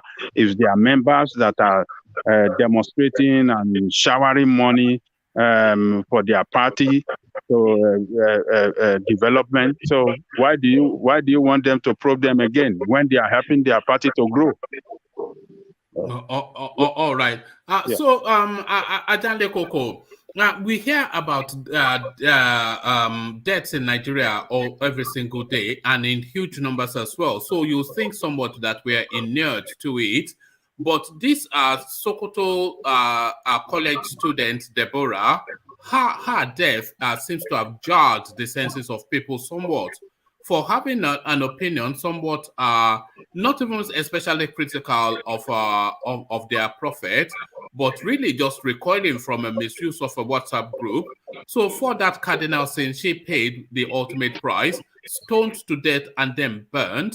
So what are you making of that storyline? Does that jar your senses as well? And is this now one death too far coming out of the northern part of Nigeria?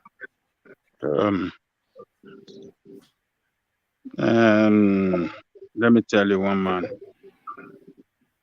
Thomas, can you mute yourself? Look at there's some feedback. Is it Thomas that is? Oh yeah, I was wondering. Oh yeah, go on. Yeah, sorry. Yeah. Yeah. So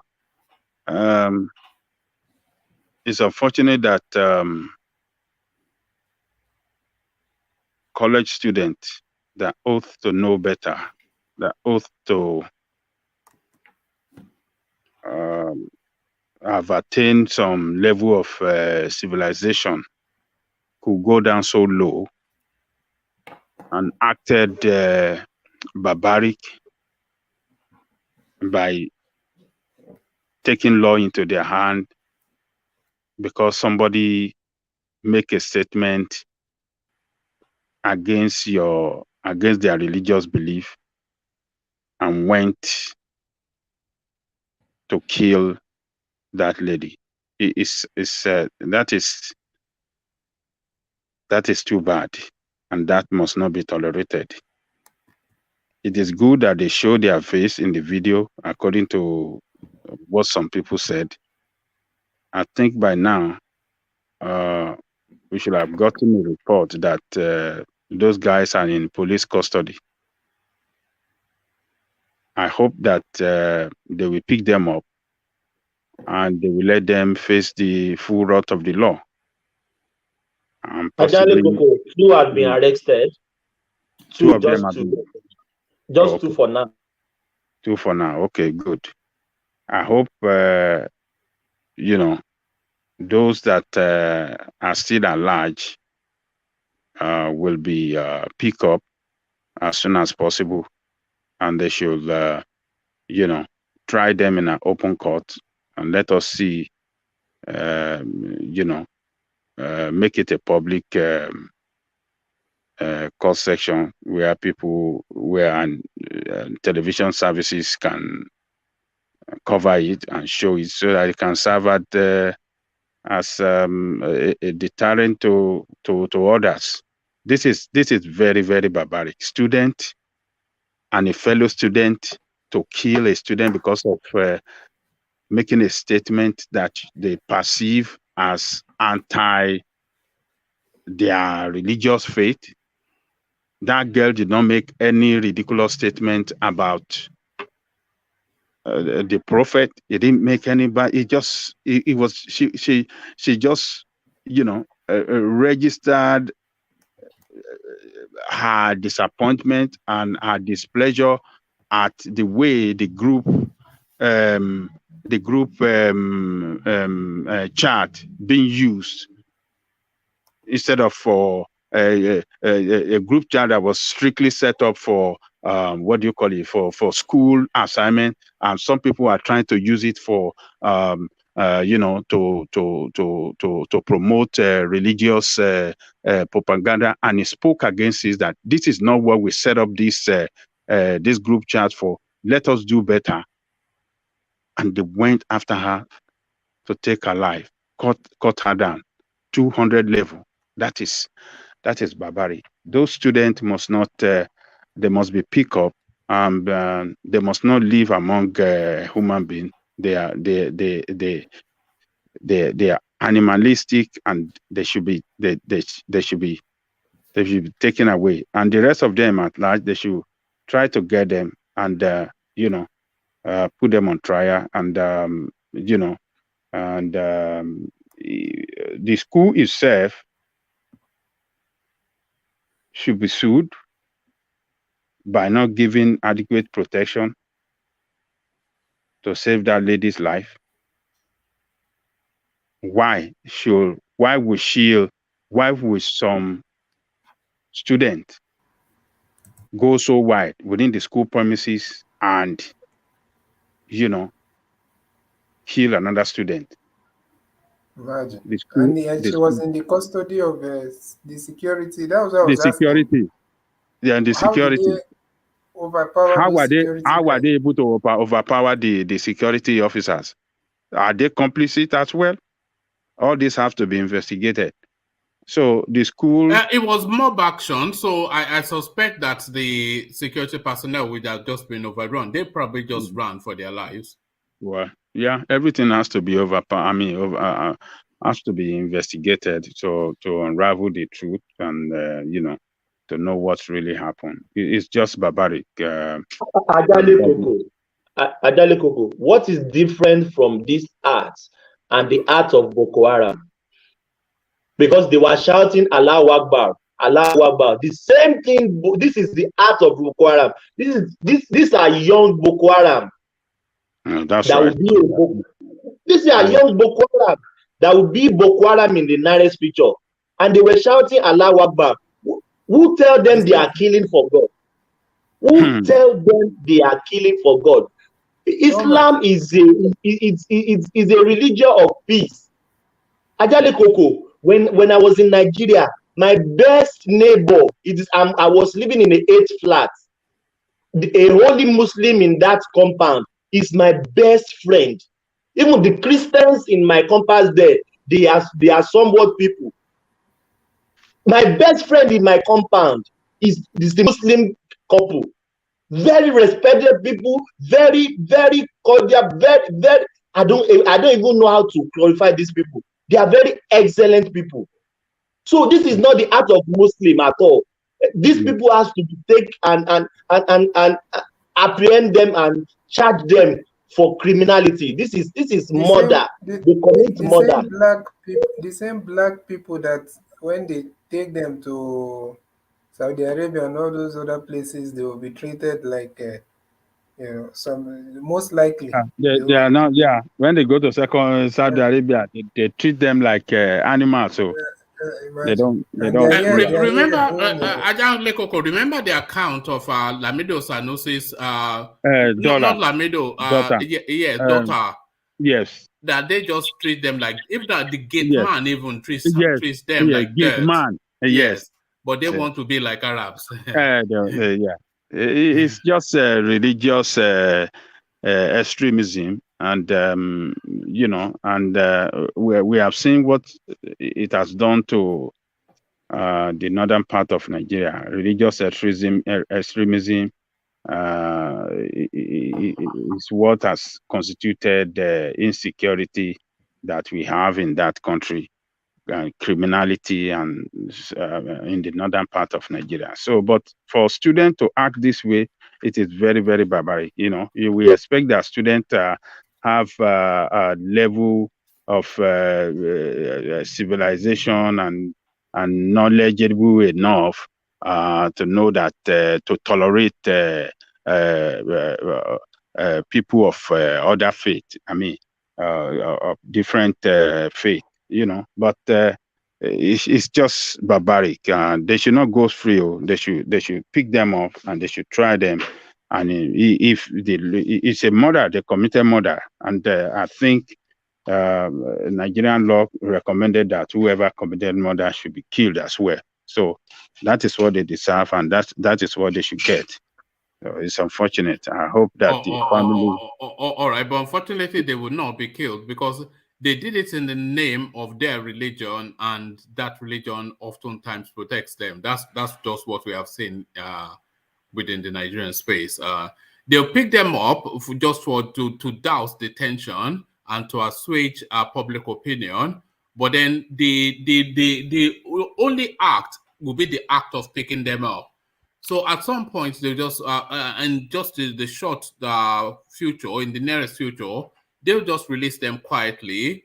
They'll probably even disappear them out of the country, but certainly they are not going to pay any significant price until we get to the next incident and we rage and wail again. So it's just, we've been there too often. We've seen it too many times. We've watched this movie countless times, This is really bad. Man. All right, let me take you to the Ambode space. So his camp somewhat, we're not saying specifically him, it may well be by proxy him, but certainly the challenge now for Sanwo Olu. So somebody from Ambode's camp has procured that PDP nomination forms, the tickets, to contest the Lagos State APC ticket with Sanwo Olu. So is this just a waste of time? What would have propelled them to do that? What underpins this courage? And how do you see it playing out? All of that, Ajahn Lekoko. He's just wasting. He cannot. He is not politically. He's acting like somebody that is not politically savvy, like somebody that is not that does not understand the game of politics at all. Acting like somebody that is like it's not is not doing it right at all. You see, as long as he remain in APC, where Tinubu and his group are in dominance, he cannot get anything there. The only thing that he can do to champion his political ambition is to go to a different party and then organize people. He already have the name. He's popular. The people know him. He can easily organize people ward to ward, local government to local government, and across the state. And then go to the field, public election against the Tinubu candidate. That is what can give him power in Lagos.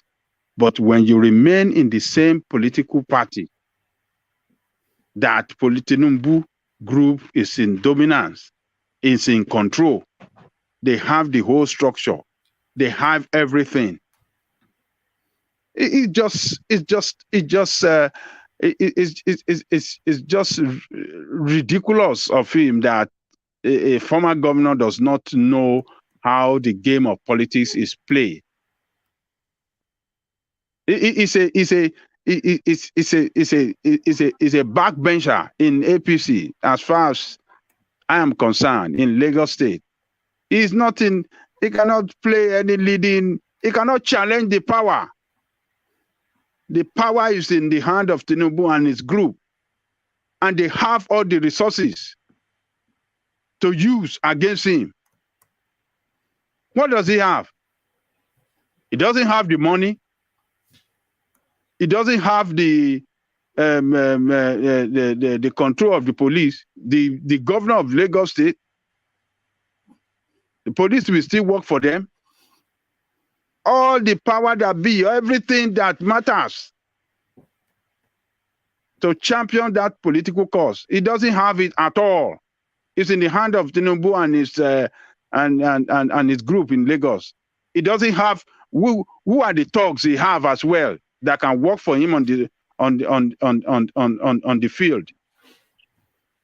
You know, it's quite curious, Ajan Lekoko, when the Road Transport Union organization tried to get rid of MC Olu, and Lagos State then removed Lagos State from the Road Transport Union and then created a department within their own state and gifted Sanwo MC Olu the motor parks.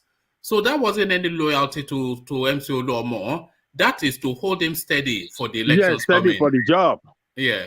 To hold him and his boys ready. Yes.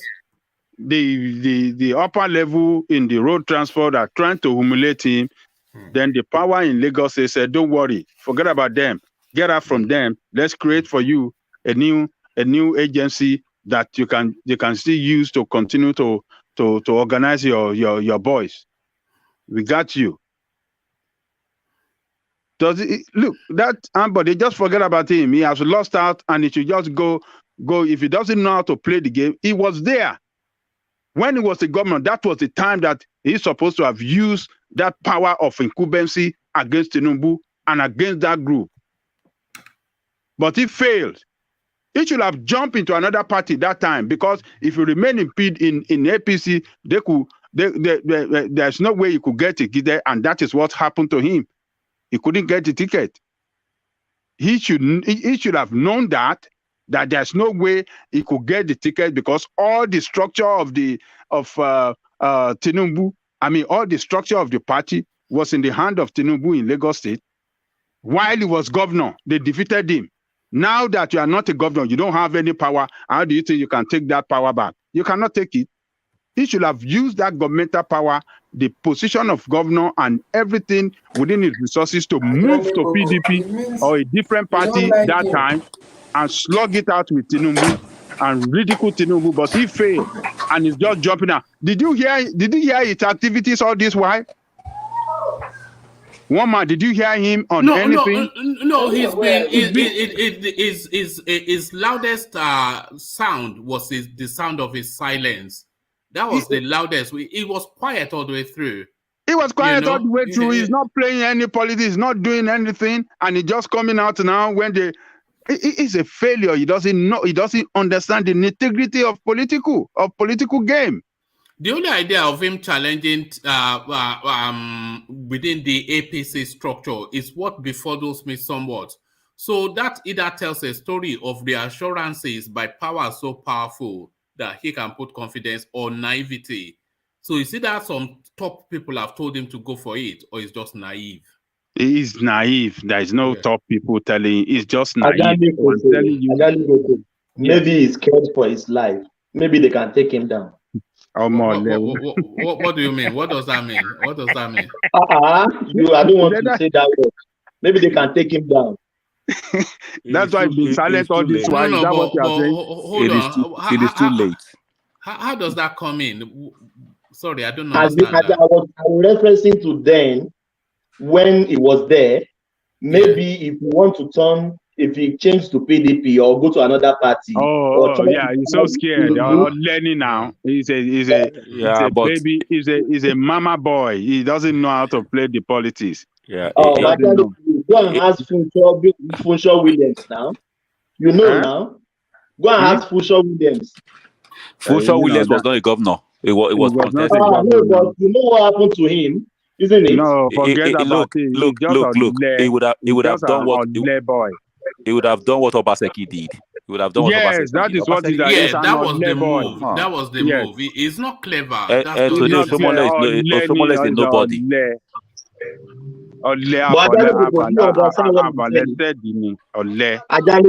Do you understand what I'm saying? Maybe they can take him down. There's nobody going to take him down. It just doesn't look, I have told you, this guy does not understand the nitty-gritty of political game. That is what worked against him that time, and that is what is expressing as well this time. It's just coming out when it is 11 hours to primary. Say, I'm going to contest. We got to shake everything down. What can you shake down when already they control the party? They have all the executive at the state level, at the local government level, at the world level. They control everything. And what does he have? It's just a look. It's just coming out now to show to the party at the national level, I am still existing. He just want to make noise in Lagos so that maybe whoever become the president, if not Tinubu, if the power switch to some others, they can still recognize him that he's in Lagos. Because if the ticket, if the Tinubu does not get the ticket and somebody else get that ticket, that president will like to have another group to work for him in Lagos other than Tinubu group. So he's trying to promote himself, to market himself to whoever become the president the presidential, whoever get the presidential ticket of their party and maybe eventually become the president, to offer himself that, I am alternative to Tinubu. If you people are tired of Tinubu, I can work for you in Lagos State. That is what he's trying to establish. Trying to establish himself and market himself to other people up there that yes, you have alternative to Tinubu. If you believe that Tinubu is not the person that you want, if you don't trust him, I'm here as an alternative. That is what he's trying to do. It's not a serious politician. It's just a lazy guy. And instead of him to have, if at this time he has moved to PDP or a different party, he will still have the chance to rattle Tinubu in Lagos State, because at the public election, people will it's going to be the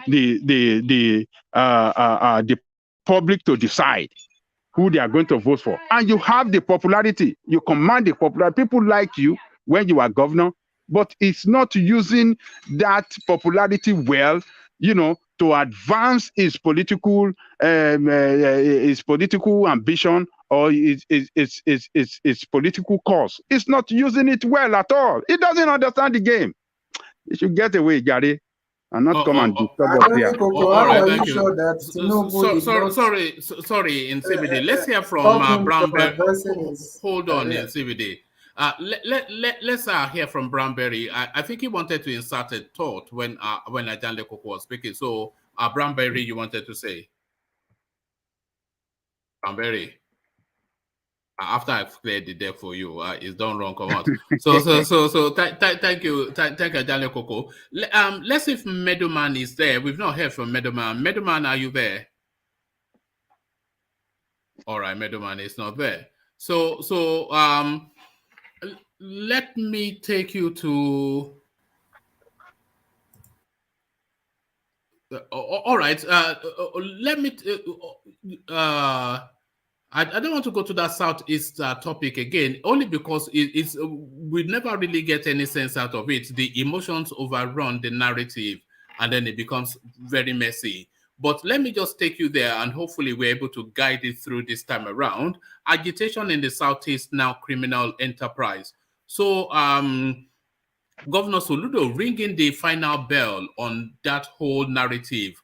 The agitations, the screaming and shouting. And when he says agitation, he's not a man that is loose with language. It's a seasoned politician, so he knows what he's saying. So that the word agitation is a catch-all for all of the goings on within that space. So it sweeps up all of the actors within that space, and he's telling us now that that agitation, which might well have started with the purest of intentions, has now transmuted into something now that is detrimental to the space. So he is calling time on that narrative. So what are you making of Soludo's assertion in Lagos? Let me tell you, Soludo is not, to me, it's not managing that security. It's not managing the security problem of that state well.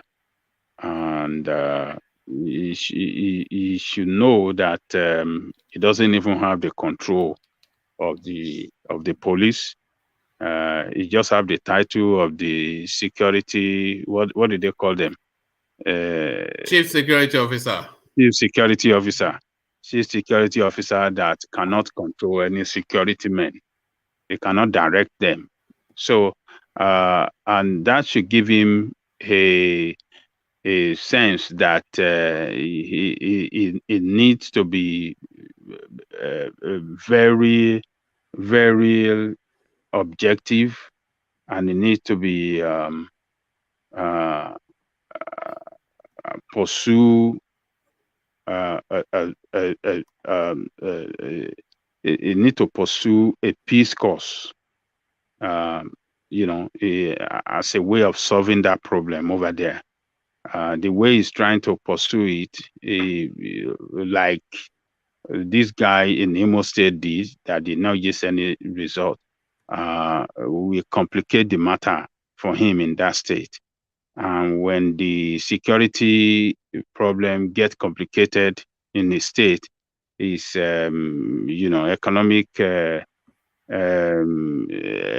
agenda, he won't be able to achieve it for that state. So he need, as far as I'm concerned, I believe if he can relax it, don't talk too much, do your job, contact people, pursue a way of a dialogue and peaceful way of resolving this problem. You can do it. Nigeria state did it under, what do you call him? Under Yaradua. Yaradua. Yeah, with the Avengers guys. Avengers guys have a lot of arms than all these unknown gunmen. They down tools. They down their arms. They surrender everything. When they came to them with dialogue, with negotiation, and a peaceful way of resolve, they resolve it. They can do it too. They should learn. Well, I don't know. Well, maybe it is that power that intoxicates them. When they attain the power, they start acting as if they have everything in this world. You know, I don't know. Maybe he doesn't have a good advisor that advises him. I think that is what he should concentrate on. He should pursue that peaceful means of resolving the problem. And if he is very, very smart, the number one group that he should look for is the IPOB. IPOB could help him a lot in achieving, in stabilizing that state, in bringing the security problem of that state into, under control. Because this IPOB group, before the election, went out there, they issued out a statement that people should go out and vote for candidate of their choice. They play ball with the government. So, They play ball with the government. They said because they were looking for political solution on Nnamdi Kanu's matter. And they play ball. They said people should go out and vote. So that should tell him that, look, if I can get this group closer to me, they can help me a lot in achieving peace in this state. And Ajale Koko, let Brownberry come in. I think he wanted to insert quickly. Mr. Ajale Koko, which of the IPOB are we talking about? The IPOB right now, according to what we are hearing, they are split. So which one are we talking about? The real IPOB. Who knows the real now? Who knows the fake? Nobody knows. Well, that is, I'm just telling you what I know. The real IPOB, and they have recently, they published the name of those people that are causing problem and killing in that state. They published their name. IPOB published their name. Why can't he get them closer and then try to see how can we work together? What can we do to bring peace to this state? And how we help you in consultation with the presidency? How we help you in working hard to ensure that the political solution is worked out on Nnamdi Kanu's matter. I'm just going to suggest again. Okay. This IPOB issue is deep because they published a name. Remember, there were fractions before, even before the Nnamdi Kanu was renditioned. They were fractions before. So publishing the name, do you know if they are publishing the name also they are their enemies? So nobody really knows what is going on. Nobody really knows they are publishing name of people they don't like, people they hate. You know, so well, it could be that I don't believe this name they are publishing. Well, you're right. We don't know what is going on, but what I'm telling you is that they live in that state. He's the governor of that state. He have the capacity to get to the root of all problem in that state because he have people across the state in every local government, in every ward, every village. He has his own people on the ground. But it cannot be seen to be closer to them, you know. What do you mean by that is his state? Hold on. It is not a matter of closer. He's looking for solution to the problem. In the eyes of the federal government, IPOB. No, forget about federal government. What is federal government? Because he's not working with them, but he wants to look for a better way to solving the problem, the security problem in the state, and he can do everything as a security officer. Yeah, they call him security officer of the state. He can use other people to be doing that, but he's not going to be running around. No. That's what I'm saying. You're right. I'm not saying that he's the one that will be on the field doing that. but he could have people on the ground to do that job for him. And he doesn't need to be making all these outrageous statements because this statement that he's making, he has contradicted himself so many times. He has made some statement in support of IPOB or in talking nice about them, and now he's making ridiculous statement again against them. What does he really know what he's doing? He's frustrated. That is why you're right. Yeah, you see the Nigerian problem. Everybody is frustrated. That is the problem. Listen, Mr. Jellicoe. Okay, now he went behind closed doors, spoke to them, and they promised him everything is fine. You know, all of a sudden something else is happening. So he's frustrated. He's confused, doesn't know who is who again. That's where we are right now. When you open the door, it's very hard to close. Look at Boko Haram. That's the problem. But you know, those criminals, those ones that are criminal, that are doing all these things, that are killing people, I don't want to believe that it's IPOB that are killing them. IPOB, by what they stand for, that we know, is to protect the interests of Igbo, and they won't be doing all of these killing Igbo people that they are claiming they are trying to protect. They are claiming that they're trying to have their own state that can work well for them. I don't think they'll be doing the same thing like this. So those people that are really doing this are people that government should look out for and crush them. If they are not ready for peace, then they should be able to identify them and crush them. Because, you know, when government doesn't have intelligent on the ground, when their intelligence gathering is very poor, they can't achieve anything.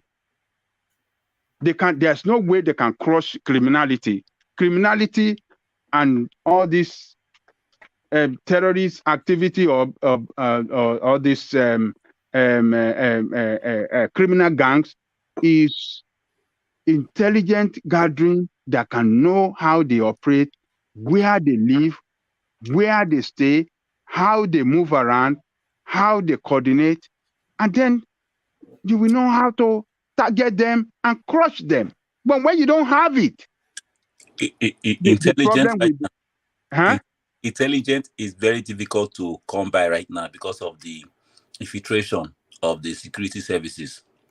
You know, the same thing that is happening in the north. You know, the villagers comes out and give information, and the policemen will go and tell them these people that gave us this, they will go to the village and burn down the village and kill everyone. So the same let me tell you, nothing. Look. No, the same happening in the east. Nobody want to give any information. The villagers don't want to give They can give it. Let me tell you, if a matter of money, it is money that buy intelligence. When government don't want to spend money, only what they do, all the money that they need to spend on intelligent gathering, they want to pocket it. And you think you can achieve? You can't achieve results. It is money. It is money that buy intelligence. Look, money. If people see money, they will deliver intelligence. They will give you information. Money. Person that never count on 10,000 before, you are giving him 1 million. That if you do this, I will do this. It will betray them and savage them and make his own money. It is money. Do you know how do you think, why do we have America having intelligence around the world? You think it's for free? You think it's by magic? It is money. Money buy intelligence. You don't spend money, you can't get any intelligence. That is the way it works. So let them continue to deceive themselves. If they don't spend money, they think they can't get it. It is money that gather intelligent, good intelligence. It's money. They should be ready to spend money, negotiate, spend money to get money for the criminal ones that doesn't want to negotiate. What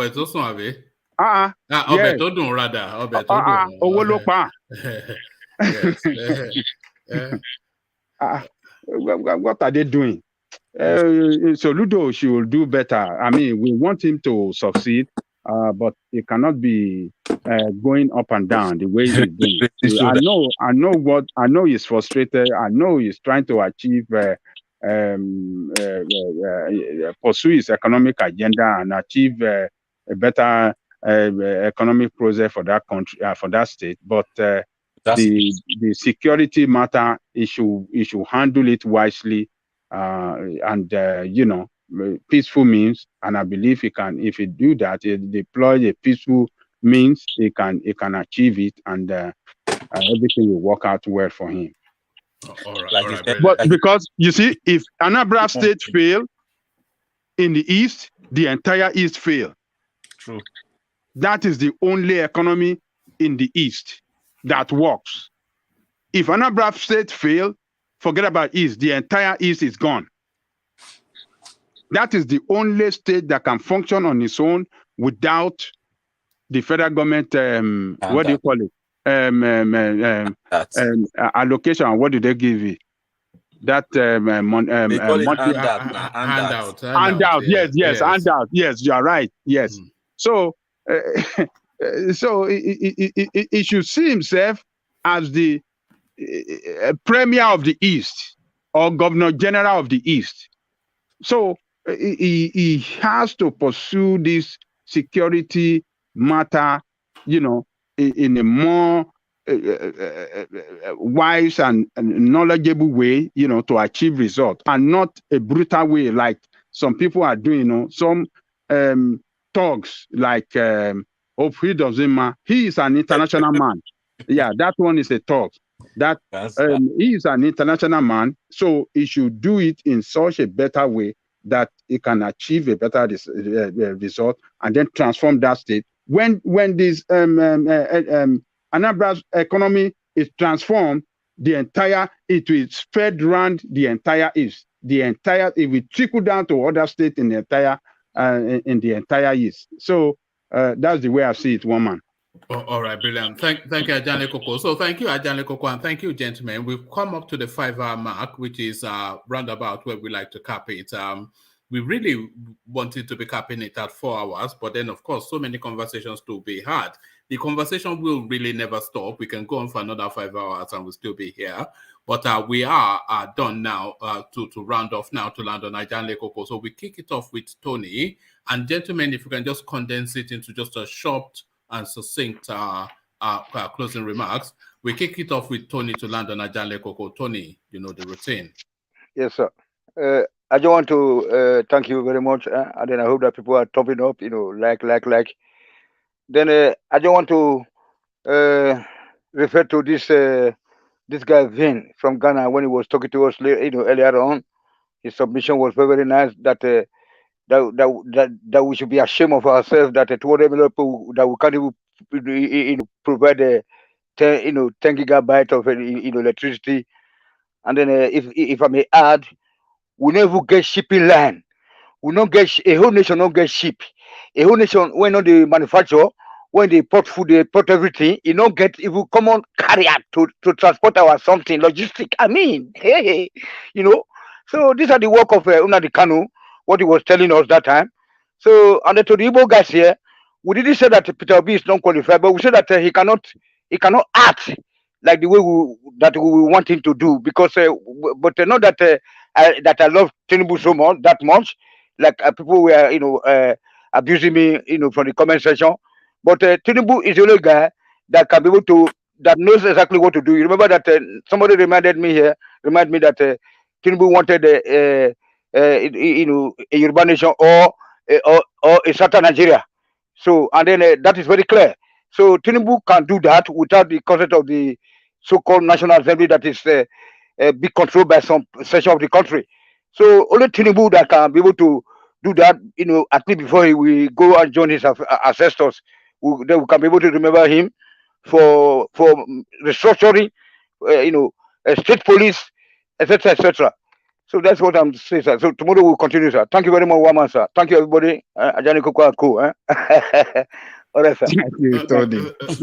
Thank you, Tony. Always a delight. So that's Tony. Everybody knows Tony, and that's Tony shares time with us again today. So from Tony, we go on to Brownberry. Apologies, Brownberry, that we never really got to engage in conversation, but you came a bit laterly, maybe earlier next time. But let's hear some more from you, Brownberry, ladies and gentlemen. Thank you so much, One Man. Thank you, everyone. Thank you to the listeners. And, I hope you guys continue to press the like buttons and share.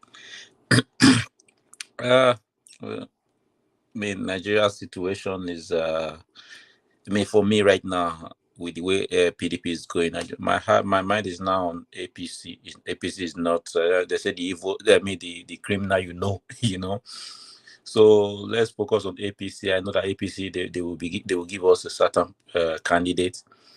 And I hope those certain candidates will be either Osibajo or Tinubu, because I do know that these two gentlemen, even if they've sat together before and they've already, put pen together on how Nigeria should work, on how Nigeria should be. And I know whoever gets to that position, they will put everything that they have. They worked together before. They've all sat together before, and I know that they will make they will make those things happen. And I believe that Nigeria will be great again. I do believe that, but it has to start from a certain president, not a Meshi, though. Thank you. But if PDP give us Peter Obi, that will be fine. But if they give us Atiku, that should be bye bye to PDP forever. I mean, PDP is just gonna die slowly. They're just gonna die slowly if they give us Atiku. Thank you, and you all have a good night. All right, thank you, Brownberry. So articulating, get out of here is what Brownberry says. So Thomas, the routine, final words, Thomas. Yeah, thank you, Woman. Thank you, everyone. Even though I don't have time to really, because of the time, I think I came late. To the lady that was killed in Sokoto, I'm very disappointed, and I don't think anyone in this planet Earth should kill somebody else in the name of religion or in the name of anyone, even in the name of Jesus Christ, in the name of anyone. So it is barbaric, and everyone that took part in that killing should be arrested and be prosecuted for murder.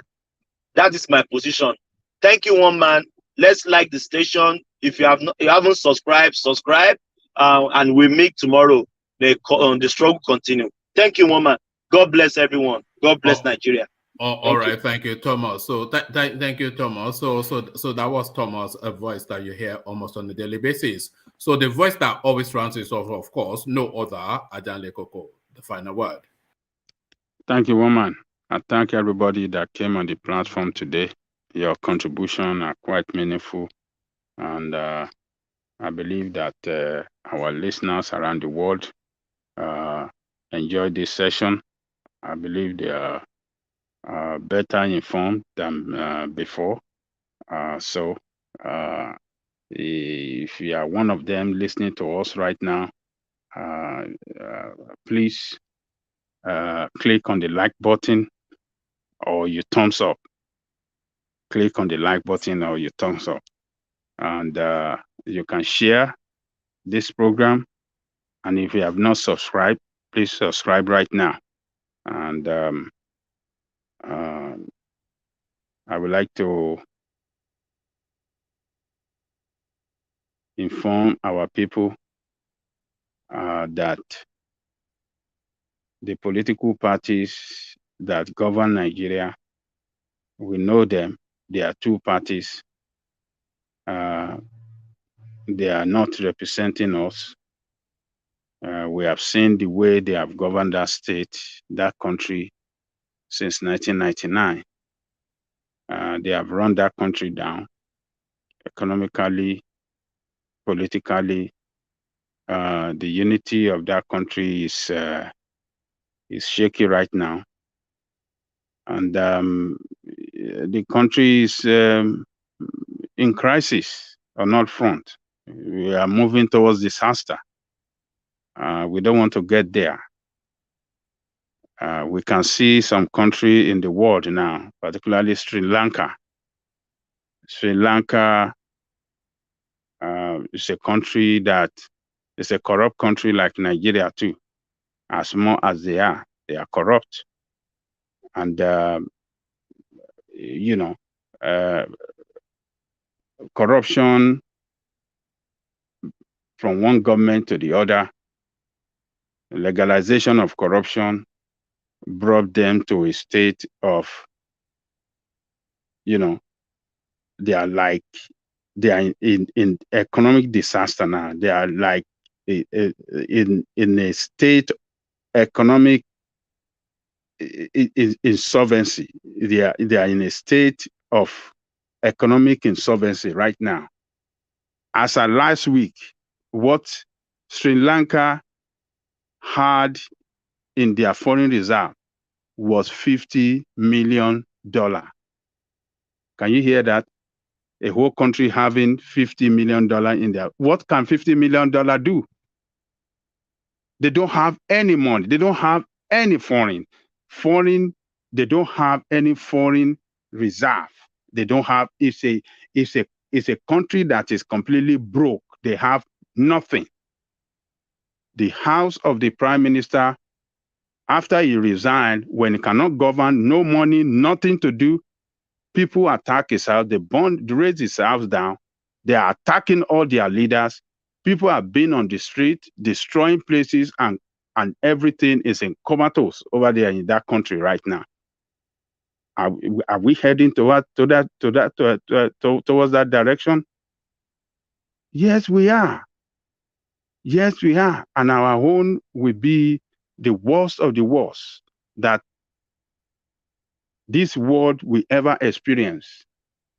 So we don't want it to get there. So what you people can do is to save your country. And the only way to save your country is not to vote for any one of these two parties. It's unfortunate that our man, Peter Obi, is one of this wrong party. But it doesn't matter. It is the party interest that is bigger. It's bigger than the individual interest. So let's vote against them, vote against PDP, vote against APC, vote for AAC, vote for other parties that you know that you like, or Mugbalu party, vote for some other party, the PRP that Kola Abiola is in. Let's try something new. Let's try a new set of leadership.